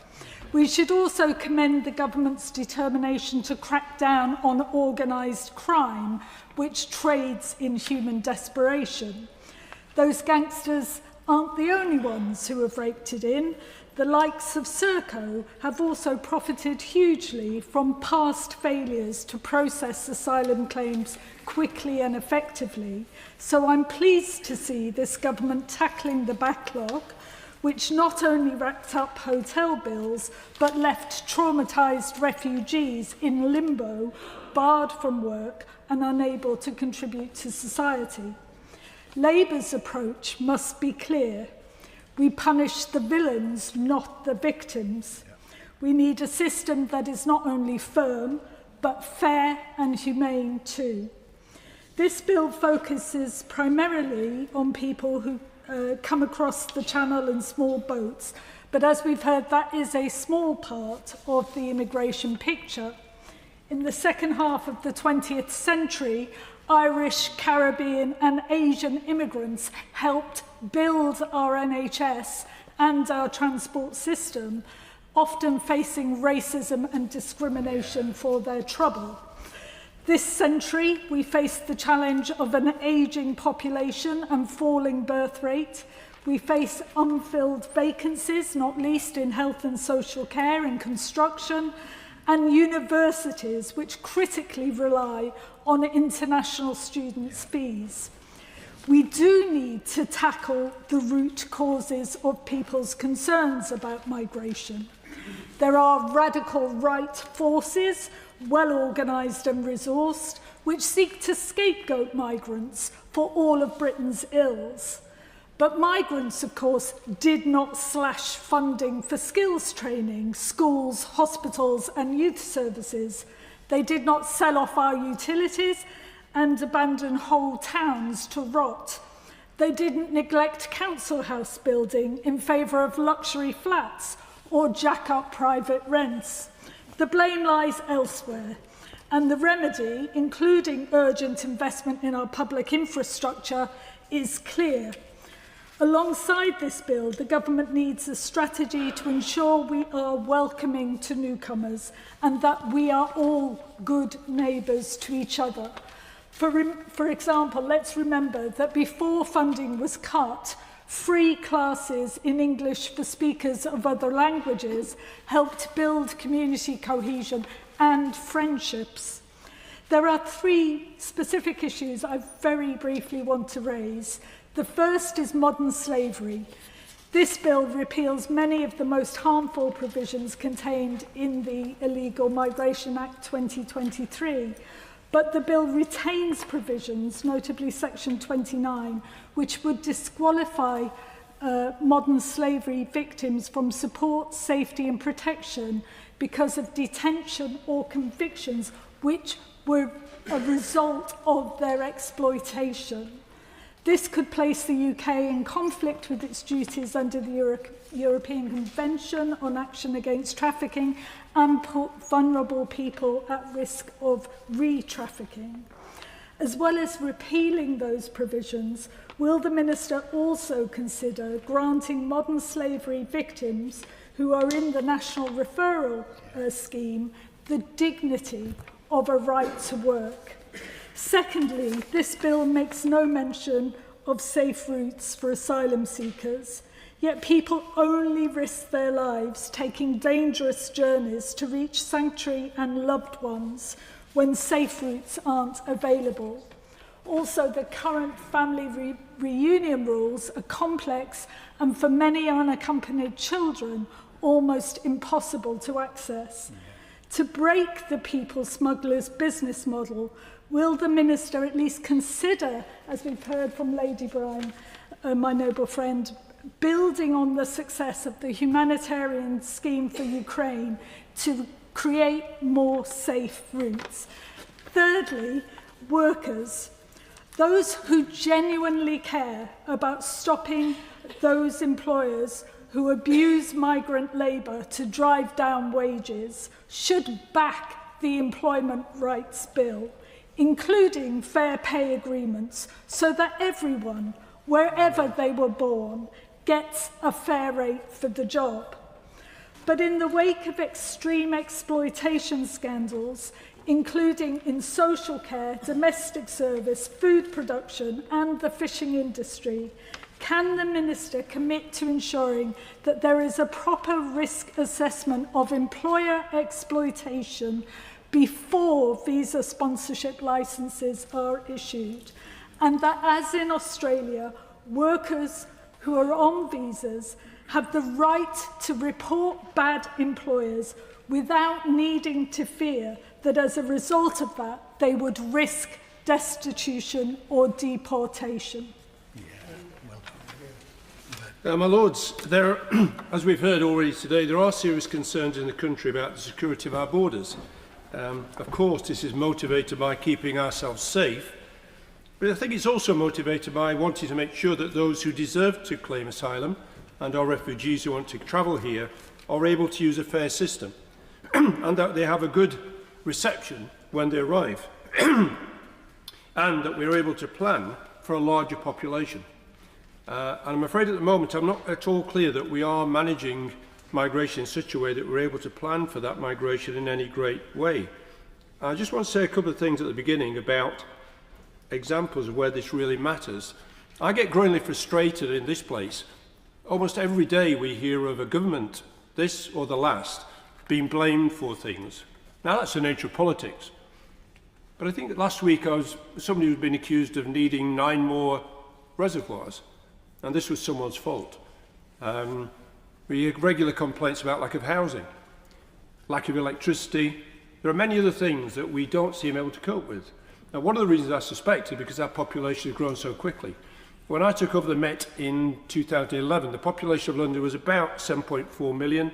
By the time I left, it was 8.4, and today it's about 9.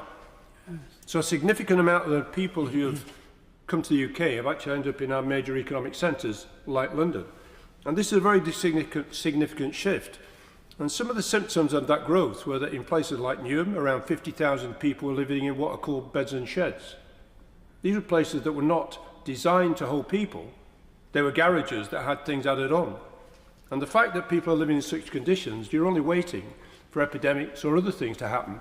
So I'm afraid unless we plan in a good way to make sure that all the facilities are there, everyone suffers. And probably the ones who suffer most are the migrants who arrive that we didn't anticipate in the way that we might have done. Now, of course, there are 2 major categories of migration in this country. The first is legal migration, so allowing those who want to enter our country for economic reasons, and asylum seekers or refugees who need our help. It seemed to me at some point the last government got this a little wrong in terms of illegal migration, because by some of the measures they took, legal migration went out of control and we got up to around 800,000. Now, I think Lord Green at the time mentioned that some of the levers, which are not easy to predict how people will react to them, were probably set at the wrong level. So the last government changed those levels, and those were mentioned earlier. And I think that now this government is now using those levers to make sure that legal migration is more under control. But of course, this bill is about illegal migration and how to improve our stopping it. And I do think it has some good ideas, but I'm honestly not convinced that it's comprehensive, forensic, or ruthless enough to deal with all the issues that we are facing now and will face in the coming years. So I've got 4 tests for this bill to see whether it improves the situation we face, where around 1,000 people a day have been seen to cross the Channel to land on our south coast. So my first test is, will it deter people from trying to get here who have no right to be here? And we have said we do not want to cross the border. Now, at the moment, there are thousands of people each year who broadly say we do not respect your rules, but are confident that having crossed the border, we will not be removed. And I don't see any great change in this bill that's going to affect their motivation. My second test is, when people have arrived here and been found to have no claim to remain, what will happen to them, particularly where they have a criminal record?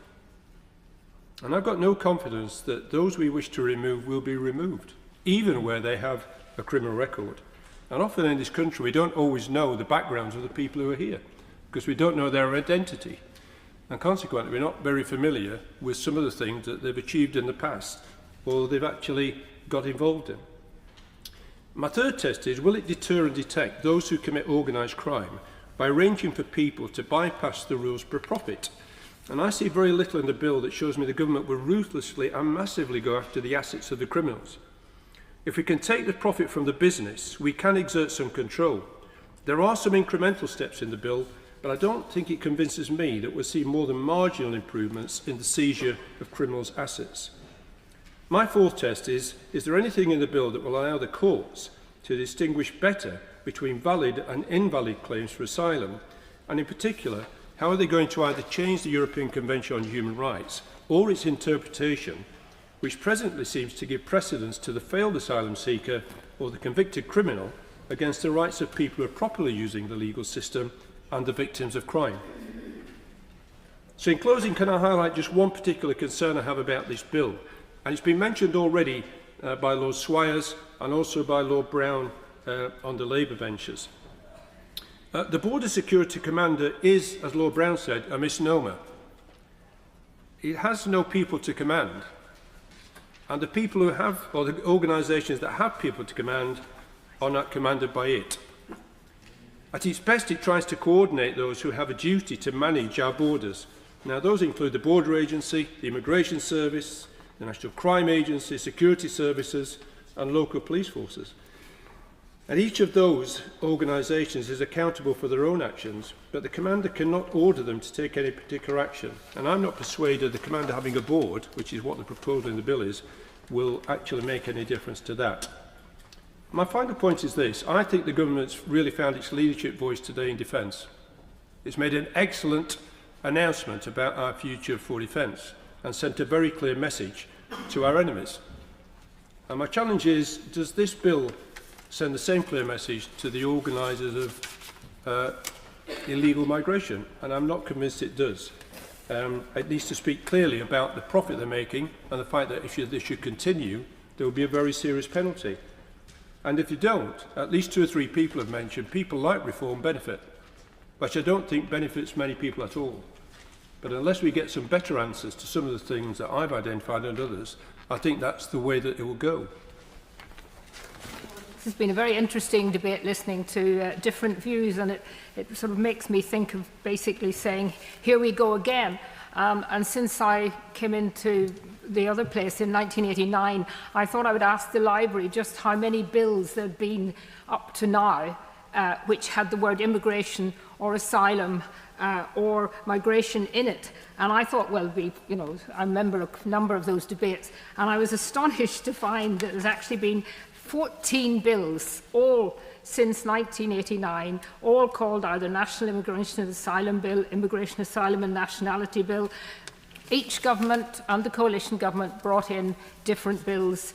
They all had the same words. I looked at some of the second reading Home Secretary's introductions to the bills, and they all talked about that this was going to transform things, it was going to improve things, it was going to strengthen the borders, it was doing all sorts of things. And of course, really, if we're honest, none of them actually achieved what was promised. Now, I have to say to the noble Lord the Minister, who knows I have huge respect for him, he actually made a much more frank opening, which was basically saying how hopefully some of the things that could happen in this bill would make a difference. And I do welcome some of the measures. But I think the reality is that unless we are able to face up to the fact that the world is changing, people keep telling me the world is changing. So actually, why don't we think then of genuinely looking at how the Refugee Convention needs to be changed, or that we work out bits of it that we can work with and bits that we can't. We also genuinely should be looking at the European Court of Human Rights. Time has moved on, time has changed, and the idea, and I know that the noble Lord Jackson has already mentioned it, but I was very disappointed that our Attorney General, Lord Hermer, actually accused anyone almost who was mentioning that we should talk about the European Court of Human Rights as being sort of working some kind of Nazi ideology. I know he's apologised, but I do think it was a very grave mistake. So I think we do have to face up to reality that nothing will really change fundamentally until we have a look at those two ideas. Because what we've seen is that over the year, United Kingdom judges, and I know there are a lot of lawyers in this place, and they get very upset when you criticise anyone in the legal situation, but UK judges in immigration tribunals have adopted ever more expansive definitions of ECHR articles, you know, allowing dangerous criminals to stay here, having all sorts of reasons why they should stay, some ridiculous reasons why people have not been deported. And there are thousands of examples of the definitions of the articles, not just Article 8, but Article 3 as well, being stretched and stretched and stretched over the years beyond any definition of common sense, and certainly beyond anything which was complicated by the people who originally framed it. Now, back in November 21, shortly after I came in, I was lucky enough to have a debate on migration. And it was just sadly 2 days after we had 27 people were lost crossing in the Channel, one of the biggest deaths that had happened. And I remember, and I mentioned it then, but one noble lord had said to me before the debate, "Oh, I really don't think you should be having this debate because it's going to be divisive." And, you know, that actually is our problem. We haven't been prepared to be honest and to face up and to talk what people out there are talking about. And when they see the pictures that they saw over the weekend of that very, very large number of young men, predominantly young men, and I went down to Dover during the last government with a group to visit and to see what was happening there. And when you actually see all those young men coming off the boat, obviously relieved and pleased to be there and to be safe, and you realise that they are all young, 18 to 24-year-old. Yes, there might be one woman on the boat, or there might be a couple of babies that the smugglers are very keen, or the criminals are very keen to put on. But reality is they cannot all be asylum seekers. And I know the figures that have been given, 76% of supposedly the people who come have been given asylum. And I would ask the Minister just a number of things on this. Can he just tell me all these extra people who've been taken on to interview asylum seekers? Can he tell me what the training is, how long it is before they are able to actually start meeting asylum seekers and estimating whether they are genuine or not? And what is there any kind of, because I think some people in the public might think this, that because we want to speed up the process now and we want to get the numbers down, that is there some kind of unwritten kind of convention that, you know, it's much easier to tick the box and let the person stay? And what happens to all the people who are turned down, who have thrown away their documents, who we've no idea where they to deport them back to? What happens to them? And what happens to the thousands, I'm sure it's thousands, who have come in the last few years, who've just literally disappeared? Where are they all? Have we got figures on those? And those are things that I think we need to know if we're going to get to the bottom of all of this. I just would say, ask also, we have a very open border between the Republic of Ireland and Northern Ireland. And Jim Allister, the TUV Member of Parliament for North Antrim, asked at the end of April to ask the Secretary of State what procedures are in place to check the movement of people over the Northern Ireland Republic land border to identify illegal immigrants with no right to access the common travel area. And the answer was very clear. No immigration checks are undertaken on the Northern Ireland Republic land border. And yet, at the same time, the Republic of Ireland are doing checks the other way at the border, even though they're the country that have said there shouldn't be any border there. So I do think we have to be much more realistic, much more honest. We cannot continue. It's unsustainable for any country to have so many people coming in who are not necessarily anti-British. Of course they want to come to this country because the pull factor is huge. But we've no idea what their ideology are. We have no idea whether they're going to actually get involved in and genuinely become British citizens sharing some of our values. It's a drain on our public services, and most of all, it's shattering cultural community feeling of togetherness, and we really need to accept that we have to do something. We won't smash the gangs unless we stop the boats. We stop the boats, we stop the gangs. Can I add my compliments to my noble friend Lord Harper on his characteristically deft maiden speech. With his great political experience, he'll always command the hearing in this chamber, though perhaps a few people will hope fervently that he does, as a former Chief Whip, he doesn't write his memoirs. However, we shall see about that. In view of the lateness of the hour, I simply want to confine myself to one particular point, and that is we will not stop the illegal immigration across the Channel until we have a significant and strong deterrent. That is the fundamental fact of the matter, and that, of course, was the scope, the basis of the last government's policy. And the last government's policy, which the government has now abandoned, was based on the experience of Australia. Just to remind the House, in 2001, a large number of people began to come across from Indonesia to the Northern Territories of Australia, and the then government, the National and Liberal government, enacted a series of legislative proposals which built up a system whereby people coming in illegally to the north of Australia were detained and flown out to Nauru in the Solomon Islands. As a result of that, when it was finally in place, the boat stopped. Within 2 months, no more boats came from Indonesia or anywhere else. In 2008, the Labour government came in and immediately abolished that system. Immediately the boats came back, and within 18 months, 50,000 people were coming across the sea, the Timor Sea, to Northern Australia. The then Labour government realised it had made a mistake and hastily tried to reintroduce the National Labour proposals, National Liberal proposals, and unfortunately too late, they lost the general election, and in 2013, the Liberal National government brought back its proposals, and in the form of the sovereign borders arrangements, and then the boat stopped again. Sensibly, the Australian Labour government party then accepted the proposals, and a bipartisan approach emerged.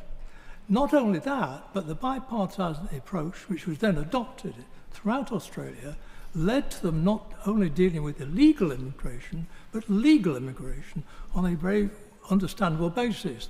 There was a cap for each particular element of the legal elements, whether it's students or skilled workers or family people or asylum seekers, and a total. All of this is discussed in Parliament in an annual debate and is now bipartisan policy, and the Labour government, which accepted this, has been re-elected to continue with this eminently sensible policy, which is frankly the sort of policy which we can only dream of in this country. And that was based on a bipartisan approach. Now, of course, there are differences between the Australian situation and the UK. I mean, the Timor Sea is not exactly like the Channel Tunnel. The scrutiny we get from the media is probably much heavier in this country than they have got in Australia. And of course, we do not have a European Commission. The Australians do not have a European Commission of Human Rights to obey. But the fact is that although there are differences, there are clear lessons from their Australian experience. First of all, deterrence is essential, as indeed Martin Hewitt, the new border commander, recognised. Quoting from the Times, it says, Martin Hewitt announced on Monday as Starmer's border security commander to lead efforts to tackle the small boats crisis, is understood to have advised that deterrence also needs to form part of the government's strategy. It echoes warnings from the Internal National Crime Agency memo last year that concluded efforts to stop migrants crossing the Channel will fail without a deterrent such as Rwanda. That's the first point. Deterrence is essential. The second point is we do need, as Baroness Hoey has just been saying, to update the human rights law.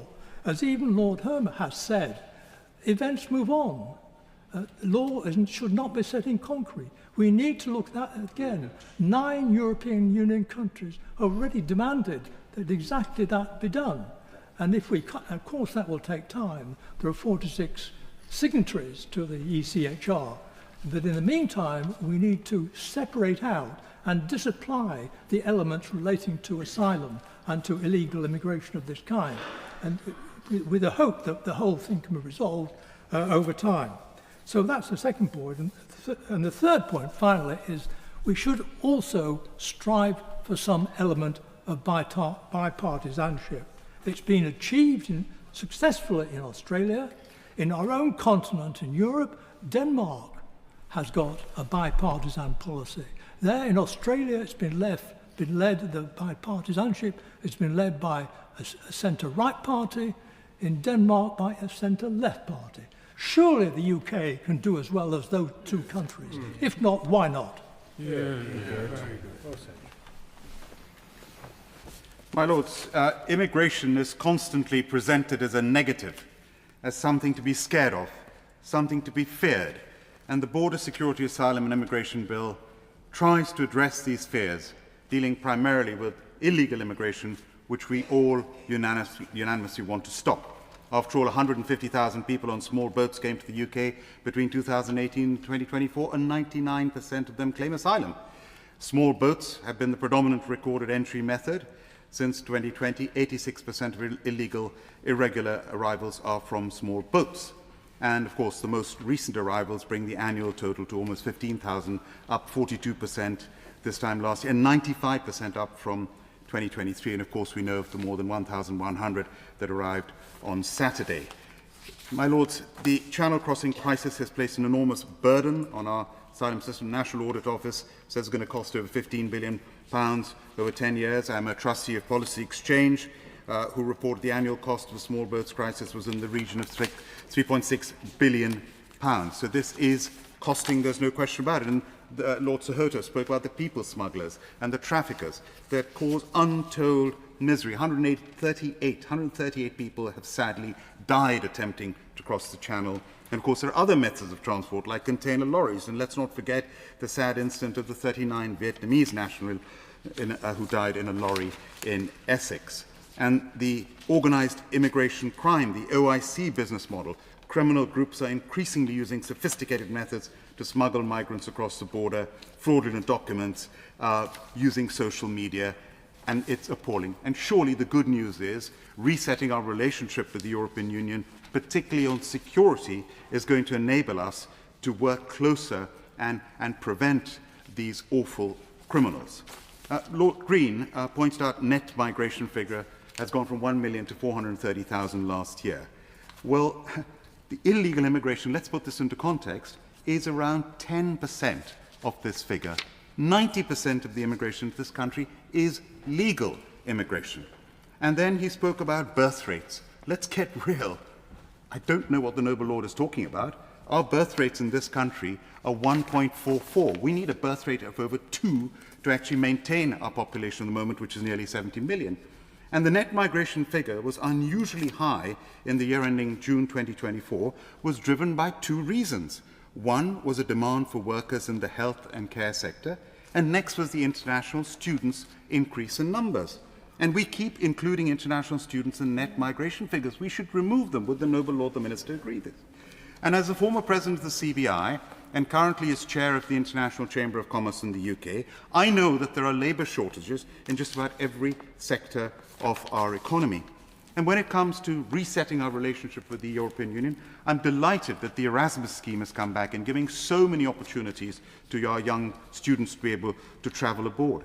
And what about the scheme about young people moving for 3 years between the EU and the UK? Could we have some clarification on that? And the post-graduation work visa, which I worked very hard to institute in this country, 2 years post-graduation for international students, 3 years for PhD students, there's talk that this is going to come down to 18 months. This does not make sense. Could the Noble Lord the Minister clarify this? Because the Migration Advisory Committee last year reported that it is working very well as intended.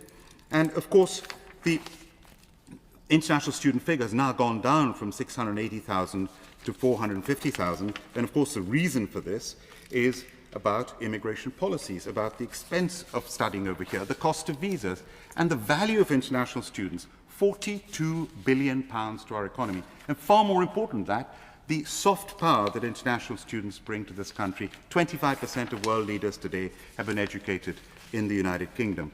And then there's perception, negative perceptions. I worked very hard on the UK-India Free Trade Agreement, which we've just agreed. It took over 3 years. And yet there was this whole focus on the national insurance waiver for 3 years, both ways, between the UK and India.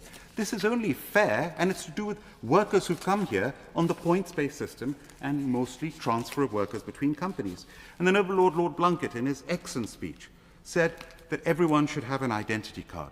Why don't we have an identity card system in this country?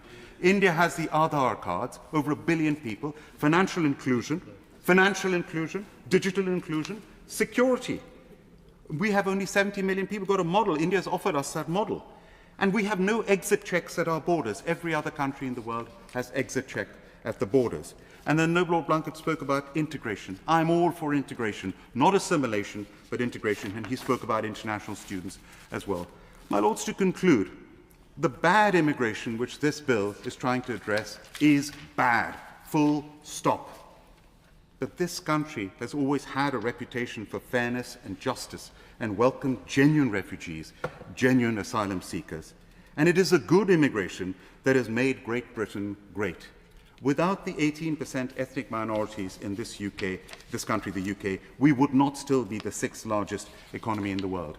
I came to this country as a 19-year-old international student from India, as a Tata scholar, a Mahendra scholar, and a Setna scholar.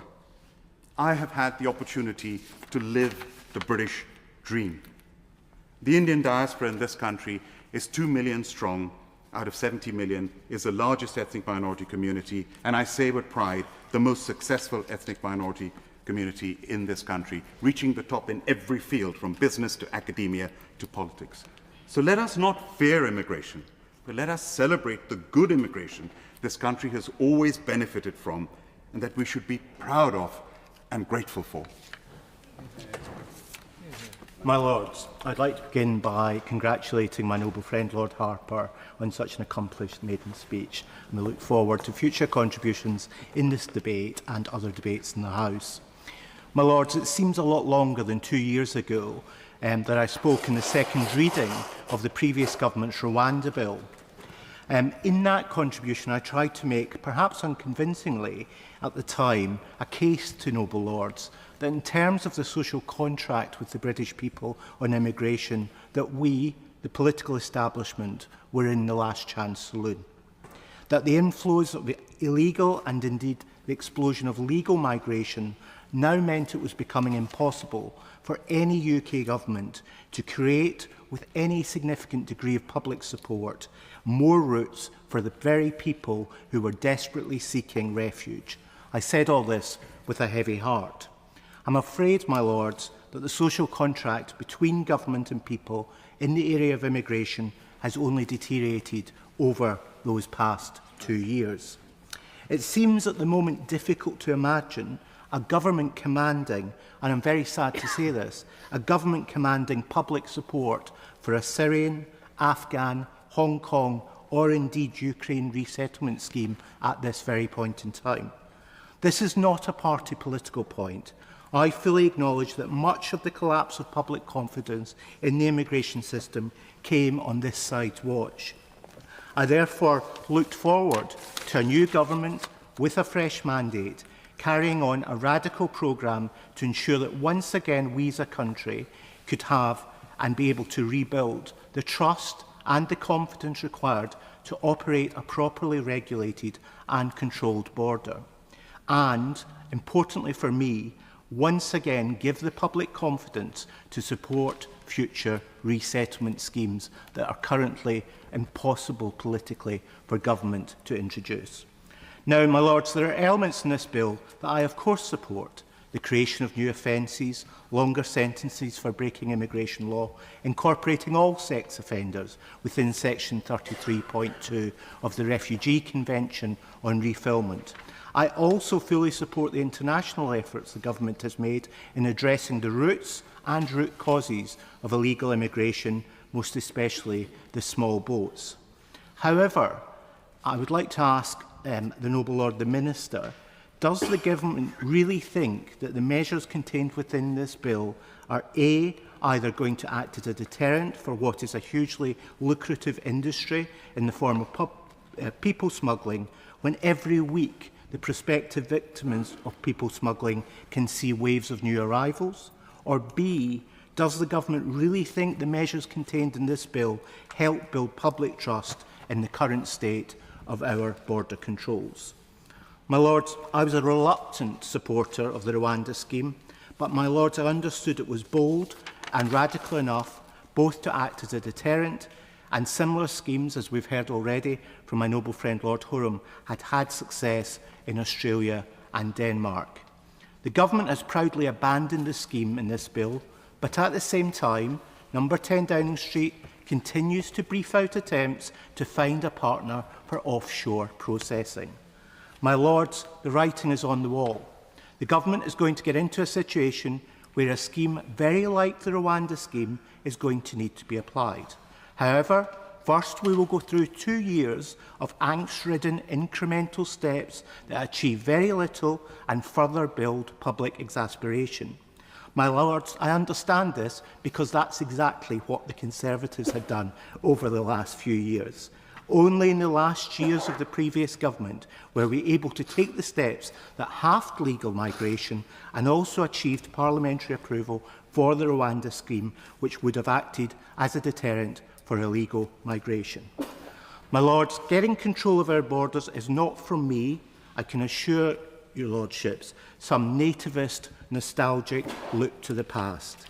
Failure to act and rebuild public confidence by drastically reducing illegal migration only harms one group in the end, the very refugees that would be granted asylum through resettlement schemes that could command public and therefore political support. With every day that passes without real action, then the ability of this country to help the most desperate recedes. I would like to join with others in congratulating my noble friend, Lord Harper, on his entertaining and eloquent maiden speech. My lords, in his opening speech, the noble Lord the Minister said one aim of this bill was to provide a properly functioning immigration system. To do that, it's necessary to ensure there is no abuse of the system. One way of making sure there is no abuse is to ensure that the government is not operating a rigid points-based system, but allows discretion to immigration officers. I have raised this point in this chamber with the Minister before, and he inadvertently, I'm sure, failed to respond to the issue when I raised it, but I would like the government to consider this as an important aspect of the immigration system. But the main point I would like to refer to is one which has been raised by a number of other speakers in this debate, namely the impact of this legislation on the victims of modern slavery and human trafficking. Despite all the protestations from the then opposition benches about the impact on the victims of slavery and trafficking of the Nationality and Borders Act and the Illegal Migration Act when they were passing through Parliament, the government has retained aspects of those acts which will have an impact on the victims of modern slavery and human trafficking, and indeed have introduced new measures in this bill, which I believe will make it harder for us to identify those victims, harder for us to provide support for those victims, and therefore less likely that those victims will come forward. Modern slavery and human trafficking is the greatest human rights issue of our time. That alone should make the government reconsider those elements of this legislation. But more than that, if it is harder for us to identify the victims of modern slavery and human trafficking, if it is more difficult for those victims to come forward because of lack of support, if it is easier for the slave drivers and the traffickers to use government legislation as a threat to hold people in exploitation, then it will be harder to smash the gangs. And I thought the Minister said in his opening speech that smashing the gangs was one of the aims of this bill. As regards the impact on the victims of modern slavery and human trafficking, the government needs to think again. My Lords, I'd like to say more to that. Can I thank the Minister for his straightforward introduction? I think he'd be worried if he'd received a unanimous welcome to the bill today. And we have heard some rather different views with which to pick up Lord Harper's phrase, which I really enjoyed.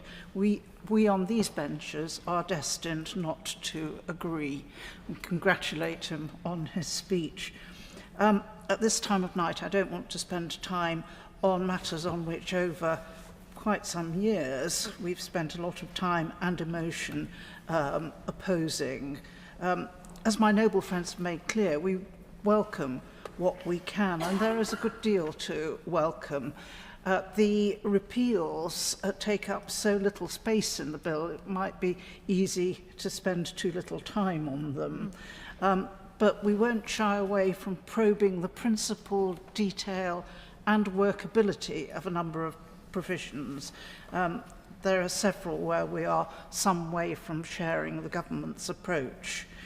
The bill includes policies on which, as others have said, many organisations in the sector are providing very useful comments, and we want to thank them. We will seek to persuade the government of a number of policies and actions for which we've argued over some years, sometimes alongside the Labour Party, though we'll try to be tactful about that.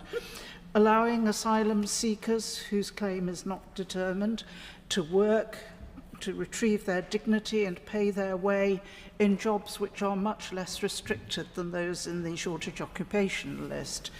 If applications are dealt with within a reasonable time, this should not be too much of an ask.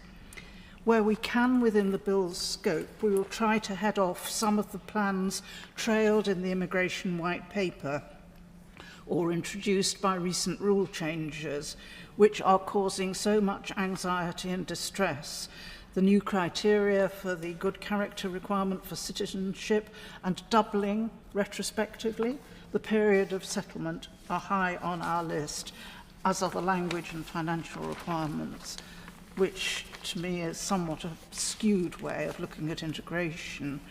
It's clear that a lot of UK citizens, family members, are affected by what the White Paper heralds, and the more the Minister can clarify the details of the residence requirements tonight, the better. If public trust in the system is to be regained, respecting immigrants and asylum seekers as individuals, not some anonymous other, must be one way to do it, and not conflating asylum and immigration. As has been said tonight, we must be clear with our language, and I welcome the reflective speeches we've heard tonight, which are focused on how we debate these issues.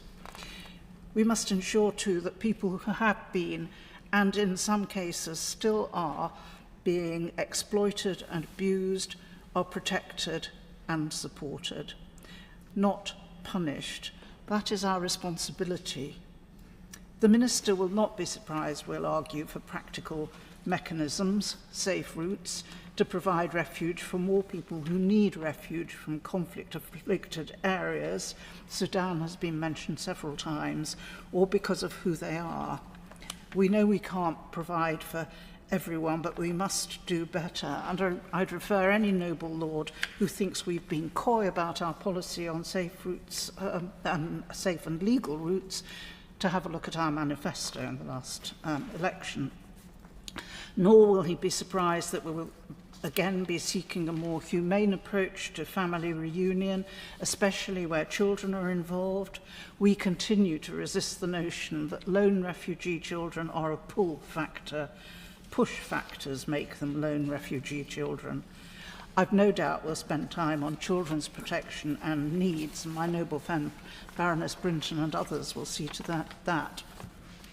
To the bill with which we're presented, we welcome the repeals of extreme and cruel legislation, but it doesn't go far enough. My noble friend has mentioned detention. It's disconcerting and worrying that the government is not dealing with clauses that adversely affect victims of modern slavery and human trafficking. As I say, we need more repeals. We know positive action and support are needed to make the UK world-leading again. And we didn't stay here at night till 4:16 a.m. to vote on age assessment, not to address now all the concerns there still are. For myself, I'm underwhelmed by the clauses relating to the border commander. As the post was established, I think the day after the general election, and that must in large part have been presentational, a very useful term. What have we been without for the last 10 months? And I have to say, I don't care for the notion that responsibility does not sit squarely with the Home Office. This is perhaps something and nothing compared with what's under the heading of other border security provision. Of course, smugglers are to be condemned and responded to as organised criminals with money, a lot of it as their objective, never mind who's damaged on the way. But some of the offences as drafted will criminalise people who must be recognised as victims, forced into certain actions. When smugglers' victims are by definition on hand to be forced to steer boats, for instance, how is this a deterrence to the real criminals, or indeed to those who are simply seeking refuge? TPIMS-type provisions, lacking in safeguards, cast people as criminals, and I accept some who will be affected are, but will these become routine on people who are on immigration bail or who actually have limited leave? Detention with retrospective powers, while the Secretary of State, I'm quoting, considers whether to make a deportation order, and quotes, always having had effect. I know the government doesn't propose to tag students, but it seems to be possible, and especially in view of what's happening in the US, let's promote the UK's universities, not send out a message that they, among others, are viewed with suspicion rather than to be welcomed. Why is Part 3 on the prevention of serious crime in this bill when we have a crime and policing bill coming along? Mind you, I know it is already very chunky. We certainly resist any suggestion that asylum seekers as a group should be categorised as serious criminals, or indeed criminals. I'm pleased that my, not quite a sequitur this, that my noble friend Baroness Ludford and my noble friend Lord Oates, who cannot be here today, are prepared to take on the brain-scrambling clause 42. On these benches we have over the years expressed our discomfort, to put it at its lowest, with civil orders which can morph into criminal penalties, and we will want to be very careful with serious crime prevention orders.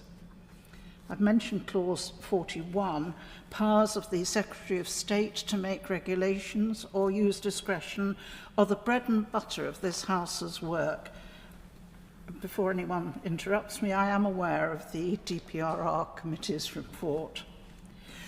Who could oppose cracking down further on bad immigration advisors? But what would help more would be more legal aid and not having IAA fees at a level which may have an adverse effect on the number of skilled advisors. There is so much unmet need now. Clauses about data always need our care. I'm interested in a point made by one organisation in the sector that the UK should have safeguards to ensure it's not transferring biometric information in such a way that it may place the subject at risk. It's not a matter for legislation, but on Saturday I received a plea for help with a long outstanding application for ILR, the Home Office writing that there are, quotes, technical reasons for the delay. And this is not the case on which I've been in correspondence with the Minister, including this morning. One gets the feeling that there must be piles of too difficult, non-standard applications left on one side. Improving efficiency is not only about numbers, it's about the tricky cases too. We look forward to what the Joint Committee on Human Rights has to say about this bill, and maybe the Constitution Committee too. We'll strive to turn this bill into legislation that's focused not on deterrence, which we don't think is likely to be effective, nor on punishment, but a positive response to one of the big issues of our day. And by the committee stage, I might have thought of some music relevant to it. Well done, Sally. That was good. My Lords, I want to begin by thanking all noble lords who have taken part in the debate today over the course of this evening. The bill's focus, as Noble Lord the Minister stated at the outset, is illegal or irregular migration. I'm grateful to him for laying out the rationale and context of the bill, although depart from him on much of the substance. May I particularly commend the maiden speech of my noble friend Lord Harper. Given his long and distinguished career in the other place, as well as his time in government as an immigration minister at one point, it is perhaps unsurprising that his excellent speech today was both illuminating and incisive, and I for one look forward to many, many more contributions from him in the years ahead. My Lords, this debate has made for a stimulating and wide-ranging discussion on one of the most important areas of responsibility for any government, the control of our borders. And that phrase is an interesting one because it was only at the weekend that we heard a member of the government admitting that the UK has lost control of our borders. This was a startling admission from the Secretary of State for Defence, no less, on a weekend that saw the highest daily total of arrivals this year, 1,195 people on 19 boats, and the fourth highest figure ever recorded. But I admire his frankness. We need to be frank. We need unflinching candour, as my noble friend Lord Jackson of Peterborough put it so elegantly. Controlling our borders is fundamentally important to our national security and to our integrity as a sovereign nation. Despite the decades of peace and globalisation we have all experienced over the last 80 years, it remains the first and foremost duty of any government. But we also need to recognise, my Lords, that controlling our borders is a way in which we define, sustain and protect our national identity, not just our national security. I mentioned the events of the last weekend because the situation we are seeing now is dire. Small boat crossings are up 30% on last year, and since this government was elected last July, the numbers have increased. Almost 37,000 people crossed the Channel in small boats in 2024. Of those who arrived that year, more than 23,000 did so after the election. And for all the condemnation we've heard tonight of the Rwanda acts, let us not pretend that the last year under this current government has been anything other than a resounding failure in terms of illegal crossings. The gangs, self-evidently, have not been smashed. This situation is untenable, but it is tragically also costing lives.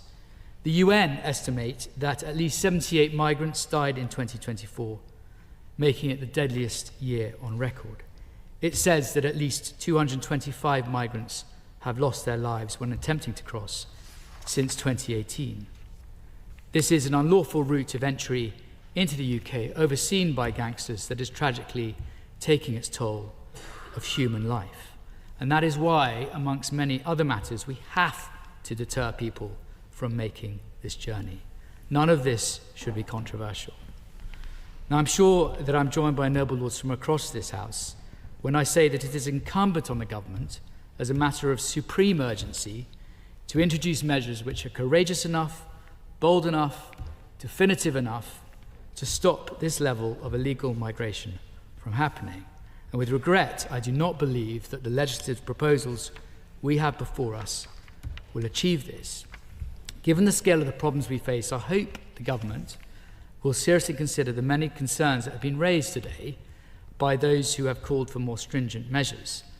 My noble friend, Lord Davis of Gower, outlined many of these issues in his opening speech. And my lords, in a moment, I'd like to concentrate on some specific points where we believe there are significant problems with the bill. But before I do so, I would like to address the context of the bill, namely the provisions which are largely designed to undo the work of the last government in terms of the Illegal Migration and the Safety of Rwanda Acts. Now, it's unsurprising that a new administration will seek to undo some of the policies of its predecessor of a different political hue. That is democratic politics, after all. But let's be clear about the reality of what this will actually mean. It will mean that the Home Secretary is no longer duty-bound to make arrangements to remove illegal migrants to their home country or a safe country. It will mean that some illegal migrants are allowed to obtain British citizenship, and it will mean that asylum seekers will no longer be treated as over 18 if they refuse to take a scientific age assessment. And those are just a few of the reasons why we believe this bill will not succeed. If you were contemplating an illegal crossing into the UK, would a degree of protection from removal, would British citizenship, and would a bypass of age checks make you more or less likely to attempt the trip as an illegal migrant? More likely, of course. And as my noble friend Viscount Goshen said, it is important to ask why people try to come to the UK illegally, and the answer to that lies in part in the provisions of this bill, I would contend. In removing these key provisions, the government proposes to replace them with new offences. And those new offences are one example, we say, of where technical measures simply won't work in practice. The bill creates a new offence of selling and handling small boat parts for use in channel crossings. The bill will also make it illegal to supply life jackets suspected of being for use by people smuggling gangs and supplying forged ID documents. These are very specific technical points. But simply as a matter of logic, criminalising such activity makes little sense. These supply chains are based in Europe. The boats are coming from France to the UK. The point at which life jackets, boats, and any forged documents get to the UK is when they appear on the beaches where illegal migrants are landed, at which point, I'm afraid, it is far, far too late. Now, maybe there is provision in the bill for such offences to occur outside the UK, but the reality is that by the time perpetrators are prosecuted, the boats will have arrived. In essence, the government is proposing to tear up laws which created a direct disincentive to make the journey in the first place and replace them with a list of new offences which in practice will only operate once migrants are already here. Other problems with this bill involve the proposal of a new border security commander. Now, despite the title, if we dig a little below the surface, as my noble friend Lord Davis of Gower said, what the government is actually proposing is a civil servant who acquires a redesignated role and, may I add, a somewhat vague remit. That's before we get to the potential to duplicate the work of the existing small boats operational command. And this proposal does not appear to be adding value at present. The explanatory notes to the bill set out that the Border Security Commander is responsible for setting the government's strategic priorities for border security. My lord, surely that strategic priority is simple and can be stated in one sentence: stopping illegal migration and protecting our borders. The Prime Minister and the Home Secretary do not need a new agency or office to tell them this. And I want to ask the Noble Lord the Minister if he believes that in addressing this issue, we need to take tougher steps to crack down on organised crime in this area.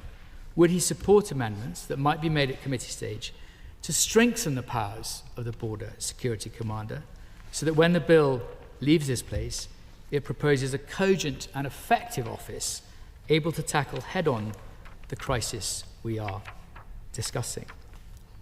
Thirdly, the importance of a deterrent and its absence from the bill. This is a point that many noble lords have made. We need to prioritise stopping people from making the journey in the first place. As my noble friend Lord Lilly said, far more eloquently than I can, the only way we can address this problem is by creating a substantial and meaningful deterrent. If we want illegal migrants to stop coming, we must give them no reason whatsoever to want to come to the UK. Otherwise, they will go to any length to circumvent even the strongest legal prohibitions. My lords, the numbers I cited earlier show that people smuggling gangs are circumventing the law as it stands already, and that is before the government repeals large swathes of the last government's immigration legislation. Surely the noble Lord the Minister cannot be confident that this bill contains a serious, coherent deterrent to people who are weighing up the decision to cross the Channel. The changes proposed in terms of citizenship, of staying in the UK, simply will not deter people who want to come here illegally. And as my noble friend Lord Harper said, the bill might lead to the removal of the Rwanda Act from the statute book, but it contains no deterrent itself, a point also made by my noble friends Lord Swire, Lord McInnes, Lord Horam, and others. My lords, we do have some suggestions for the noble Lord the Minister, which I hope you will consider seriously as we progress to the committee stage of this bill. I've suggested some of these policies already in the Chamber. The first is that we automatically deport anyone who arrives into our country via an illegal, unlawful route. We are a caring and considerate nation. People across this country have opened their homes and their family lives to refugees from Ukraine and to refugees from Afghanistan. There are other successful resettlement schemes. We have safe and legal routes for people to seek asylum in our country. So we should not tolerate people skipping the queue by trying to enter illegally. The British people possess a profound compassion, but they also have a deep sense of fair play. And when that kindness and fairness is exploited, we shouldn't tolerate it, especially as it comes at the expense of people who do use legal, recognised routes to seek asylum. Secondly, my lords, we propose that the Human Rights Act be disapplied from all immigration matters. This would prevent foreign nationals from exploiting our courts with tenuous human rights arguments designed to avoid deportation or exploit the asylum system. The Human Rights Act is, of course, designed to protect and uphold fundamental rights, but this is demonstrably not how it is used in matters of immigration. And I speak as someone who, in a past life as a lawyer, has acted for asylum seekers. The Human Rights Act has been used to prevent the deportation of convicted foreign criminals. It is tying the hands of government and preventing the deportation of those who cause harm in our communities. And I note with interest what the current government has said about the interpretation of Article 8 in immigration cases. There is an acceptance by the Home Secretary herself that the application of Article 8 of the Convention raises significant concerns. My lords, those who have little respect for fundamental rights should not be able to hide behind such rights when their actions catch up with them. This is a sensible proposal which will ensure that foreign criminals are no longer able to impose themselves on the communities they harm. Finally, my lords, we on these benches encourage the government to adopt a legally binding annual cap on migration voted on by Parliament. A measure that limits levels of migration requires political courage, as Lord Green of Dedington stated in the debate. This would ensure migration levels are determined by the British people through their elected representatives. For decades, the British people have demanded and politicians have promised dramatically lower immigration. For decades, successive governments, and of course, I freely accept that includes the last one, have not delivered.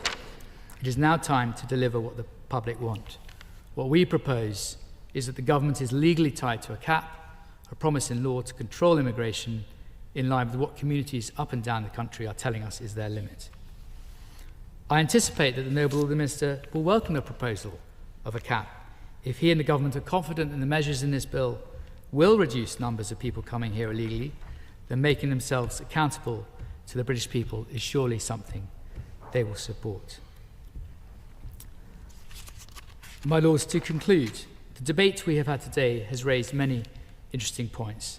I'm sure that we can all agree this is a profoundly serious issue and one which is of fundamental importance to people across the United Kingdom.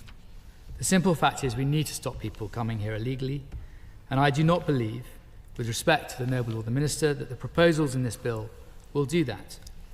We need a system closed to criminals, intolerant of those trying to exploit its structures, and one which is free to take the necessary steps to protect our borders and our communities. And more than anything, we need a forceful, effective deterrent to stop people coming here illegally in the first place. We intend to push our proposals at committee stage to make this a bill which does deter illegal migrants. And I look forward to working with Noble Lords across the House as we progress to the first day of committee, and I want to thank all Noble Lords who have contributed to this important debate today. Thank you. I'm grateful to all Noble Lords who've contributed to the debate today. We commenced this debate at 18:09, and 4 hours, 4 minutes later, we're coming to a conclusion on the debate. I sense, however, it's only an hors d'oeuvre for what will come in committee stages downstream as we consider this matter in due course. I think we've had a thoughtful debate, and I echo the words of the Noble Baroness Wolsey, and indeed my noble friend Baroness O'Grady, in that language and tone is extremely important in how we approach these debates. Because as Lord MacDonald of Riverglaven has mentioned, there are forces who will exploit these matters if we, as the democratic House and Parliament, both sides of the House of Parliament, don't deal with these issues in an effective way. I want to start, if I may, by just paying tribute to the Noble Lord Harper on his maiden speech. He is right. I shadowed him for a while in the House of Commons. He was the Minister. I did go to Calais in 2014. I did try and put some points to both him and the then Home Secretary. And while we had our disagreements, we did, I don't think we fell out over those issues. And we had a civilised relationship, which I hope will continue. He gave a confident maiden speech today, and I particularly welcome his comments about the late Sir Roy Stone, who served in the Whip's office on all parties for many years. Lord Kerr, Noble Lord Kerr I've forgotten where he's of, but the Noble Lord Kerr talked about an orchestra. I think we've had some element of cohesion in the sense that there are some areas where there is agreement today. We have got agreement that we need to look at the issues of prevention. We have got an agreement about we need a deterrence, although we disagreed about what that deterrence should be. We have had some discussion around safe routes, and I will come to that in a moment. We have had an agreement on a security command and the need for that coordination. And we have had agreement on international obligations being met, and I want to both assure my noble friend Lord Sahota and others who've raised this, that we will maintain our international agreements and cooperation as set down currently in law. I will talk to each of those points in turn in a moment. But the debate also covered a range of issues to do with the role of students, employment, family reunion, net migration, exit and entry, regulation, integration, pressure on homes, the value of migration, and statistics which the Noble Lord Goodman mentioned, which are important.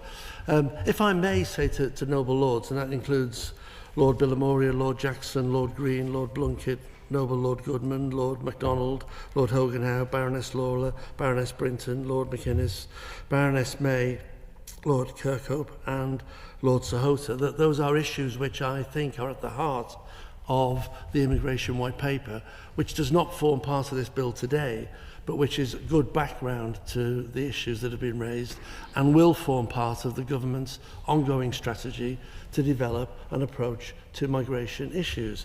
And whilst they're important today, I don't want to ignore them, but I don't want to focus on them today, because today's focus is about the question of this legislation and what we do about predominantly the illegal migration, irregular migration that's taking place.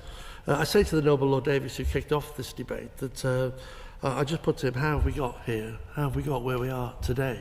The hotel accommodation, the asylum use, the level of small boat incursion, they didn't happen since July the 4th last year. They are long-term systemic issues over which his government presided. And we have to look at, collectively, solutions. Now, there are many views on this bill, and there are many views put forward today by noble members of this House on this bill and its provisions. But what the government is trying to do is to put some measures in place to deal with those key issues. Now, the first of that measure, and this goes to the heart of a number of points that have been made nobly by the Noble Lord Lilly, Baroness Lawler and Lord Horam, is the question of deterrence. Now, we have taken a decision to repeal the Safety and Rwanda Act. We had a welcome from that from Baroness Bryan of Partick, Baroness Brinton, the Noble Lord Brown of Ladyton, Baroness Lister, the Right Reverend Prelate, the Bishop of Southwark, Baroness Chakrabarty, Baroness O'Grady. A welcome to that. But there's a clear difference between the Noble Lords on the Safety of Rwanda Act and the current government. And that difference is that we do need a deterrent, yes. I think the deterrent is about capturing boats, looking at assets, putting measures in place to disrupt those gangs. But it's not the Safety of Rwanda scheme as determined by the previous government. That spent already £700 million of taxpayers' money to send back only 4 people who went voluntarily. During the passage of that bill, when that bill became law to when that bill was determined by this government to be repealed, 84,000 people still crossed the channel. That was not a deterrent for those individuals at that stage. So yes, we do need a deterrent, and I would say that the deterrent that we need is the type of arrest that the Noble Lord asked me to look at, that we've made already. Syrian organised crime group arrests linked to those with 750 migrants from the UK and Europe since July the 4th. The arrest of a Turkish national suspected of being a supplier of small boats. The conviction of 2 men from Wales who ran a smuggling gang. The arrest of 6 men in Belgium. The arrest with NCA support of German law enforcement operations on 13 arrests across Germany and France. The NCA establishing with authorities in Libya and Kurdistan region of Iraq how we actually tackle smuggling at that upstream level. Now, those are deterrents, and we do need a deterrent. I don't believe, and the government doesn't believe, the Safety of Rwanda scheme was one that was effective. Now, the question of what we do in place of that is very important. This bill establishes the Border Security Command. Viscount Goshen rightly said, well, what are the key performance indicators on that? And that is, for us, a reduction in the number of migrant crossings, an increase in the prosecutions, and a disruption of the gangs. And we'll discuss that as this bill goes forward. But again, Noble Lord Hogan Howe raised that issue also, as did Lord McInnes and my noble friend Lord Sahota.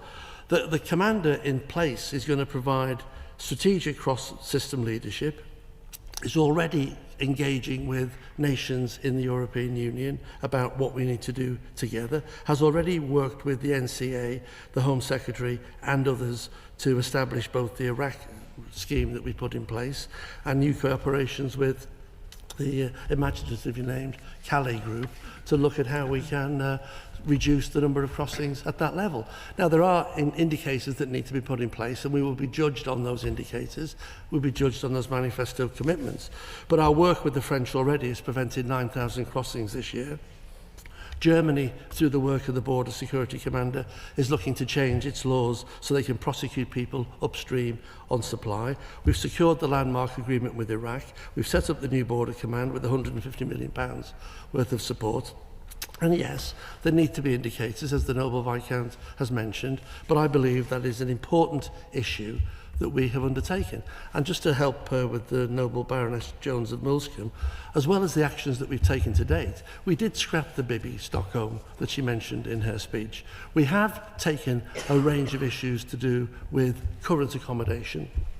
We are committed to reduce the level of asylum hotels, and we are committed to use the resource from the scheme that we've scrapped in Rwanda to speed up processing of asylum claims, to determine who has a genuine asylum claim according to our international obligations, who doesn't, and then to remove them. And that is part of the importance of this bill, is to put that framework in place. Now, a number of noble members have raised the question of safe and legal routes, including the Liberal Democrat front bench, and Baroness Samway, and Lord Kerr of Kinlochhead, and the Right Reverend Bishop, the Right Reverend Prelate, the Bishop of Southwark, and my noble friend Baroness Bryan of Partick.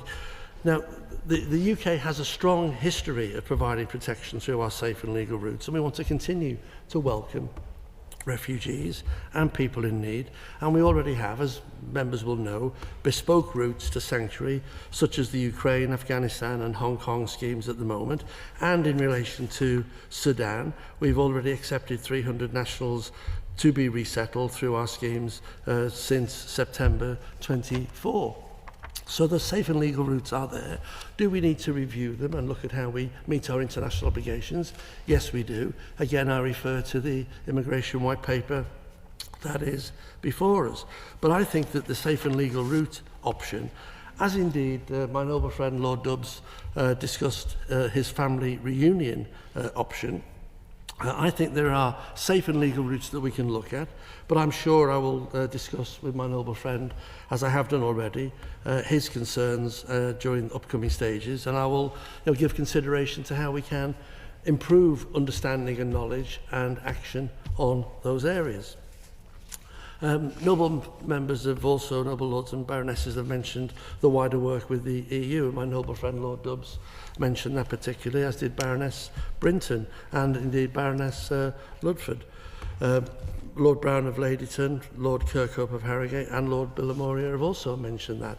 It's extremely important, and one of the things that this government is not going to do is stand back from Europe. We're not going to revisit the Brexit debate now, we can't revisit that, but what we can do is look at how we can improve cooperation on key issues. That means law enforcement, but it also means a whole range of things. We've got extra support with Europol. We've had the EU-UK summit on the 19th of May, where a new wide-ranging package of measures that address all elements of the global challenge are being discussed.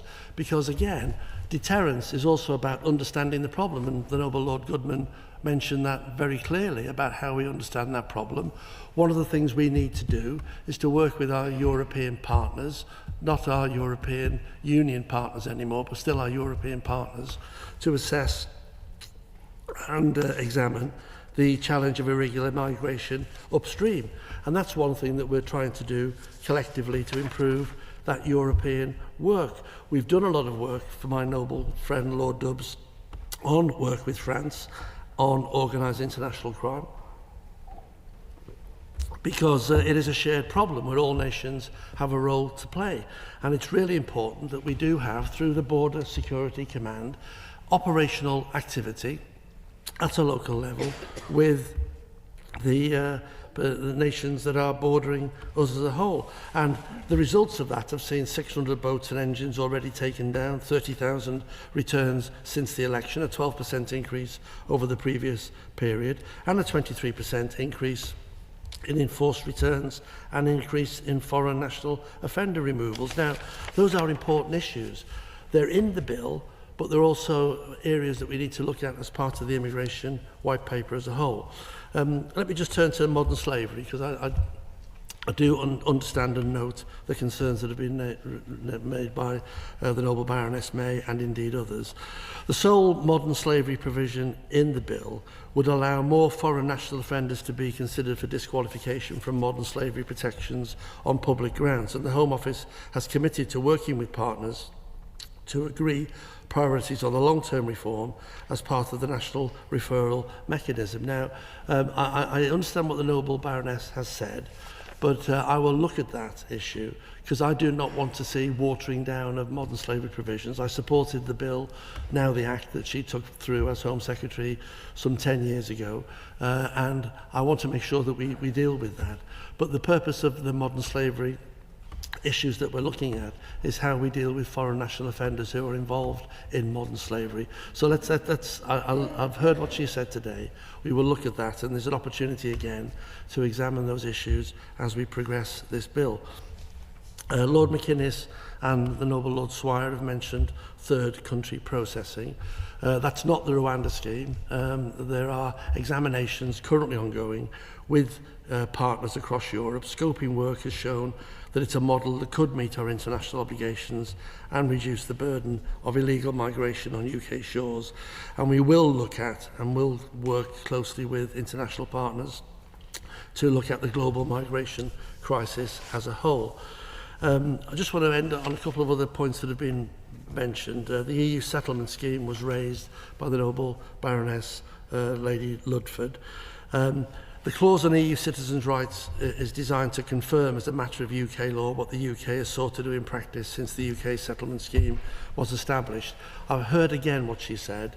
I hope that when we look at that in detail, we can take on board those issues and debate them in full. But I hope we can give us some satisfaction on those issues as well. The Noble Baroness Hoey raised a number of key points also. And again, I will reflect on the points that she's made, as I hope she knows I will. Bishop of Southwark, Right Reverend Prelate, mentioned one particular point on the pilot on detention. Can I give him the assurance that the department is going to keep under review the feasibility of alternatives to the detention pilots, taking into account effectiveness and cost efficiency as part of our plans to transform the asylum and return system? And again, I will refer to him in due course on those issues. Our international obligations are extremely important, and again, the bill, it doesn't include those, but there is an opportunity within the discussion on the bill to outline still further what we're doing on those issues. I would say to all noble lords that we had a wide-ranging debate on migration and immigration issues today. Much of that is outside the scope of this bill, but I understand why it's been linked to the bill, but it is outside of the scope of this bill. This bill is designed to focus on illegal migration predominantly, and in doing so, we have established the Border Command. We're giving the Border Command powers to both confiscate, track mobile phones, look at how we deal with downstream suppliers, and also do what we're trying to say we do in our manifesto, which is to disrupt and spoil the gangs that are operating on this evil trade cross-channel. Now, that's what the bill will do.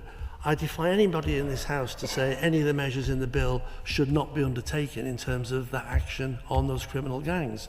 We will have an honest debate about the deterrence issue and about the repeal of the Rwanda bill. We believe we have alternatives to that. But I think the measures in this bill are worthy of support. The issues about how we look at integration, how we look at employment, how we look at students, how we encourage family reunion, how we build a society where people are respected but also integrated, and how we value the people who've come to this country over many years and through many generations are issues in the white paper, and they will be debated. But I can see the noble Lord wants to have an intervention, so I'll certainly let him. Well, the Minister for his very comprehensive and, if I may say so, very helpful summing up of the debate. He may not be able to answer this point immediately, but will he write to me? He'll understand that the current discussions around reforming the ECHR are germane to this bill and other wider immigration issues. There are 9 countries doing that. This government hasn't availed itself of the opportunity to take part in that. If he can't answer now, will he undertake to write to myself and put a copy of the letter in the library to explain why that is the case? I mean, we are aware of the fact that there's been a letter circulated by countries, which is perfectly legitimate. They're countries within the European Union. We're outside of the European Union now. We are going to look at Article 8. I'm going to look at the provisions of Article 8 and look at how we can interpret that, but maintaining, very importantly for those members who have raised these issues, our integral role of being a member and supporter of the ECHR. That is a critical part of our international obligations, but it doesn't mean we can't look at interpretations and examination of how we implement those regulations in a UK context, and we will do that. I'll certainly give the Noble Lord a fuller reply in a letter, but I hope that reassures him that we're going to look at those issues as a whole. So in conclusion, I would just say to Noble Lords, I will look at the Hansard in detail. I've sat through every minute of the debate today and heard every contribution in full. And I look forward to the debates we're going to have on specific amendments and specific clauses. But I look to this House to give support to the government's proposals to tackle criminal gangs who are exploiting people and bringing people to this country in an illegal way, even if they do have legitimate asylum claims. The way in which this is being done is done by criminal gangs for illegal profit, and we need international cooperation to tackle the downstream issues and to tackle the gangs at source. And I commend this bill to this House today to continue that progress and to ensure that we have a full debate after second reading is approved on the contents of this bill and the suggestions that will undoubtedly come forward from all sides of the House. The question is that this bill be now read a second time. As many of that opinion will say content. Contrary not content, the contents have it. I beg to move the other motion standing in my name on the order paper relating to the procedural motion. To as many of that opinion will say content. Contrary not content, the contents have it. My Lords, I beg to move that the House do now adjourn. That the House do now adjourn.